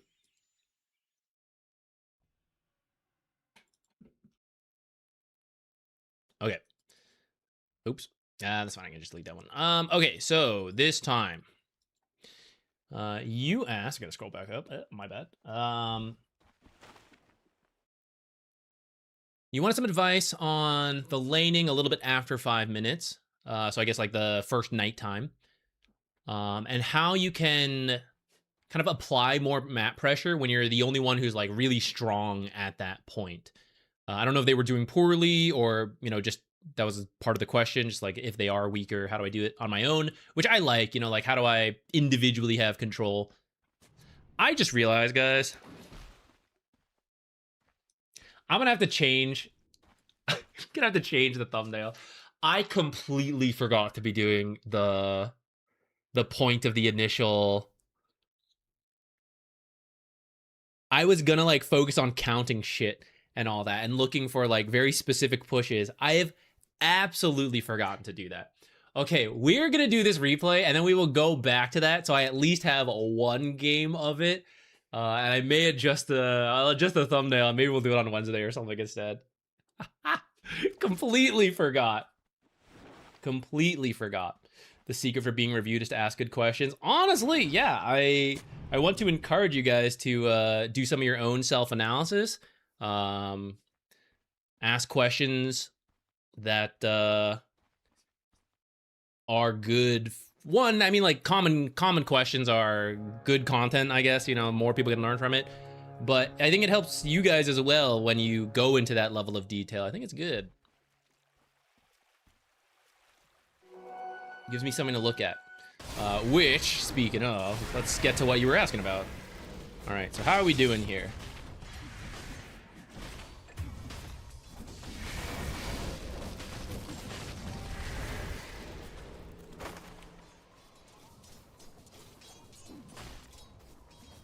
Okay. So. Nightstalker nighttime, you are a powerful hero. Let's ignore Nightstalker specifically. You're just a good hero. You're strong at this window, 5 minutes. Clearly, the team is struggling a little bit if we look at the kill score. 1 to 8. I mean, there's like a lone druid in the game. Can't like fully blame them. Proving to be the stronger bear down there. I'm sure some mistakes have happened and such. Regardless of the heroes, it's like, hey, my lane is going well, but damn, look at the feeders over there. You know, what am I gonna do? First, can we force play somewhere else? Because that is one way to help them recover, right? I go mid and I kill someone like Shadow Fiend. That would actually be great. Can I though? I'm like a level 3 Nightstalker, you know? Can I run down whatever offlane is doing well here? You can't always force these plays to happen depending on the hero you are playing. Nightstalker especially gets a lot stronger with his ultimate, but with nighttime could maybe make a play. But I wouldn't want to see you like running over because that's a lot of downtime for a play that, like, again, we can't really force to happen. It sort of just needs to happen where they're too far up and they get run back, which is then going to be the teleport rotation, right? If the mid is dumpstering your mid, if the offlane is dumpstering your carry, there is a higher chance than usual that dives will happen. And one of the ways to come back from these kind of games where only your lane is going okay is to rotate on those dives and exert the strength you have to kill the enemy that is doing well. So you're going to get extra gold and XP for it. It's going to put the fear of God in them, right? Because before they were just feeling too good. They're getting overconfident. They're diving towers. You scare them again. they're going to have another opportunity. You're not actually going to have teleport. You're not going to have the resources to show up, but they're like, oh, what if he does? He's in my nightmares. He's following me, right? They actually back off sooner than they're supposed to. They only do that once you put the fear in them. It will also just work out better for what we talked about. Of like, I don't actually have my ultimate. I don't have blinks. I don't have certain items. I can't create these plays. But if they are happening because the enemy is doing something over aggressive, that's the play I am responding to with a teleport. And I don't need to create anything. It's just happening. So that's kind of what we want to look for. Unless you are a hero who can create the action, but that is pretty rare, especially at like 5 minutes in the game. You typically need an item or an ultimate to do that for really like whatever role you're thinking of. I'm sure there are cases you could do it before, but it'd be very tricky. So with all that said, in the meantime, we will do the best we can in our lane. That is where I can kind of force stuff without wasting too much downtime walking, right? Not farming while I'm walking. I show up to the lane, I want to kill the guy backs off. Am I going to farm here? That guy desperately needs farm, you know? So like, where am I going to do now? Now I've done a bunch of walking, no kills, nothing, sad. Here, I am farming. I am threatening stuff. I'm happy here. I'm winning in theory, right? If we're assuming we're doing well, they're doing poorly, right? We're maintaining a good thing, keeping an eye for options. And possibly you could tell your supports especially, hey, come here. Like, I am strong. I don't want to walk and waste my time and lose what I have here. But if you guys come to me, maybe we can force this. Because even if we can't kill these heroes, we can maybe take the towers, which will then draw attention away from these guys as they rotate to help, which will then indirectly help these lanes. A lot of preamble setup, but hopefully now we know what kind of we're looking for game theory-wise. With the specific heroes, Nightstalker doesn't really have the stun to, like, you know, just stun and go. He does have to run people down, so you kind of need them to step far out. So part of that is, like, drag the lane back. Catapults aside, catapults are a good time to, like, push towers, but you can't always. And Luna looks like she did okay. You're a little bit ahead in money, but Luna's a decent laner and looks like she's been, she's got the levels and a little less gold, but she's overall fine. It won't be easy to just like run her down. So step one is a little bit twofold. Pull the lane back, possibly find a kill. Because the thing about pulling the lane back is it puts them in a scary spot, but it does not threaten the tower and will not cause, like, SF is not going to rotate out of the lane because you're over here, right? So this is where it comes down to the hero specifically of like, can I take the tower? Do I need a certain level item and I just need to sit here till I have it? Technically, shoving the lane and jungling and farming will get you the most, but pulling it back in the short term could get you a kill. So it depends a little bit on if you think that kill can even happen. You could probably dive that guy, actually. Does he have... That guy got nothing. 100 health. That's like 2 auto attacks and you're out. 1 auto attack and like Lion sucks from the fog, you know? That's probably a kill too. I think that's one you can go for. They won't always be that low. But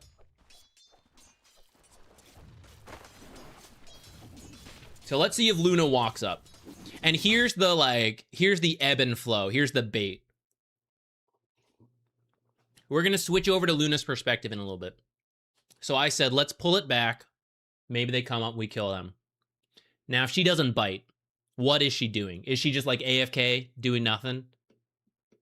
No, she wants to farm, right? And she's like, okay, Nightstalker's holding up there. I am smart. I know Nightstalker will kill me here. I won't go. I'm going to go jungle. Well, there's only so much time you can spend here.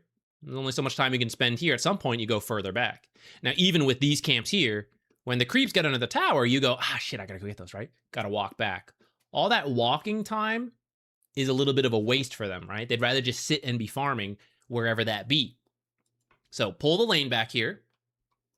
And if she does not show up, okay, she showed up. My whole point is pointless, but we'll finish it. If she does not show up for a little bit, bring her back. How do I bring her back? Push it in. She'll go from her nice farming pattern. She finishes this camp. She's going to go farm over here. Ah, no, it's under my tower. I don't want to lose anything. She runs back. past camp she's already farmed, she deals with this. Okay, I'm gonna go back to jungling. Oh, they haven't spawned yet. You know, I gotta walk past all of them and go over here. I gotta go over here now, right? I kind of like keep pulling the carry back by shoving it, pull it back, shove it, pull it back. If you are strong, which Nightstalker is at night, if you're a very weak hero, then you kind of hold it here and just keep getting what you're going for. Like, especially if you're late game focused. But for your question of like, I'm kind of strong right now, what do? I gotta get this hero to keep interacting me in the lane. And just sitting here at equilibrium is not easy for me to get kills. I gotta like make it move around, which will give me time to get more farm or bait the enemy to go too far to then get the kills. All right, Lion should have stayed a little closer, but yeah, see, like even up to here was kind of enough to get some damage in. You didn't overcommit here. I'm fine with that. Sometimes you could push a little harder, but we're not gonna worry about that right now. Right, we did a good chunk. Let's dive next time, potentially. That's why that Ancient Apparition kill, I think you could have gotten. He was already low, and right here, you could probably get that kill. Now we're kind of like setting up Luna to be able to do that. Ah, but notice, we lost our Lion. Well, he's getting the Wisdom Shrine, so that's not too bad. Hey, did we notice? I know we're going kind of fast, and I'm like talking about different stuff. Rut-row. Rut-row.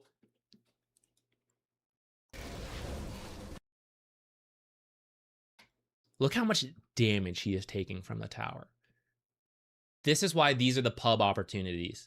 It is possible to dive this tower in a very smart manner, very safe, punish the enemy carry hard.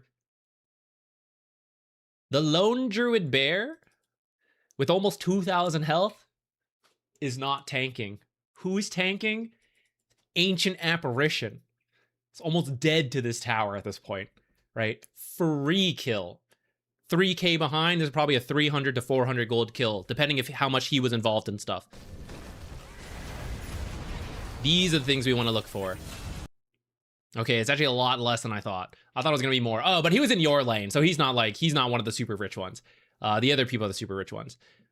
Okay, we get him. Shadow Fiend, 1,000 health.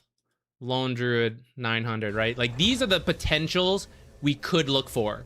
Now, maybe you decide, no, Zach, I didn't think I could do it. That's fine with me, as long as we made that call. And here's the dive going on right now, and here's your perspective. Now, maybe you saw it on the minimap, but that doesn't really tell me the health of different heroes, of like someone messing up the tower aggro, so the wrong hero is tanking, right? The only way I'll know is if I take a look. I mess this up too. There's a lot. I know. Last hitting while looking at the hero and looking at the lanes is tough. But that is the skill to work on. And actually, this guy finished what he was doing, so then when I dove, he came over here and he killed me, actually. Got to be very careful about this. Before you go for a dive, make sure you're looking at the minimap, seeing where everybody is.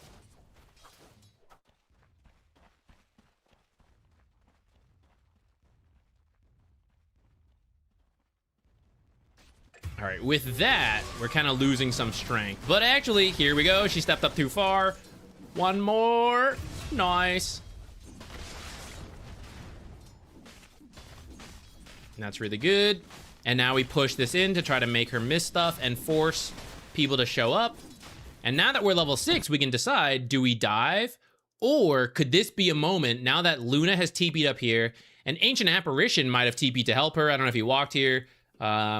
This could now be the window to go somewhere else. Here's Shadow Fiend under the tower. Could I TP here or here and just ult and run at him, and then Pango rolls in?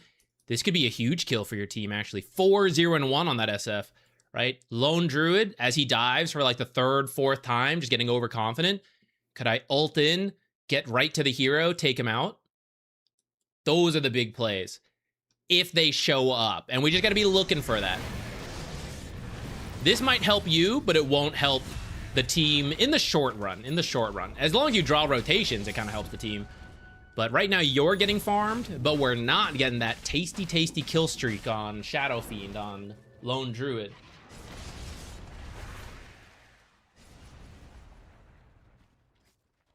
What I'm talking about won't always happen, for the record. You won't always have the opportunity to like rotate and get these kills. But the skill I want to impart on you is to be constantly looking at the minimap and checking to see if that opportunity is there. Because in the times it is, we want to make sure you're capitalizing on it. I don't know if it'll win you the game, but it certainly would help to kill Lone Druid at this point, to kill SF at this point. And Nightstalker's so fast at night, those early rotations are not as painful, especially once you get phase boots. You TP, but then you like sprint back through the Twin Gate to your lane, you know? It takes you half as much time as most other heroes. And you mentioned like eating creeps. After you make the play, rotate through the jungle, eat a creep, heal up, steal a little farm, you know? It's not even just like wasted downtime walking. We mentioned in another replay of like, do we actually need to kill the creeps here or can we allow them to come back? I think that's one moment. That was a little scary walking up like that.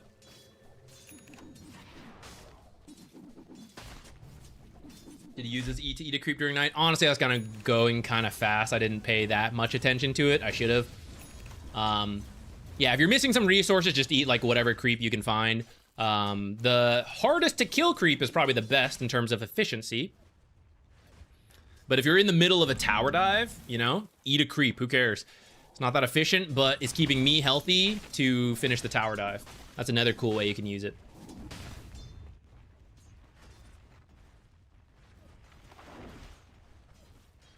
Okay, so I like what you're doing. Let's see if you take a peek mid.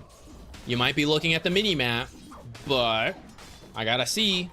I gotta see with my own eyes. What health are people at? Are they starting to look at my lane?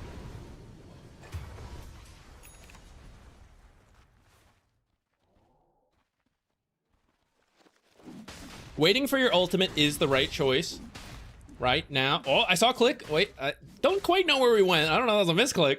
We do need to look around. Okay, there's another look. We're starting to check in on heroes. There we go. There we go.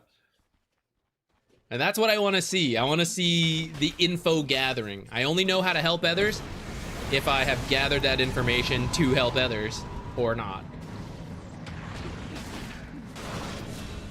Huge kill for your team. This wasn't even the easiest way to do it. You know, like this is their half of the map. Fortunately, he just kind of walked a little bit out. I think your observer was already down, so you guys saw it. This was not the easiest way to get it. Under the towers is usually, well, it's not always an option like we were saying. So we just got to look for any of these opportunities. I'm really glad to see you manage to get one here because there's still, you know, there's a lot to go, but it helps to break the momentum a lot. It helps to give your team confidence, like, oh, we can kill SF. It is doable. Puts the fear in SF, like we said before. He was over aggressive. Like he was just like, if we go back to what he was doing. Oh, a little further back. Like, look at this guy. Look at his map. Doesn't see anything. Doesn't have a stun. Doesn't have a blink. Doesn't have a shadow blade. He's just Yashikaya. I'm awesome. I'm motherfucking Shadow Fiend. I'm a mid player. Yeah, I'm so good. Oh, I'm gonna channel my ult. I'm gonna get a kill. He's just walking forward. He doesn't care. He needs fear. You need to scare this guy. And that's what this kill is. You know, when you guys kill him here, he goes, oh shit. All right. Got a little too confident there. Got a little too confident. Maybe I need the bounty hunter to actually scout something for me before I just blindly walk in on my own.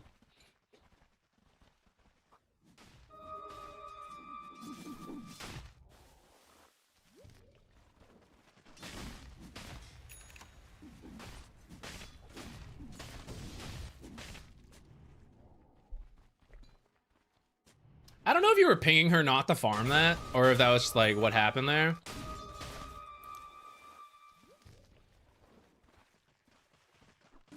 Oh, maybe that's not your ping. It was just like a Dane. I don't know what this is. Maybe that's Crystal Maiden's ping, actually. Sorry, I thought that was you pinging it. Maybe she was like, hey, you can farm this. That's fine, then. I was just gonna say, offlaners, if you're ever in this situation, like, hey, don't farm that. Totally let them farm it. It's fine. The important thing is stealing it away from the enemy. I mean, if you were like 10 gold from an item, sure. You know, ping for it. Like, please, let me have that. But in general, the important thing is we took this away from the enemy. And I don't care if it's you or if it's Crystal Maiden. I want that job done, and I want to get out to safety. So the sooner we finish it, look, they're all missing. Thank God we're not just like sitting here farming all of it. And that's what'll happen to offlaners. If they don't want the supports to farm anything, they're like, stop doing that, right? You have to farm this. You have to farm this. you have to farm this. It is more time investment that you have to spend in dangerous areas, and you can't just be like hiding, waiting, right? So it's not that bad for supports to take that kind of farm, which support players, if you're like, where do I farm?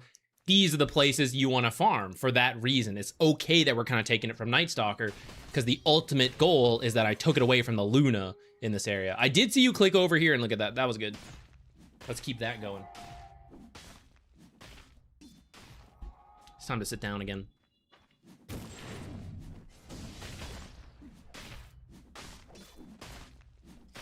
Okay, as we wrap up this one, somebody with a hero that is preferably elusive or has some kind of wave clear, I guess even if you don't, it's fine. We are gonna do what I said I would do at the start of this stream and then completely forgot about, is to look through the 20 to 30 minute mark to see opportunities. In a sense, it is split pushing, but really it's just pushing out waves in a meaningful way. I think you could, there's not really a metric for this, right? Like last hits maybe, but you could last hit anything. You could only be doing ancients. That doesn't show you're pushing lanes. So I kind of want to show it. People do it naturally to some degree, but to intentionally look for this kind of stuff, to be thinking ahead about it, is what will set apart like really good Dota players.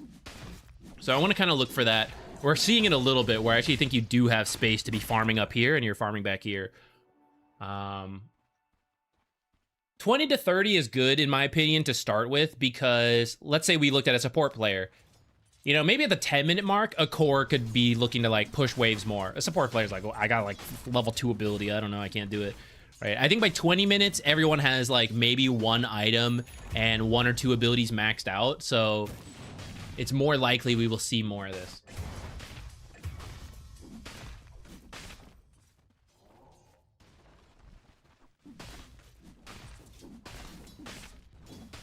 I have a perfect replay for this. Let's go.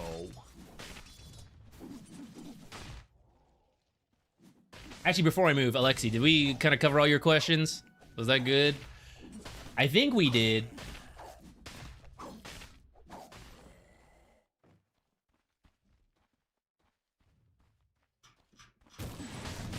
We at least gave one way to go about it.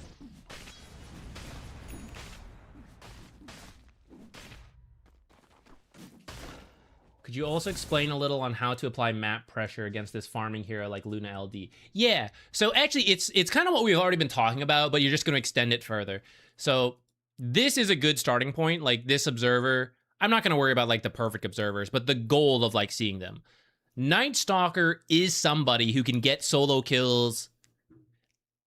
You know, you're strong enough. If you're having a bad game, it's tough. But with your ultimate, you can kill cores, you can kill supports. If they are kind of low enough, is easier or not. But part of that is to know where they are. Now at night, sure, we have our night vision. We can kind of see where they are, but it also means you got to look for them a lot. And in the day, you could pop your ult and get the kill, but you got to know they're there first, and you have bad night vision or day vision. So step 1, for heroes that want to farm a lot, where are they? Are they on your half of the map? In a lot of pub games, no. Where they are is their own half of the map. I gotta see them, and I gotta know how low they're getting, and then I can decide if I can jump them or not, right? So step 1 is vision. Usually this is a support role. If they are not doing it well enough, you might need to help. Plus, even if they want to do it, you help in an indirect way, right? Like if you were just jungling back here and your cores were like all stuck back here, how does a support feel safe walking up to deep ward, right? It's really tough. So as the offlaner, you help in one of 2 ways. Directly do it yourself, because you felt strong enough to run through here on your own, so you place a deep ward while you're here. Or, okay, and my support's got it. They say they want to do it. Like, I got to help push the lane forward and go with them so they feel confident to come in here without just feeding to the farming cores. That's what you don't want. Luna free farming and then get a free Crystal Maiden kill? No, thank you, right? on that same move, that could be the smoke to kill her if you already know she's up here somewhere. Maybe she showed in the lane and then you saw her run top, right? So we're kind of like double dipping in everything. We're killing her, which would slow her down. We're getting the ward set up. Even if you don't kill her, because the ward is set up, it gives you your options. Info gathering has been a big theme of this like little replay here, right? So maybe you back off the jungle and off the wards, you see Luna. You see Lone Druid in the lane, right? That kind of gives you enough info to say like, okay, I can try to kill Luna on my own, or maybe I know she can't get bottom. Let me head there. Let me stop that hero. If they are given access to farm, right? They've taken this tower. They kind of have all this. They're going to farm. They have farming heroes. They're doing their thing. We need to limit the space they have by making these plays, by pushing in and limiting it here. So when we see her walk up, we scare her away. And then like, oh, LD's too far, we go kill him. We put the fear in him, right? So he doesn't feel he can just instantly run camp to camp to camp to lane to lane to lane to camp lane. No fear, right? I'll kill you. So you better hide in the tree sometime, right? And he goes, okay. And when he's hiding, he's not farming. He's like, where's that Nightstalker? I don't see him. I'm scared, right? That'll slow him down inherently. So this is one way you can do it. It's hard to do it on your own though. Like that's why the supports working with you help a lot. There was one other thing I was going to say. Hold on. Let me think.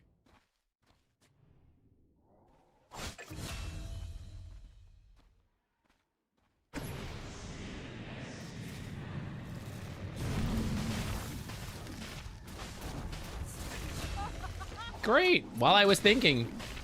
This is perfect. All right. Look. Push in lane. You pushed in the lane. You stole some jungle, then you rotated on. Actually, let me continue this with the free cam perspective, right? So how did you stop SF and Luna? He was maybe going in his own ideal farming pattern, but then he felt he had to deal with the lane, so he showed up. I know they get gold for farming creep waves, but it's inevitable, right? So like forcing him to move at different times can be okay. Sometimes you don't know, so like let's not worry about it that much. Here comes Luna. Now their farming pattern is not the best, and that's okay. This happens in pubs. Let's pretend Luna was here on her own or SF, right? After dealing with the wave, what do they want to do? They want to go into the jungle. Boom. You did it. You stole that jungle. He's going to walk over there. He's going to waste his time, and there's going to be no camp there. He's going to walk back somewhere else. So for that little moment, you have slowed him down. I know it doesn't sound like a lot, but it adds up over the course of a long time, and they're farming heroes. They're going to be farming for a long time. So you got to just keep making these like little actions. They're messing up because they're together, so even better for you. But then after you do all this and you get too scared, you leave, you go to the other side, and you start looking for a kill down here. You get a little lucky. You have to go like right through his observer by going top, and then you eventually find him here. And this, right, look how far ahead he was being greedy. If he gets scared, before he was farming all of this, he was pressuring your tower, he was getting kills on solo supports up here. It was great for him. You're going to kill him. You're going to punish him. Next time, I'm scared. I'm going to go back here. And the same way I said Luna and SF being back here is bad, now SF goes, oh, stupid Luna, let me go over here. Ah, stupid Lone Druid, now they're over here, right? You're boxing in all these farming heroes into this area. But when he can farm here, and SF can farm here, and Luna can farm here, they're all kind of happy. So whichever pressure point you pick, it doesn't fully matter, but someone can't be allowed to like do their thing, you know? You gotta like pressure them a little bit. And I actually think what you're doing is pretty good here. At least in this one instance, this is really good. Is it better to place a ward near a place that you want to take away from the enemy or inside their forest to try to get a kill? I think both are okay. This kind of snowballing it from like one kill, let's go look for more, kind of invading here. I think that's fine, right? Even if you don't kill this Luna, this is the window where we invade, we set up a ward, and we work with that in the future. To your question,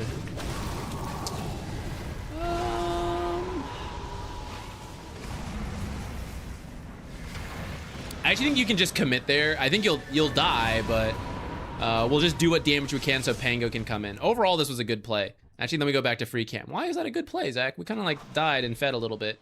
Yeah, but we got 2 core kills, and look where they all came, to their own half of their map. So now as they chase for more of their own kills, are they taking objectives? Not really, because they have to make it all the way out to the tier 2, since they did already take the tier 1s, unfortunately. But they're not really getting objective damage. They're pushing further out, right? Which means as you respawn, there's actually a chance you now get a return kill if they overextend, which frequently happens, as we see. Hello, Lone Druid. Hello, I'm looking at you. I think you commit there. I think you commit. Don't back out there. That kill is huge. That is the second bear that you would have killed with him, which you did get. Now, actually, because of the cooldown, it's kind of almost back up, so actually not as good as I thought. But usually that's pretty good if it's anytime it's the second Lone Druid kill. Now here, to continue to punish it, we just need to steal enemy farm. We need to take objectives. So actually, guys, we were just talking about it. Team Roche, after this LD kill, I'd be like, let's go Roche. We have Ursa. All of us are already together off of this. We just run here and we do Roche. I know it won't happen in a lot of pub games, but you can make the call. And if it happens, oh my God, we're pros, guys. We got this in the bag. Just gas everybody up. And if it doesn't happen, whatever. It's another pub game.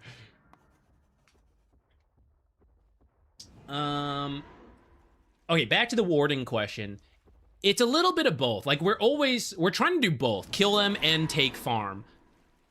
We need the ward to live, so that's always got to be... Oh, Ursa's going to go on his own. We need... Brother, can you do this? You don't have lifesteal, man. Actually, this is a pretty early Roche you guys are going for, but as you see, needed help with it. I think you'd also just get in there and go with it. Could have gone a little smoother with some help, but... Or, like, everyone being there first. But actually, this is pretty good. Pretty good.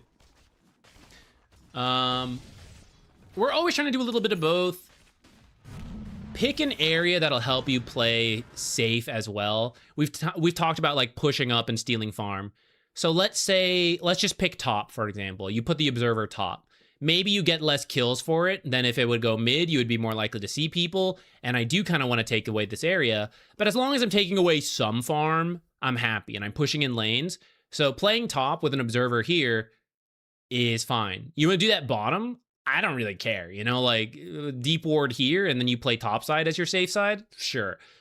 Just line up the way you are playing with what observers are down or vice versa. I am placing the observer. How do I want to play? Put the observer that helps you do that. And whether that's to kill the hero or to take away the farm doesn't fully matter to me. And to some degree, it's like, what can I place? You know, what do I have space to do? Sometimes you can't place one as further as possible.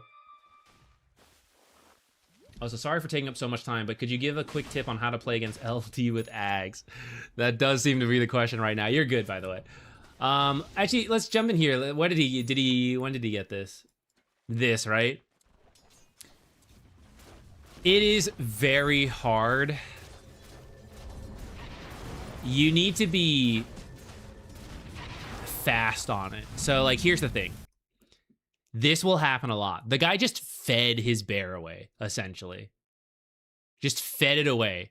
Because the reality is, outside of Smurfs and account buyers, LD is a hard hero. And although he's in, like, this kind of crazy state that people have realized, like, wait, this is, like, easy to do in terms of, like, send the bear out, hide the hero, still, the micro required to, like, follow up on that is more than what a lot of people have, especially these people trying Lone Druid for the first time. I see this bronze rank Lone Druid, you know? So they will inevitably do what kind of just happened there, right? Like the bear just walks in and dies and you kill it. That is step one. This is the part that people can do, but then he just summons another and you go, this hero's busted. And it is kind of busted. But what really kills the Lone Druid player is the second kill on the bear. Or it's like, okay, we do stuff now while the bear is dead. So I'm going to like play here. This is the timer. Oh, where's the bear? Summon the bear, brother. He savage roared like 3 seconds after the bear died. He's like, save the bear. Buddy. There it is. Okay, there's the bear. You got 95 seconds. And this is why people don't like the town, because it's, you know, it's kind of a short time compared to usual. You gotta do stuff right now. And I see you pinging this tower. I'm pretty happy with that. I don't really care what it is, although Roche and Tormentor are great. Like, as long as we are trying to do stuff, that is good. After you kill the bear, or while you kill the hero. If the bear is doing stuff like this, let me tell you, the hero is like over here, right? And again, to the micro requirements, that guy is not like keep track of everything, right? He's floundering himself. You just got to put that pressure on.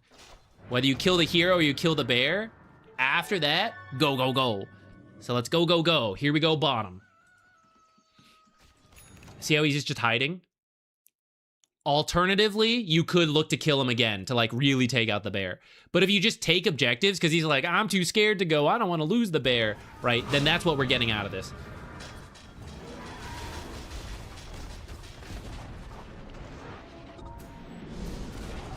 Also, I will say, it takes a while to get to Ags, so like the better in a position you are, life is easier. You know, this is a 2K game. It's going to be a little tricky to deal with the bear.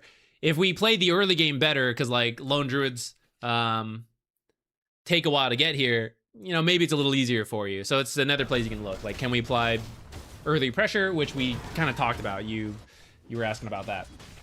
We still have a little bit of time to go for this bear. It's getting close. After this tower, you guys kind of like chilled. Okay, that's fine. Repeat. We must deal with the bear. And just like any split pusher, the bear has to get to our half of the map first. So we got to see that happening. Now, usually in a lot of games, we talk about deep wards on, like around here, right? Against a team that is split pushing a lot. Lone Druid Ags nowadays. Anti-Mage, Nature's Prophet. These kind of heroes, Nagas. The hero you need to deal with is in this area on your half of the map. So actually you need like one really defensive observer, and it is specifically looking for this asshole who is split pushing us nonstop. This rat in our base. I gotta see him to get him, you know? So one observer somewhere here. Now you don't want it too far back, because like I want to see him coming in, right? The bear is not annoying when he's over here. The bear is annoying once he's here and he's like forcing us to go back and forth, the back and forth, the back and forth. So if I can see the bear heading in, then I know like, whoa, before I commit to this top, let's go get that bear over there.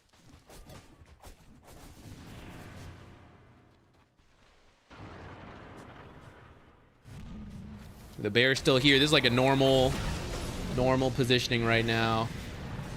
Oh, no rat necessary here. You kind of jump the back for the Luna. I don't know if you want to do that. You're usually looking for supports. Or after you force the BKB and all that, you just back out. You don't actually like man fight. A lot of your damage will come from like Ursa and stuff. So you're kind of like too far ahead.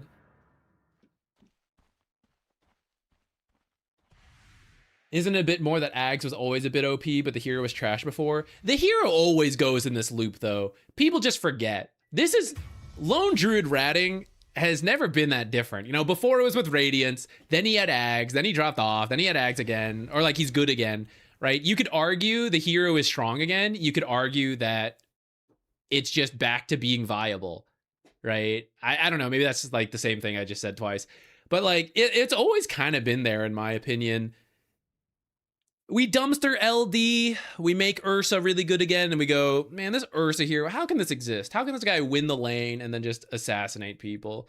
How can, like, you know, Nature's Prophet's ratting again. That guy's always ratted, you know? People just don't like dealing with ratting, I think, is the bigger issue. You could change Lone Druid to Arc Warden, you could change it to whatever. People do not like ratting because it is difficult to manage in pub games. Whether that's broken or not, I don't know. I do think, for the record, I do think Lone Druid is particularly strong right now at this ratting stuff. So it could do with a nerf. But I don't, like, people are talking, like, take it out of the game. Like, how can this be allowed? It just slips by. This hero is so complicated that, like, this has probably been doable for a while. And it only recently came to light, like, truly, you know? It happens all the time with different heroes. Largo comes out and people are like, this shit hero, not a good hero. What dumbass would play Largo? This is the worst hero they've ever released. Couple weeks, month goes by. This is the most broken hero in the game. How could they add this in, you know?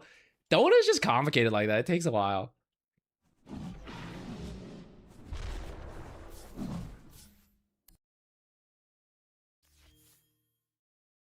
I do think the bear like needs some changes. I would say the respawn timer should stay high. I don't think he should have a talent for it. I think the bear should be worth more when you kill it. What else?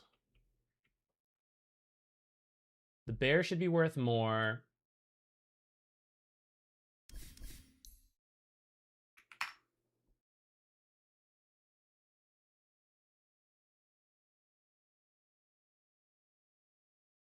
There was something I had a specific complaint about, but I can't remember right now.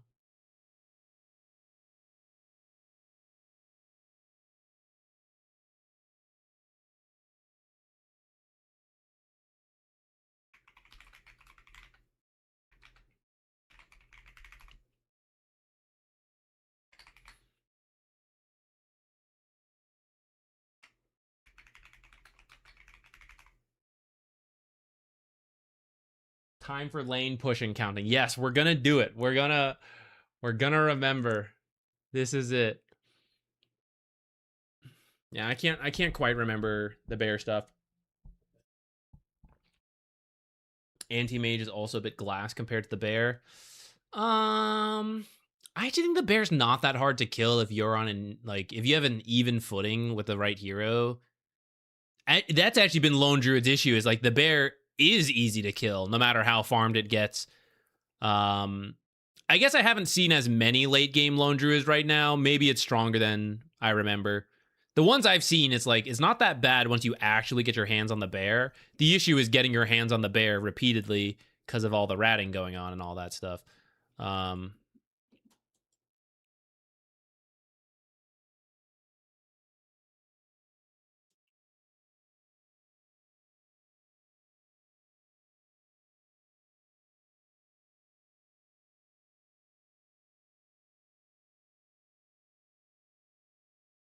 Respawn timers to start when the bear dies. That might be a little too strong. I don't want the double bear thing to be totally gone. I think that's part of the hero. Sorry, let me download this. Think about Lone Druid.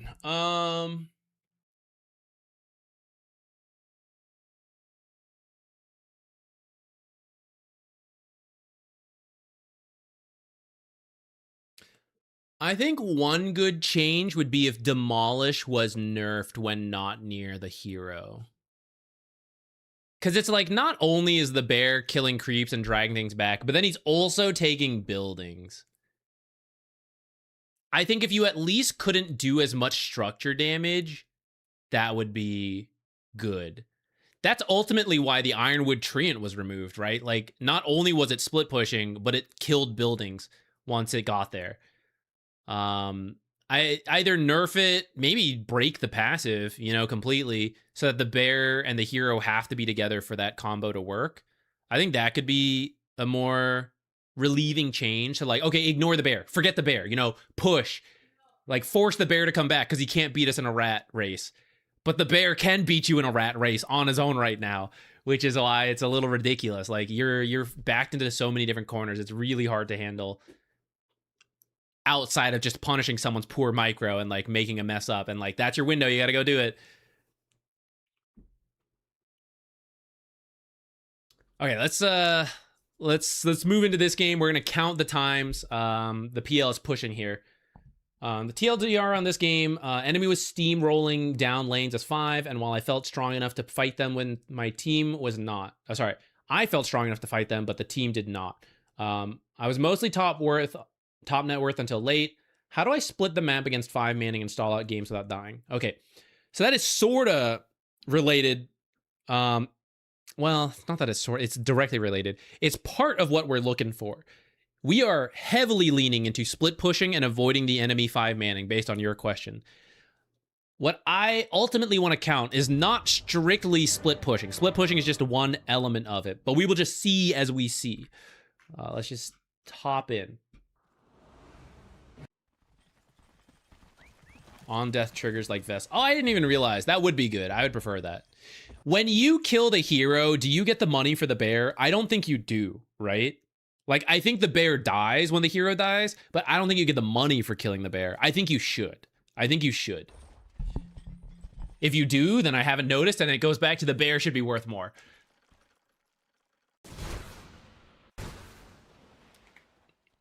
Okay, so we were going to jump to 20 minutes, so let's remain true to that. I see we are top net worth.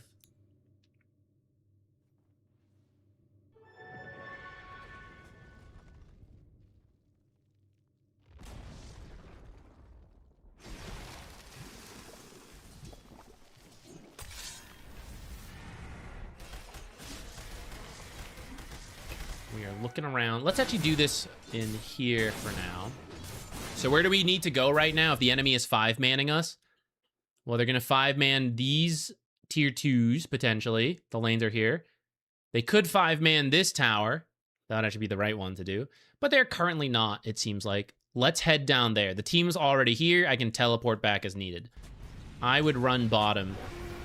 Unfortunately, you were just up. If you were already alive, you should be down here. Marcy should have been down here and then join this fight. Let's see what's happening in this fight.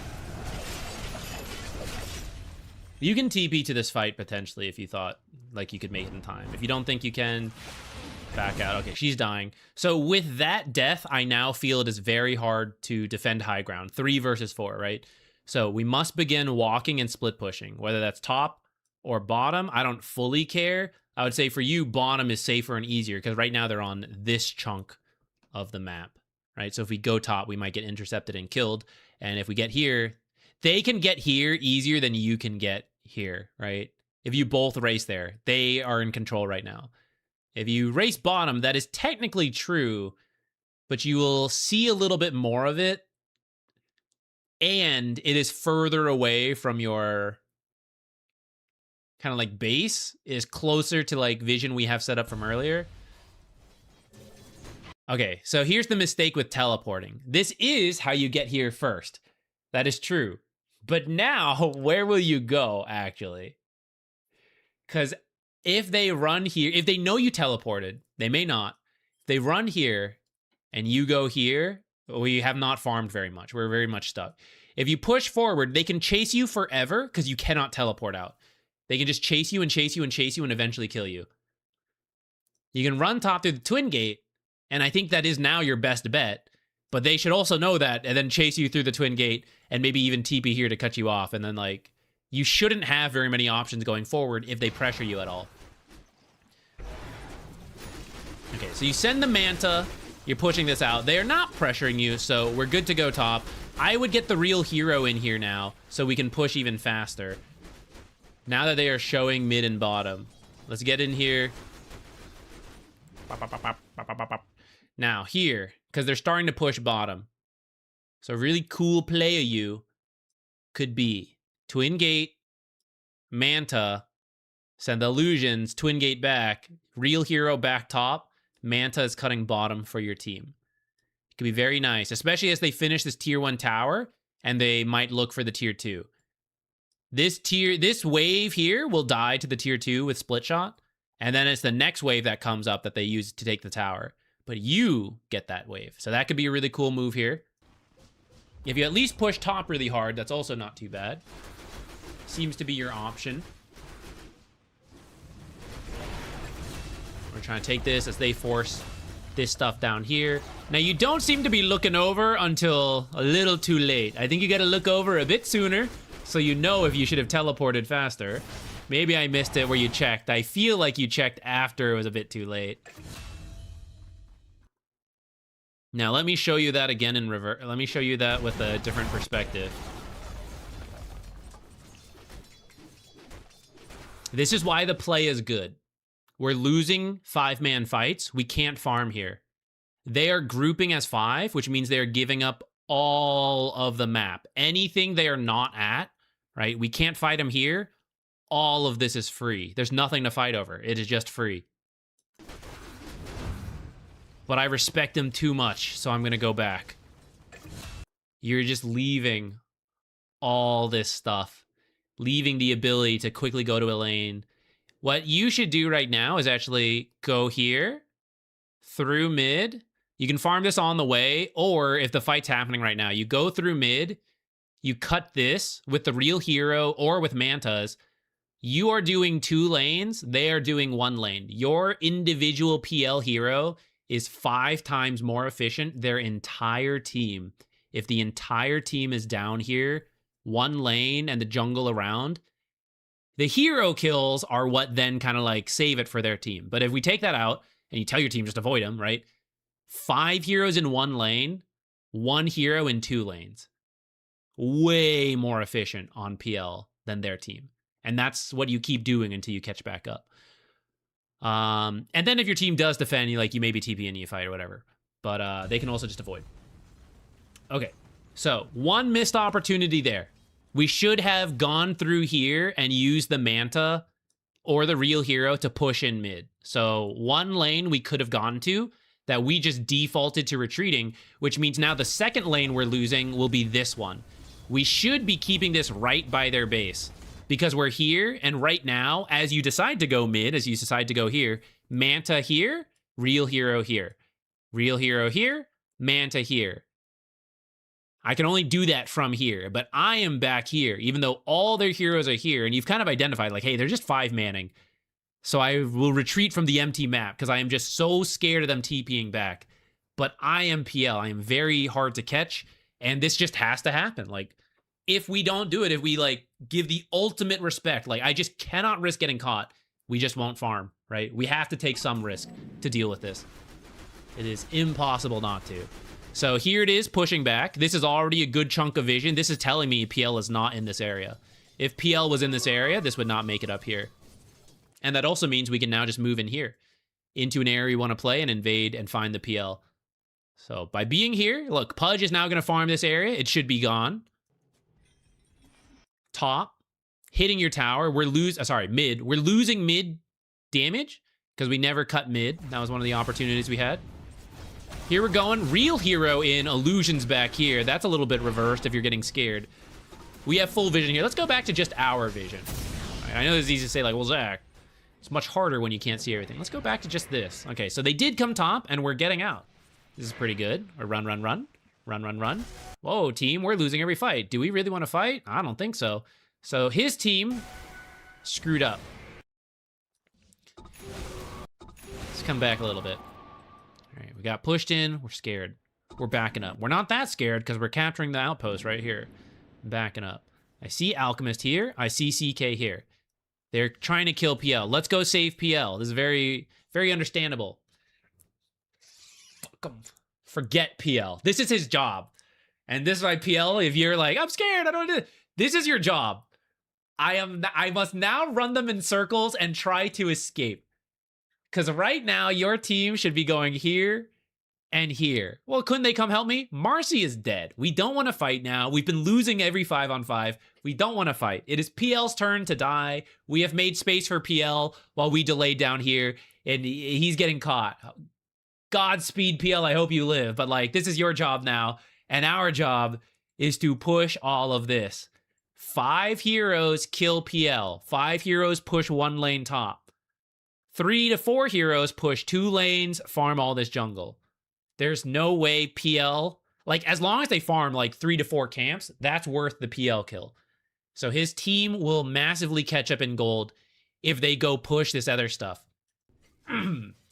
Instead, they're all running to PL, so we're not catching up. And that's why the gold lead is staying in the enemy's favor, even though they're 5-manning.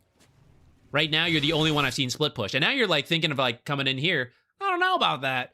It is 4-on-4, even if Alchemist is here, because Marcy just respawned. So, like, do we really want to move up this cliff to fight?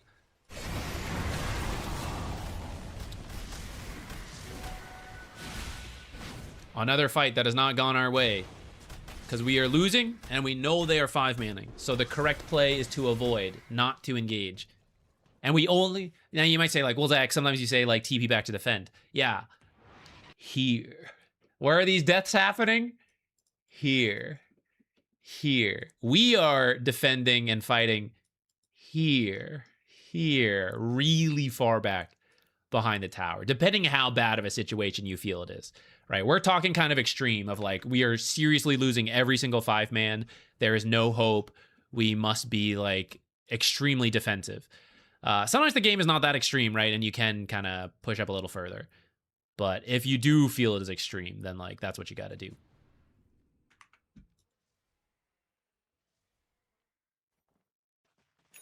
My team was insistent on forcing fights since they were diving us.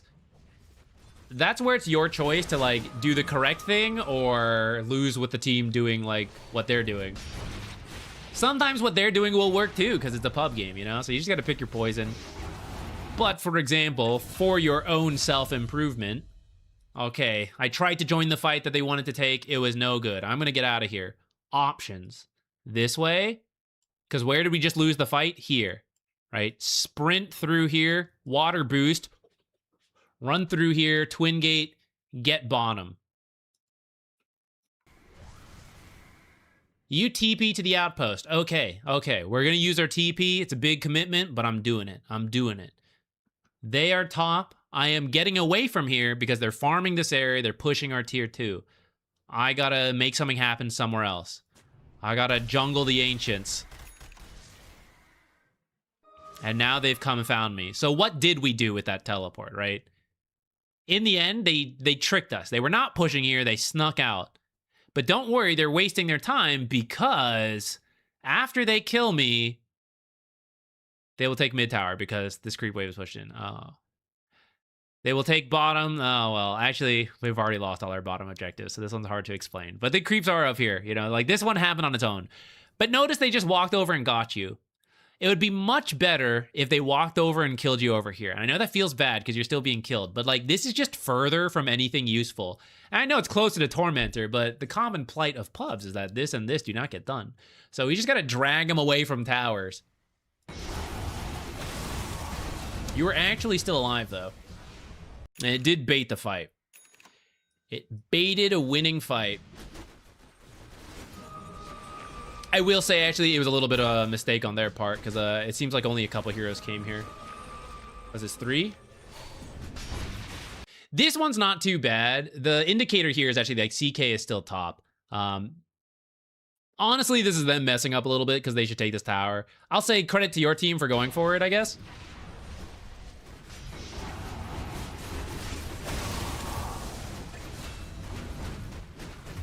Okay, so we did it. Let's capitalize further. That fortunately worked out. And now, the way I will capitalize on this, after being trapped on our own half of the map so much, them 5-manning down on our towers, we're really behind. I gotta take their towers. I gotta move to their half of the map. And they're dead, so I'm not that worried about doing it. Or like, at least some of them are dead. And you are running back to your triangle.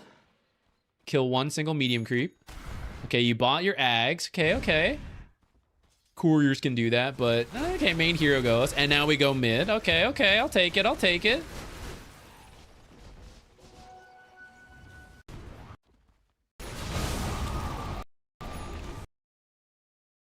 Manta. Down here.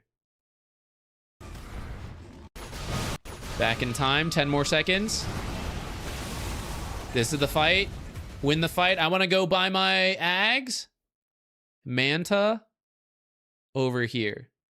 These are the options to push faster. This is like what we're kind of counting. It's these things like before and after fights, whether you win or you lose. How fast are you at pushing a lane? Sometimes there are other things to do. I get it. Like you buying your Ags, I very much understand that. But you've got the Manta, so you had the option to do both, even as the real hero went to the thing. What about the other heroes, right? Okay, PL's doing that. Skyrath is doing what?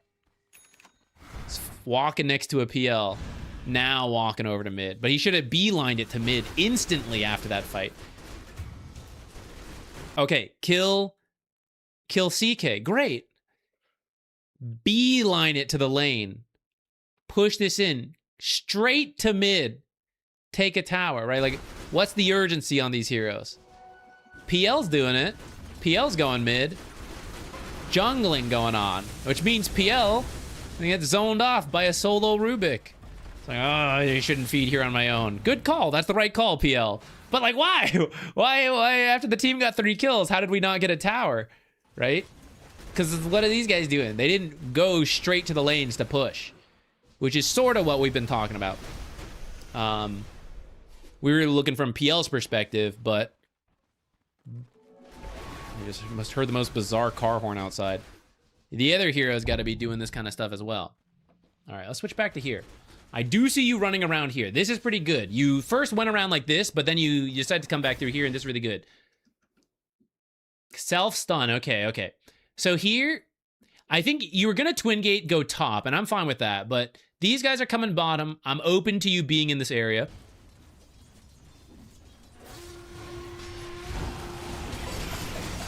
We've botched the play. First, we got to get out alive. I would mention, like, supports if you're dying here, nuke out this wave, because that will buy more time. It'll reduce the size of the wave, because there's another one here, so it won't reduce the time that much. I think that's where the next wave is. But it's getting, like, they could turn this into a push. They shouldn't go high ground, but sometimes these towers are still up, right? They would do that. By killing this creep wave, that would be good. That's the kind of stuff I want to look for. In this case, I don't think it's going to happen. You need to get out of here. I don't think you should have even tried to turn and fight. So we end up dying. So bit of a lost cost, lost chance here. If we ditch sooner, we might live. Maybe you don't. We definitely die by going in.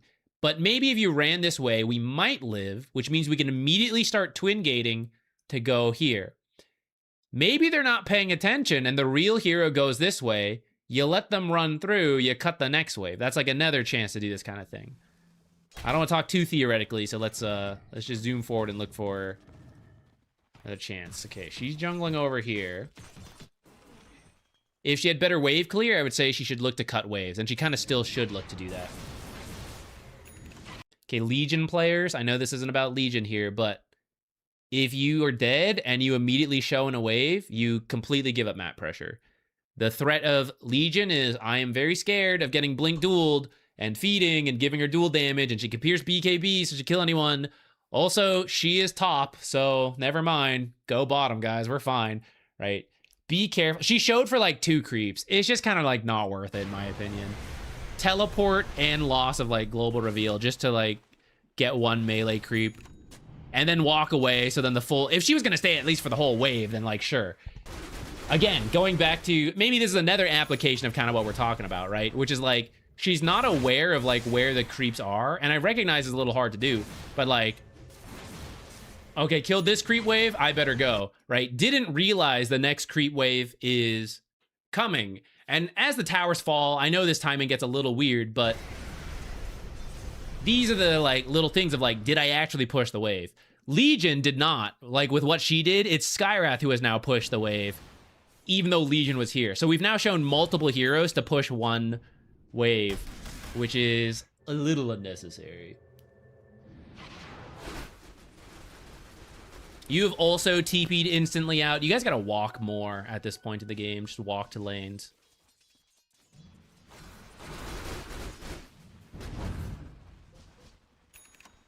Before you came over here, Manta into the mid lane, missed chance to push mid. All the heroes, Abaddon walked straight past mid. PL just went straight bottom.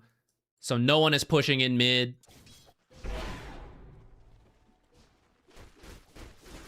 This is good. In your own lane where you're focused, you seem to be doing better about it. About like using illusions and your real hero in multiple ways. So that's good. We're missing the multi-lane component. From between 2 lanes, the option to do multiple things. You're going to be half as effective as a carry who does that. Let that sink in. 2 lanes of control is double the impact.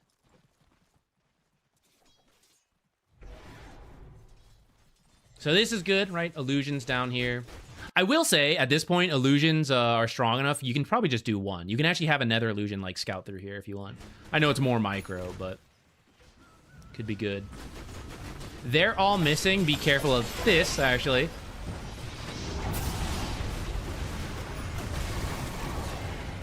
Oh my god. I am live. Amazing. Now let's see the rest of this fight play out before we figure out what's going on, because I got a big opportunity for you. All right. So let's go back. First, to prevent that from happening at all. Map awareness, they were all kind of missing, right? And then you're just walking in the death zone, which is like the river. The river and the ledges are really dangerous as people have blinks and stuff. So you just gotta be really careful. There's frequently observers and sentries in this area. Lots of blink locations from sites you can't see. Lots of reach to get you. So you just gotta be really careful of this area, which is exactly what happened to you.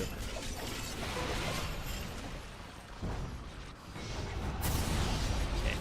So then as this fight happens, the skill we are looking for here of like how many times did I push something, right? This is a very key opportunity. We are losing this fight. I want to push other things then as quickly as possible. So here's PL running this way. All right, getting out. At this point, to me, PL has escaped. If PL had a little bit more health, I would actually say running straight top is pretty good, especially if you can see what they're all doing, which in this case, you actually see every hero. Rubic, Ancient Apparition, Alchemist, CK. I can see all the heroes that are alive. So even with 100 health, I actually know you can just like directly run north to push in top right away, and they won't kill you. And if I see them chase after me, then I can like get behind a tree and TP out or something. And if I'm worried about them like, oh, what do they blink after me, stuff like that, that's where it's like, well, what has been used? They both blinked at you to like get the kills and the fight's going on, right? If you don't plan on returning to the fight, in which case you stay around. I do understand TPing out as a carry, though. I wouldn't blame you for this TP. If you had more health and the fight still was lost, I would want you to run top. Do all your teammates die here? It kind of looks like it. As they die, they should blast out this way. So, like, let's say Abaddon. No hope of escape. He needs to kill this creep wave. If he does have a chance of escape, where should he go? He should rush to another lane. He needs to get away first and then immediately go to one of the lanes he can get to. And PL, now that PL has chosen to TP home and this fight's kind of over, we're losing, they're going to do stuff with it. PL can't fight on their own. PL must now directly walk to a lane. Whichever, I don't fully care. We're not even going to worry about that. But there's no time to like jungle along the way. We are going to go lose this mid tower because we lost the fight so badly. Okay, I was gonna flame, but just the illusions is okay. But now here we are again, jungling as I lose my tower. And now what will they do? They will come top and get us. But the extra time you took for these two camps, they could be on the way. Like some of the heroes could be already on the way and now they're catching you. While they're winning the fight and pushing is when I want to be dealing with this, so that this is already like out here at this point by the time they're gonna head over. Most dangerous thing first. Here, they're starting to miss, and I have started to push top, right? So maybe they are running over with the smoke. Maybe they're TPing and coming to get me. So here, Manta forward, real hero through the twin gate. Avoid the Watcher if you can see it's captured. Okay, you do one more wave. A little scary. I think after this we can get out. Uh-oh, we're still going. Uh-oh, scary. Uh-oh. Pudgy. So when did you finish doing your job?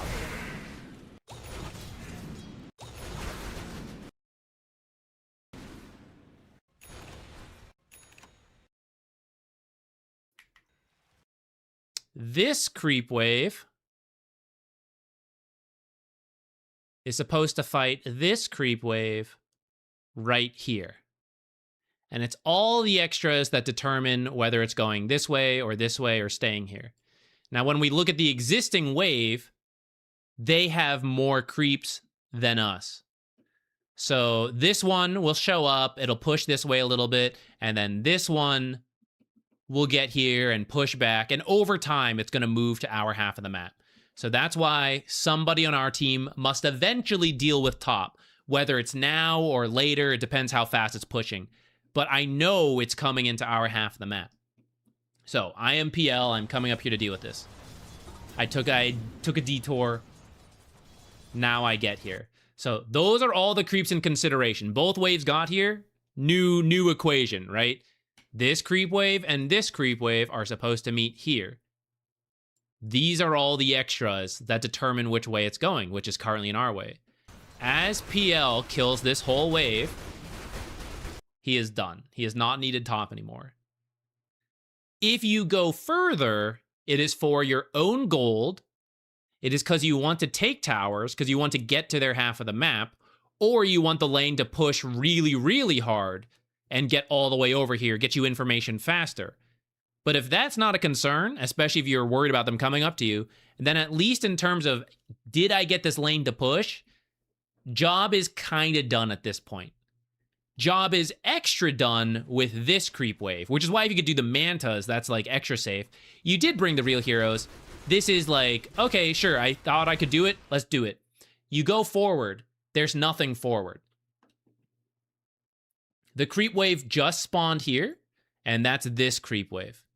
So when will this creep wave be a problem? This creep wave will be a problem. 30 seconds is how long it takes to walk here, and then another 10 to 20 seconds to get here. I have 50 seconds before I have to deal with this creep wave. And that doesn't even account for the time it will take to like fight creeps along the way. Sometimes heroes help them, whatever. So it's 50 at minimum, possibly more. So this is where you just don't need to risk it anymore if you think there's a risk to it, which we then look at our mini map and we say, like, how scared am I? I don't see anything. I'm scared, right? So this is where we now back out and we go somewhere else. Where? Twin Gate, other side. Because by doing this, they are reacting. They're like, oh, get that PL, you know, go there. So when you go somewhere else and you push a nether lane, they're all concentrated top. You're already somewhere else.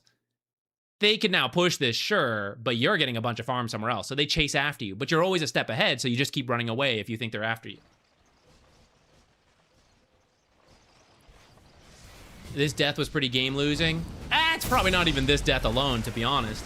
Looking at the net worth, it's now 10K with this death. That's not that bad. Do they buy time for you? You are dead 69 seconds. Nice. I just saw a bunch of heroes top. Does your team push mid? Mid, she can do one wave and then has to get out because they could come this way. It's too scary. They could be doing Roche. She can't hang around here and keep going further. But bottom can be pushed in. Well, Zach, what if they twin gate and kill whoever's down here? But why are they doing that? And if they are, then I'm glad. Because the way they win is like taking towers, getting Roche and all that stuff. And down here is no major objective. There's Tormentor, but again, like pubs. Tormentor's even less common to do than Roche. So like, let them kill me down here. I'm dragging them away from everything useful. And there's a million ways to get away in here anyways. So Legion's doing her job. Marcy's doing her job. That part's good. See how Abaddon's running in? To what? What are we doing up here? We're only getting closer to where the enemies should be moving in. Like, this is their most direct path forward to Roche, to here. This is really dangerous. Our team should be going down bottom. See how Skywrath's in the jungle? Wrong jungle. He should be over here right now. He's doing his own jungling in here. These two heroes are moving towards the most likely source of danger, which in fact, here's the Pudge. Abaddon trying to drag it away, but this is where you just give it up, because otherwise, this kind of stuff happens. Now we lose the Abaddon and the Alk, and what does the team do? They rotate to defend, even though PL is not yet up. So they are not pushing bottom anymore. People hanging in this jungle, they got bored of waiting. They all show in the lane. They shouldn't, but they will. I've highlighted several examples today of like, look, everyone just showed in the wave for no reason. That's what will happen. You see everyone showing the wave, you come back here, you push this in. That will bait them to TP back instead of pushing your high ground. And then after you push this, you get out. That's why you're doing it quickly. You're not hanging around. Whoever's down here doing this one. They're taking this tower. We're pushing in 2 towers. We're not quite taking it, but we're chipping them. Instead, we're just kind of like snowballing deaths up here a little bit. Though we actually did manage to get some kills in return.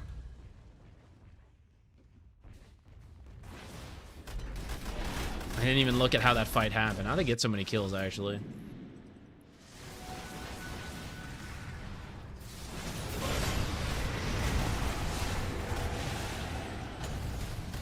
Good old Abaddon ult kept them alive forever, actually. I stand by, for the record, guys, tactically this is the wrong play. Even though it worked out for the Dire. Tactically, this is the wrong play, but this is why in pubs, if the team is like insistent on the wrong play, you can sometimes do with it, because like, you know, the way it goes will sometimes work out for you. I stand by. It's not the right idea.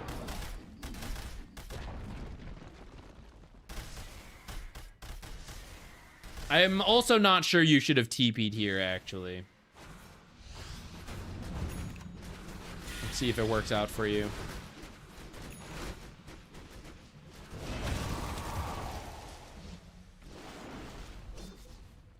We made it work.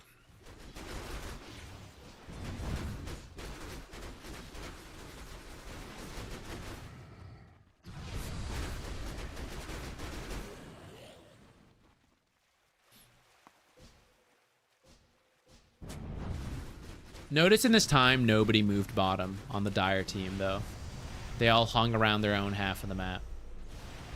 We're kind of past the mark I meant to go to. But notice how after that most recent exchange, they're still on their own half of the map, and they haven't really, like, scattered out.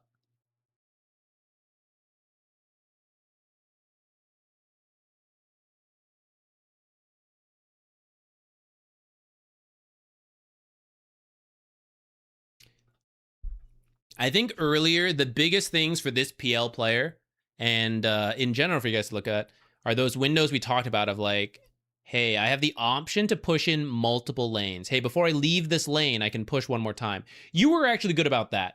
You were using the illusions to push lanes before you left. So you have that part down. And now for you, the next level is like, can I reach a second lane? Can I? You can't always, but if you can, it's very, very good. Coach me out of 1 behavior score, mission impossible.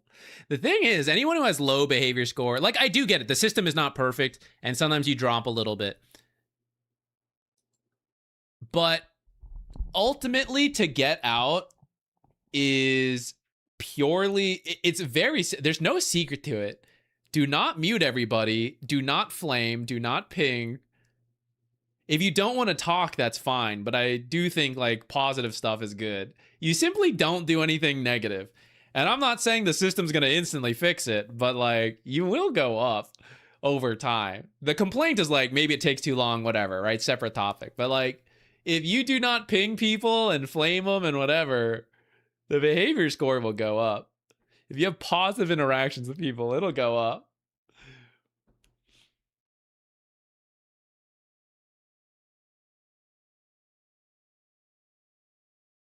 When you're very low behavior score, it's hard to be positive because you can't communicate. Fair enough.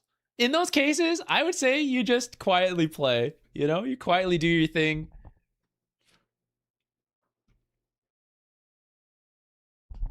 What time is it? We might stop.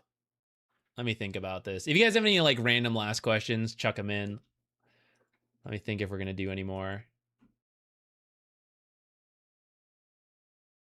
I think I should, because I'm trying to end earlier. I'm trying to improve my sleep schedule for a little bit because the wedding's around the corner.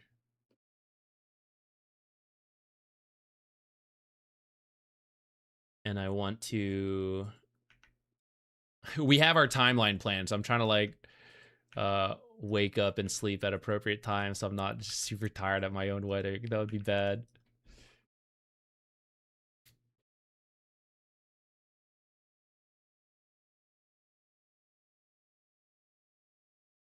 Or become a map drawer. No, do not. There's no, I never feel good when I see someone draw the map. I mean, like map draw, like, hey, arrow this way, that's fine. Anyone who writes messages on the minimap, I'm like, oh god, that person has this is some toxic communicator, can't communicate. Just hide it from me. Most of the time, if someone doesn't talk, I just assume they're just not someone that talks. You run into that all the time. I don't think like, oh, this guy's not talking because he's toxic. If you start writing messages on the minimap, I'm like, okay, I know this guy has lost his behavior score. It cannot be that positive. I'm willing to do arrows on the map. I would not. I don't know. I don't think writing on the map is like where you start. Because I think the person who would drop that low behavior score will not keep themselves to positive drawing on the map. It will get negative.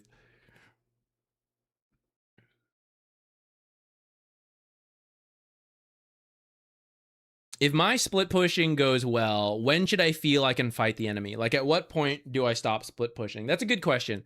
One, if you have a really good read of the game and you're like, I know I am now strong enough to fight. I've hit some critical mass. I like know I have the right items, whatever. That's always a good spot. Two, the real thing that split pushing always gives you, it doesn't always catch you up, right? Sometimes you will still be behind.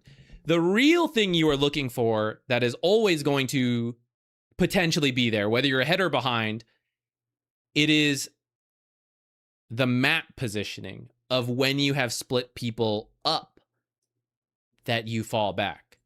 You guys are 8K behind. At this point, that's actually not that bad. But let's just go with the idea, okay, they're like 8, 10K ahead of us. We're losing all the 5-on-5s. Your split pushing is to map economy, catch up over time. But the short-term opportunity that might speed you up on that, when CK goes back to deal with your split pushing, they are not 10K up. They are 10K behind. When Rubik goes back to defend, it's not 10K up. They're 5K behind, right? It's like this idea that when they fall back to their half of the map, and this is why I was encouraging you, like, stop TPing as much as we get to this stage of the game. You need to walk. Because when you TP down here and you push bottom and CK TPs down here and pushes it back, how do I turn this into a 5-on-4? Because I can't get there without my TP. That's why you have to walk to split push as much as possible. So that once you do get people to react, you're hoping to either kill the person who's defending on their own because you're stronger than them, like one of the supports. And once they realize the supports can't be the ones defending, they'll send the stronger heroes like CK. Then you get in the trees, you TP back, and you tell your team, find anybody. Like, that's what we need. Just kill anybody, because CK is back there. This is our chance. Even though we haven't caught up in gold, numerically, 5 versus 4 heroes is good. That's what you're looking for. That will help get you back in the game to reach a point where you stop having to split push as much. Now, even when you're ahead, you can split push. There's nothing stopping CK from doing the same thing. Pushing bottom to one of you who is like holding here, TB's back to defend, and he rejoins his team. It's a little harder to do aggressively because how does he TP up here, right? He's got to like walk over there. But like split pushing always is useful. Breaking people up is always a good tactic, whether you are ahead or behind. The necessity of it and the degree to which you need to do it maybe shifts depending how much that gold lead is. Sea of Chaos, thank you.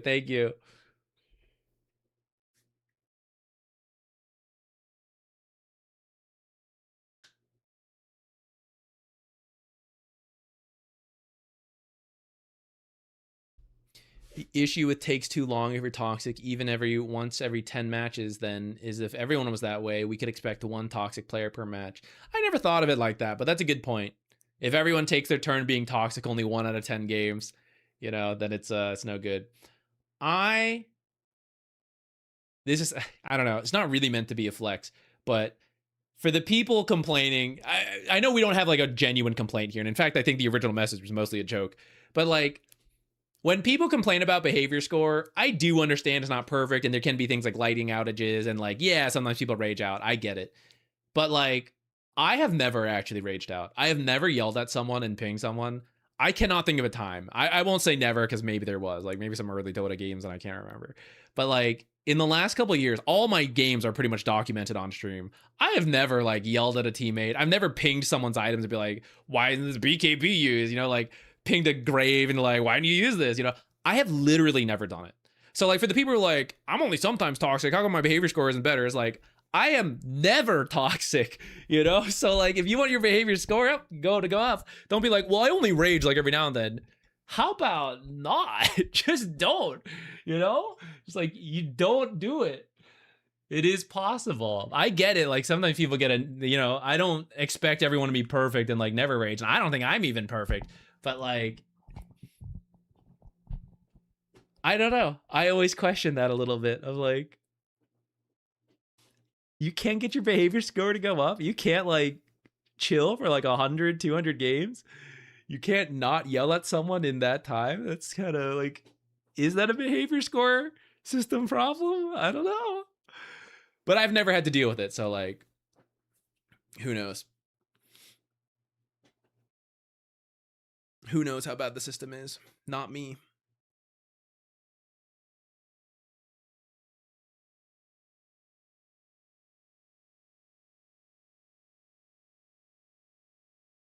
How do you hold an area aggressively if you're ahead, if your team starts doing random stuff? Like if you're on the end of the split pushing, I don't know if I'm wording that well.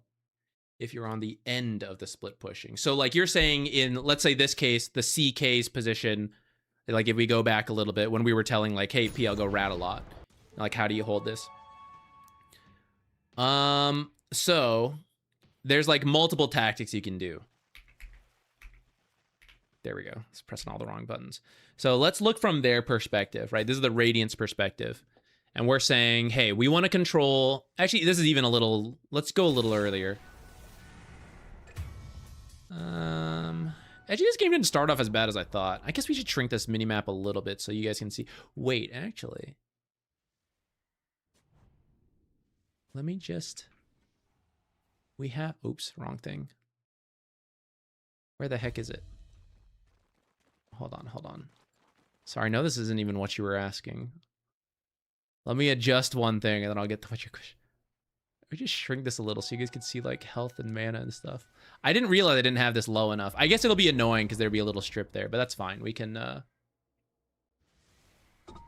have that. Oh, and I can now shrink my camera a little bit. Perfect. Okay, to your actual question. They kind of have some observers showing what we're talking about. So let's say they want to hold top, right? And you're getting split push bottom.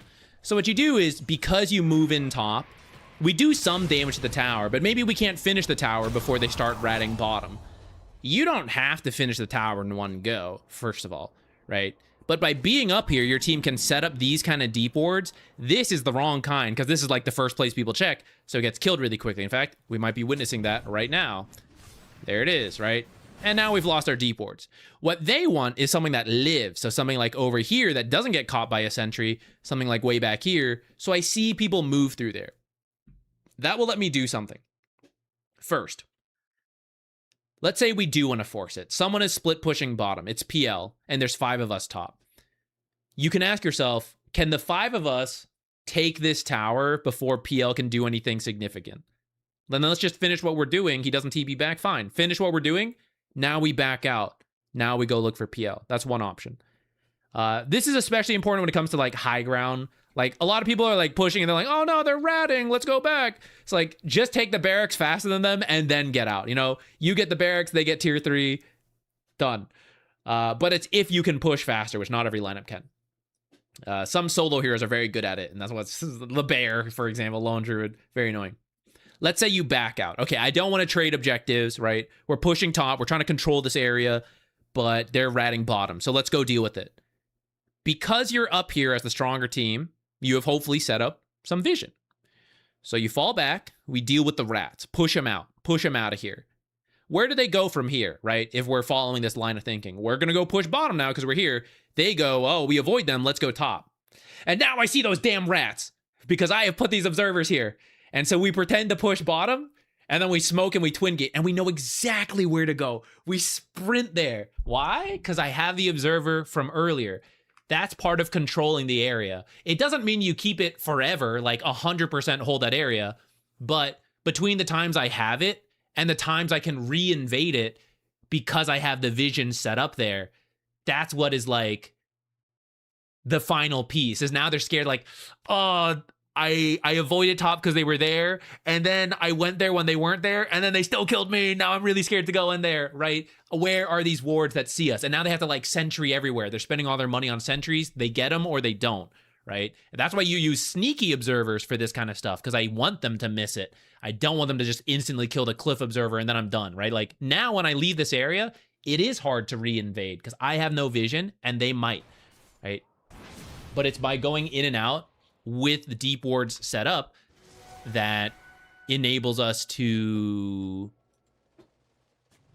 like, true control of the area is not just I am here so it's mine. It's like I am here, this is mine, And even when I'm not here, don't forget, this is still my part of the map. I'll come back and kill you, even if I have left for a little bit. You know, that's like really what freaks people out and makes them avoid an area.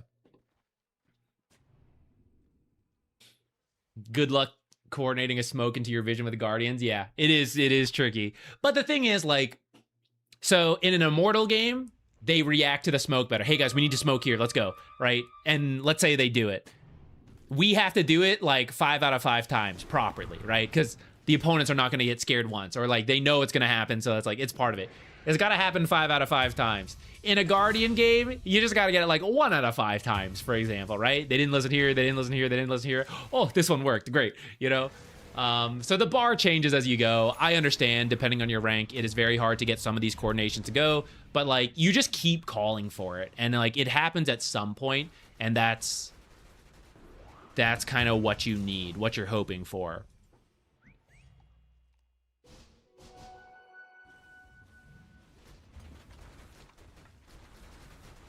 Mortal Oracle, yeah, we're probably winding down. I don't know if we're gonna...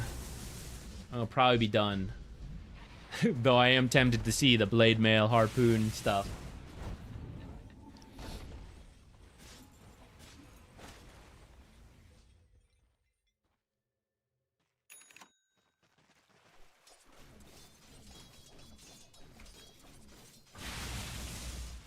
Actually, I do have a video on scans.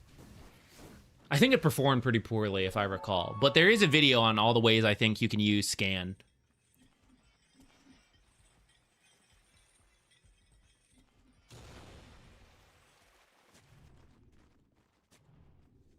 What did I call it? It's probably literally like how to actually use scan or something like that.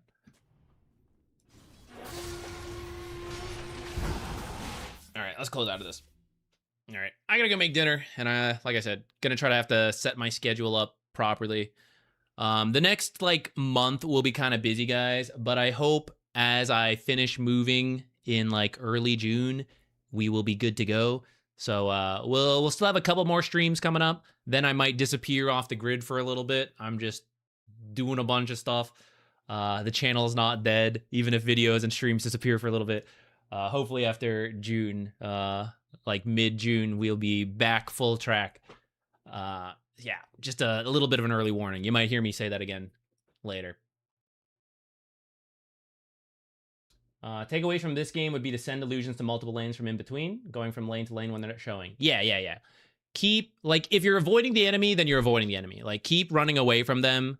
Pick.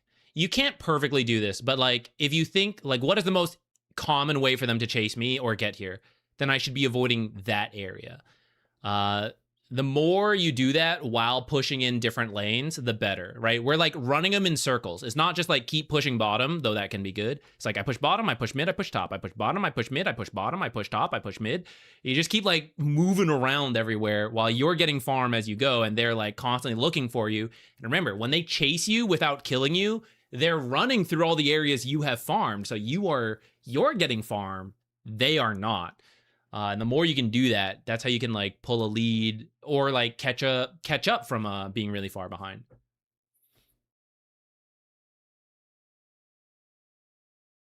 No, I don't blame you. There's like a million videos on the channel, right? They're like buried through the years. I think that one, from what I remember in that scan video, everything should be the same. Like all the info should be the same because scans have not really changed since I made that video. I'm trying to think if there's some like map change that maybe could make it different, but yeah, I think it's all pretty relevant. I think it's still good.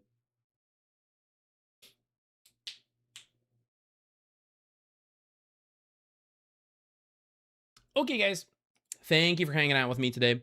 I don't really plan on making YouTube videos. Sorry, I lied at the start of the stream. I lied. On Wednesday, we're gonna look for the same stuff, and I'll do it better then.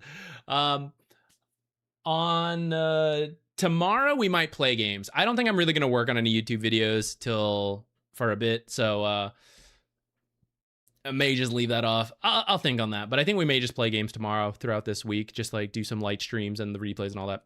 So I will see you potentially tomorrow, but definitely on Wednesday for more replays. I will see you all later. Hope you all had a good Monday and a start to your week. Bye-bye.